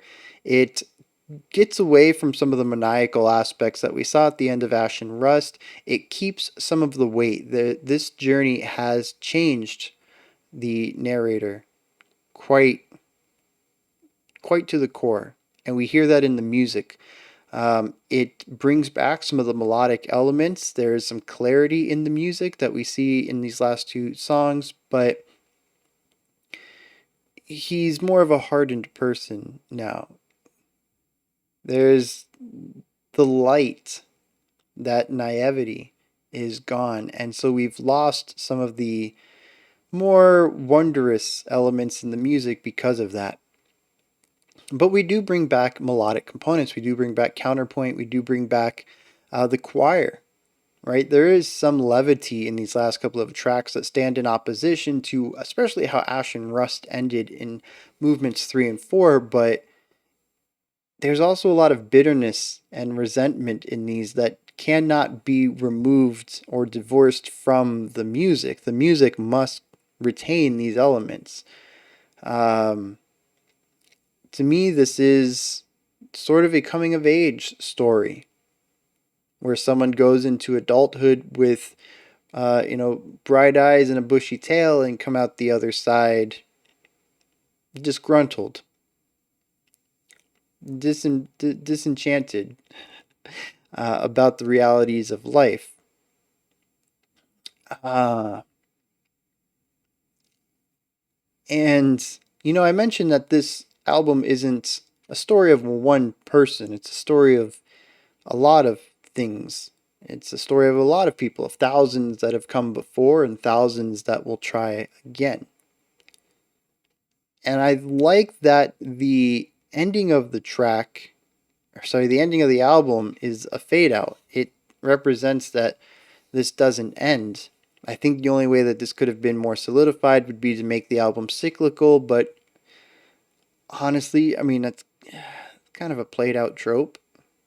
I think it works thematically, but it's been done so many times that I think it also wouldn't have helped the beginning. because again, much like how they chose to start in media res, not actually that far into the middle, and definitely not at the action yet, the album demands a specific flow, and it needs to start small and big, and we can't make something cyclical that does both of those. It would have to end small or start big. So, it works really great for this, even if it kind of doesn't line up specifically with the storytelling, the cyclical nature of the storytelling. And we got halfway through this album, and I said that the music was death metal, and it worked with the intricacies of the lyrics, but that I didn't see any strong thematic elements. And I'm glad to have been proven wrong. The music doesn't have anything to do with the lyrics per se. The music represents the narrator's or the protagonist's mental state. It represents, well, not necessarily the mental state, 'cause I think that I did lean into the madness angle for a little bit. And I do think that there is a mental or emotional break there in the middle, but I don't think it leads to madness per se. But there is a change in optimism, in conviction, in dedication. We heard it. I don't remember what song it was, but he denounced him being part of this deity's plans. Says he's going to find his own lot in life. It was the moment that he broke away from the original path. There is a lot of that in the music, discontent and anger and resentment that appears halfway through, and it represents how he feels towards the path. The music represents heavily his emotions toward this pilgrimage. It also represents what I think is his connection to his previous life. It was mixed before. He had some resentment, some anger, but a lot of optimism, maybe some naivety. We saw all of that in the opening track, and we saw it kind of bounce around back and forth through the first few. But all of that got stripped away. And by the end of the album, he's a very different person than who he was. In fact, I'd almost wager to say, we haven't dove into the lyrics yet, but based on what I heard while listening to those last couple of tracks, he's not going to fit in neatly into that same pocket he left when he returns. And I love how the music shifted along with this character. It's just a really great way of doing that. And then, like I said, the fade out. So I think I touched on everything musically. Let's wrap this up lyrically and call it a day. We're at 4.5 hours. So I don't even know if people are still going to be. I mean, I guess they are. People have watched my 3.5 hour videos. So in one sitting sometimes, I mean, hats off to you guys. That is phenomenal. I mean, I'm here for the full time. I have to be. All right. Last two. Let me check this real quick. I know this isn't live and I don't have to tell you guys what's up, but it is getting close to my kid getting home from school, so I might be receiving some text messages and stuff to figure this out. But I don't want to interrupt the flow, so let's go with this, right? I look down at my phone every once in a while, and if that's why, then that's why. All right, so Destiny's Fool. So tell me what you see. Is it anguish or ecstasy? It's worrying what you might find of me without the poetry to save my face, to save my skin. It's so delicate. So he's asking,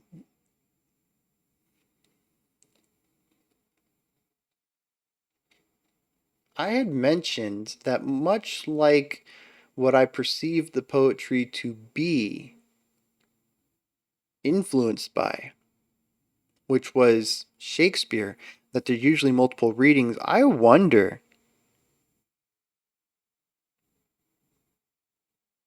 Nope, that doesn't work. I was going to say, I wonder if this deity watching in on this person and him asking, does my anguish please you? I wonder if that was a reference to the listener as well. As with a lot of art, the audience watches people go through hardships, as by definition, a story with no conflict typically isn't interesting. We watch stories for conflict, which means that we engage with art to see anguish. But I feel like the rest of the story doesn't really work within that context, so I'm going to kind of dismiss it. And if I'm right, let me know in the comments. I think it would be a neat angle, but at least from my perspective right now, it's flawed in quite a few ways. That it's a neat coincidence, but not something that holds up across the entire album. So, anyways, he's talking to this god again. He says, "Look at me. Do you see anguish or do you see joy? What do you think? What do you find when I'm not being as polite and delicate as I was?" He says, "Ripped limb from limb, turned from soil into stone. No more shall I be held in this prison of song." That's interesting.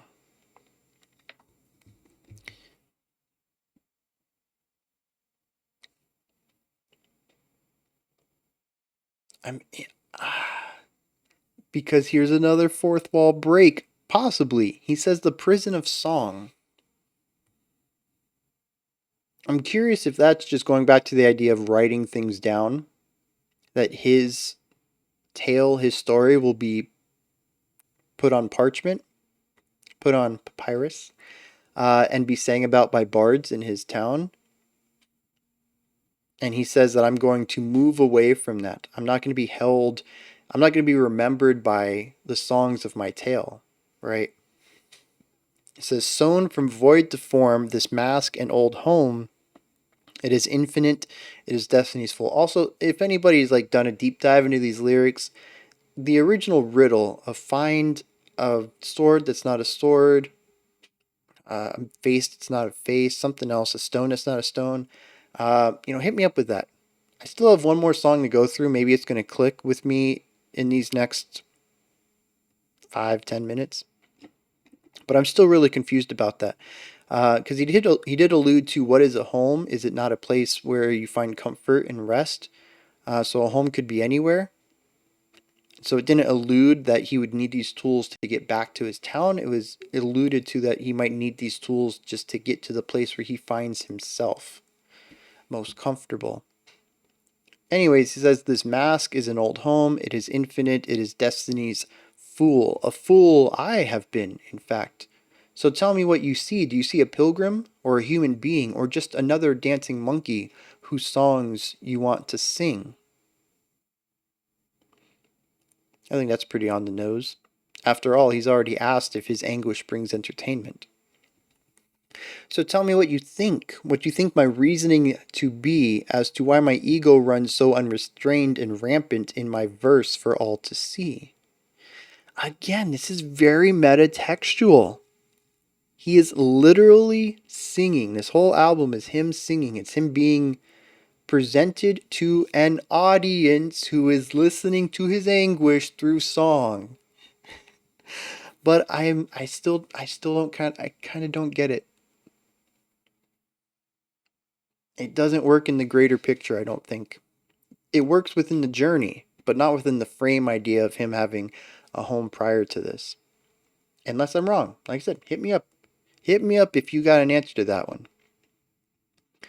What have I to gain? I've grown so tired of these games. My humanity I reclaim in the end if I just let it be.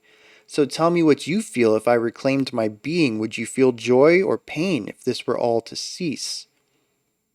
Just as easily, the story could be you or me. I said it. I said this album is not about him. We all travel universally in poetry and art, born from our fears and our mysteries. What have I to gain from writing of my pain when just as well I could write from happiness? This is so meta-contextual. What have I to gain when here I am again pouring my shadow into song? It's been all too long since I wrote for simplicity's sake. So long have I written from pain, from my experiences. Has my music been based on who I am, that I don't even remember what it's like to just write to write? So tell me what you feel, my friend. Tell me how you ache. Tell me all the same what you think this could mean. But know it's going to end. A fool I have been, but no more.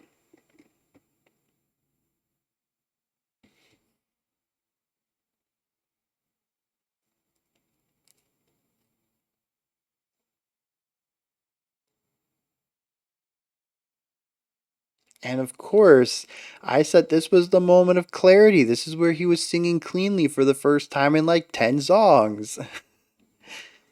It almost feels like this is one of the moments in the song that is supposed to be most understood lyrically. Even prior to this, the few times that we had clean vocals, they were really starting to get covered up by the guitars, which I had likened to madness devouring any sort of intellectual thought, kind of leaving to become ravings. Here we have clean vocals spoken very clearly and concisely with strong enunciation above the music, which is also clean and present and not getting in the way at all.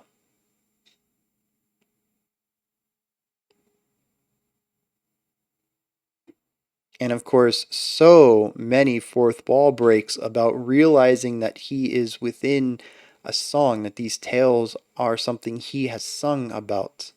It almost feels as if we are not hearing the character itself anymore, but now directly the thoughts of the vocalist slash lyricist.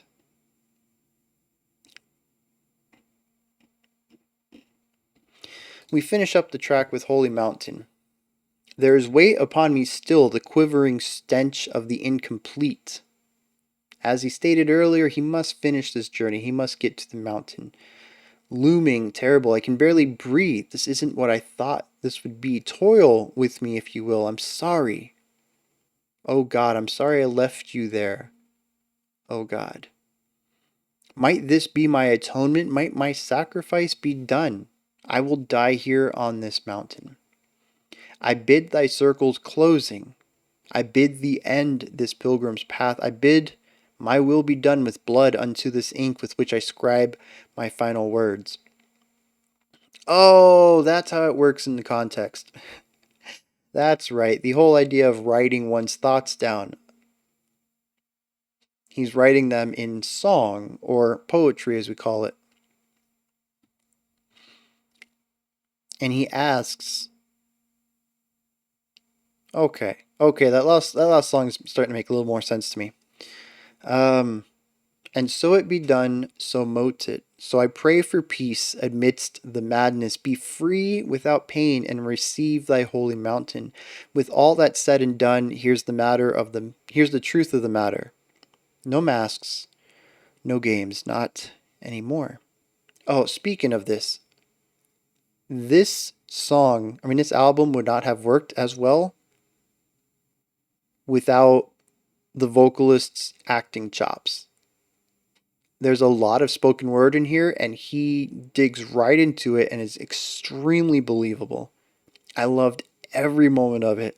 And if it was not for that, I think a lot of this would have come off as campy or insincere or comical in a way, almost on the verge of parody, some of these spoken word sections. And instead, it just comes off as extremely sincere and powerful.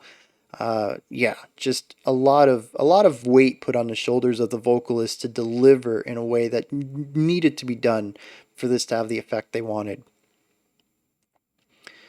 All right, see, I brought this upon myself, but let it not be said that this was anything but spurious At its best, the tides of change have ebbed and flowed between a multitude of ones and zeros, and was it not clear from the start that this was all to be transient? How does one reconcile the ramifications of a tale that's no longer relevant? The answer is, you don't. Again, feels like I'm being spoken directly to.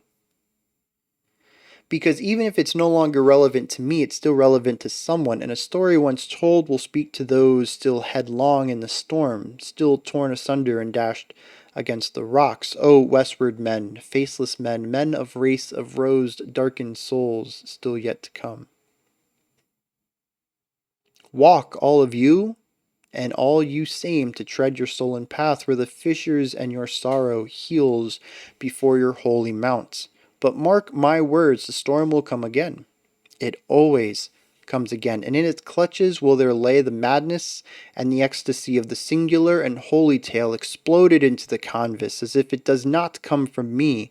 There are 1,000 men who came before, and millions who will yet come after. With that said, I refuse to let a human being hang on my every waking word when I cannot extend that same courtesy to myself, and to do so would be a fallacy when I recognize the error of my own ways, and I, too, am to be held accountable.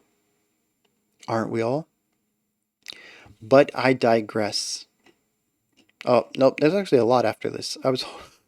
So what he's saying right here, so good. It says, but let it not be said that this was anything but spurious. So this was just something that I did on a whim, right? This journey I went on, I just kind of thought it would be fun to do. Not a lot of deep thought into it. The tides of change have ebbed and flowed, and was it not clear from the start, this was all to be transient, that not much meaning here. You should have known that from the beginning. How does somebody even come to terms with the fact that this tale is no longer relevant? The things that are said in it, the journeys that have gone, they don't mean anything anymore. Well, you don't come to terms with that. And that's what he's saying. I went on this huge journey. It broke me. I'm at the end of this tale and it's not even relevant anymore. You know, I thought this was going to be a big moment of great truth, and I have nothing to show for it that is of worth to people, to other people. You don't reconcile with that. You have to just move on because, as he says, oh, no, see, I missed this. He goes, how do you reconcile with this that it's no longer relevant to him? Remember, he completed this journey. He made it to the mountain, but he didn't even care about it anymore. The mountain was no longer a goal of his. He's doing it just to do it. He says, you don't reconcile with that because even if it's not relevant to me, someone needs to hear the story, needs to hear that you can make it to the mountain. Someone needs to hear that their goals are possible despite the hardship that comes before them. And a story once told will speak to those still in the storm, still torn asunder or dashed against the rocks, the westward men, the faceless men, the men of race of rose, the darkened souls still yet to come. No matter where you are on this journey, knowing that people have walked it before you is comforting. He says, even though it means nothing to me, I still need to write this tale down because it will mean something to someone. He says, we all the same will have to tread a sullen path where the fissures and your sorrow heals before the holy mount. He says, but mark my words, the storm will come again. It always comes. Somebody has to walk this path next, the thousands before and the thousands after. And in the clutches of this journey, there is madness and joy. There is a holy tale to put onto a canvas. You can put your story down and tell how you went about doing it. And even if he doesn't tell his story, There were thousands of men who came before him and millions who will come after to tell their versions of this story. And he says, I refuse to let a human being hang on my every waking word. He says, I don't care if you listen to everything I say. Because he was in your position one time. The people came to his town and said that the journey is not worth it, that it's just a journey of hardship with nothing on the other side. And he said, blasphemers, you speak and drink poison. He went on this journey to prove everyone wrong. Well, he should have listened, and he understands that he didn't. He says, if you don't want to listen to me, that's fine. I can't extend that same courtesy to myself, because doing so would be fallacy when I recognize the error of my own ways. He said, I screwed up. I didn't listen to people. So if you don't want to listen to me, I get it. I'm not going to fault you for that. But please know that I was in your position and I didn't listen either. And it led me down this dark road. He says, because I too am held accountable. Aren't we all? We're all accountable for those around us, for the journeys we go on, for the actions we take. He says, but I digress. This is where we left off. See, it wasn't so clear at the start that this would all be transient and I would get lost along the way, gripped within the murk of my own poetry and be held by my mistakes. The intention was for healing. But what I found was not the same. The path was fraught with anger, and the way is fraught with rage. Behold, towards the ignorant and simple minds who see us to decay, and I refuse to be a martyr. I refuse to be a saint. But, so they say, this is what happens in the mountains. I have come so far from home only to find I must return, and I am sorry. This is what happens in the mountains. He repeats this a few times, but the final time there's a small variation. I have come so far from home only to find I must return, and I am sorry, but I have nothing else to say.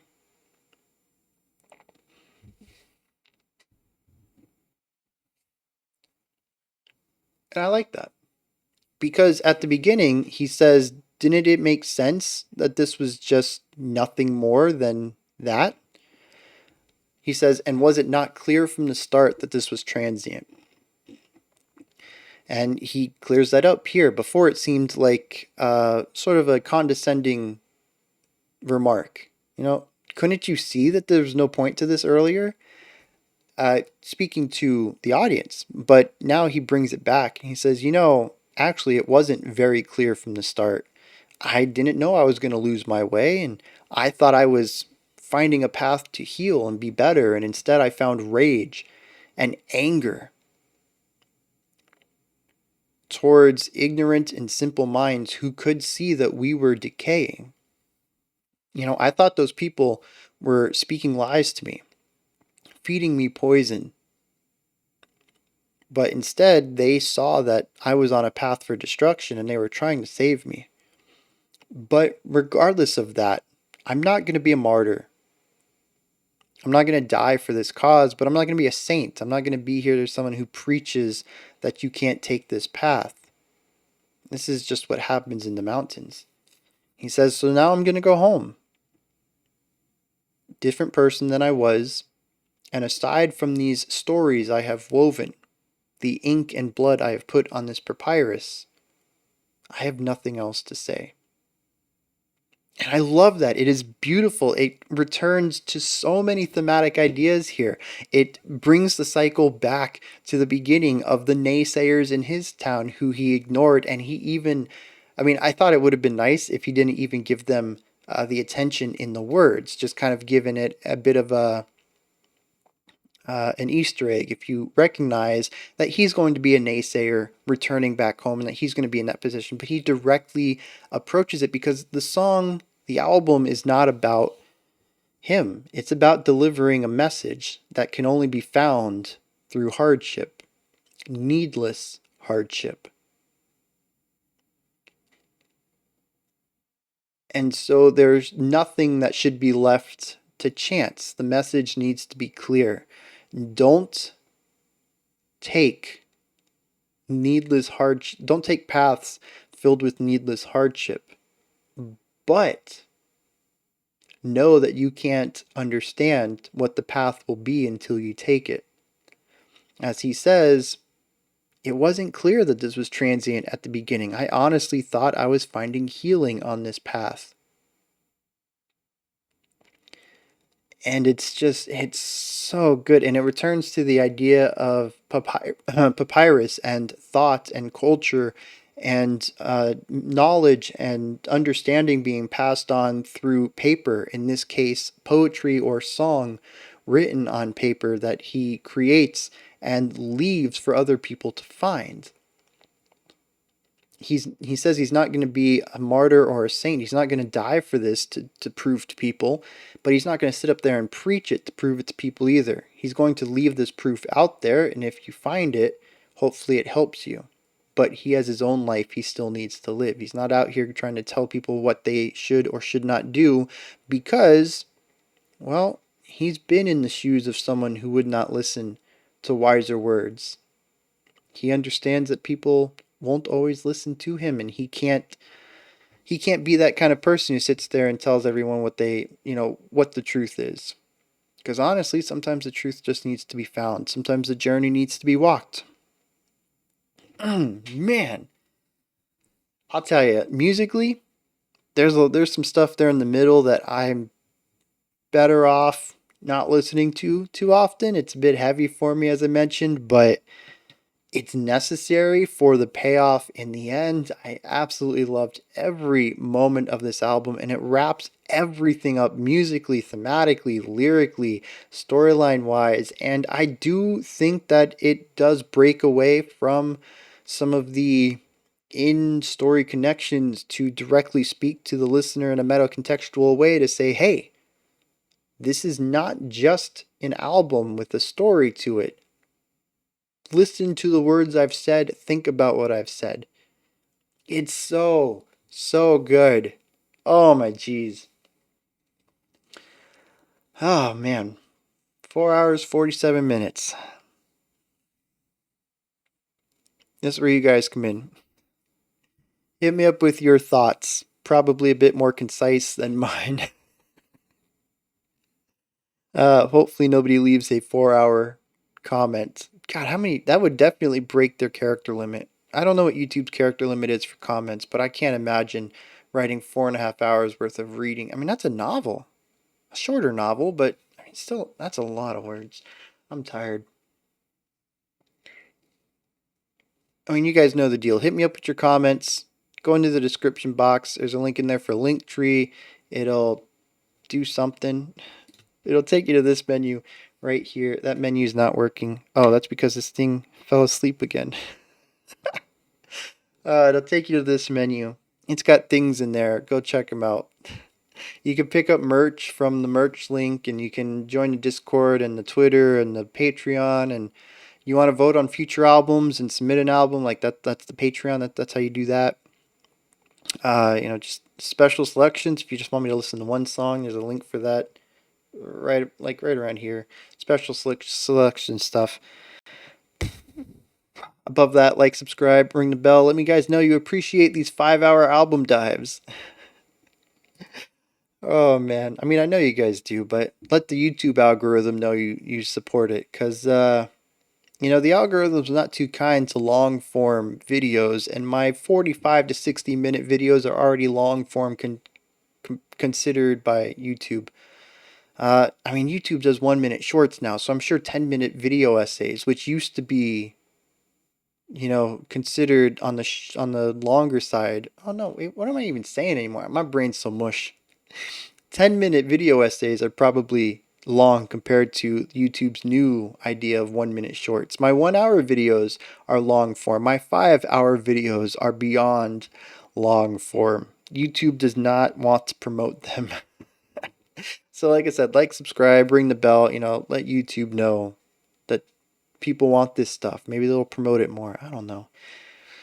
All right. We have a Patreon live stream tomorrow, 11 a.m. Eastern Standard Time as usual. I might not speak at all during it. I don't know if 24 hours is enough for this. It won't even be 24 hours. It'll be a little less than that. Will be enough for this to calm down. I'm getting a bit tired. Getting a bit of a hoarse throat. All right. Other than that, I'll see you guys on Monday, 5 p.m. Eastern Standard Time, 9 p.m. UTC for next week's theme. Until next time, remember to be critical, not cynical of the music you listen to, and have a fantastic morning, afternoon, or evening, whenever you choose to watch my videos.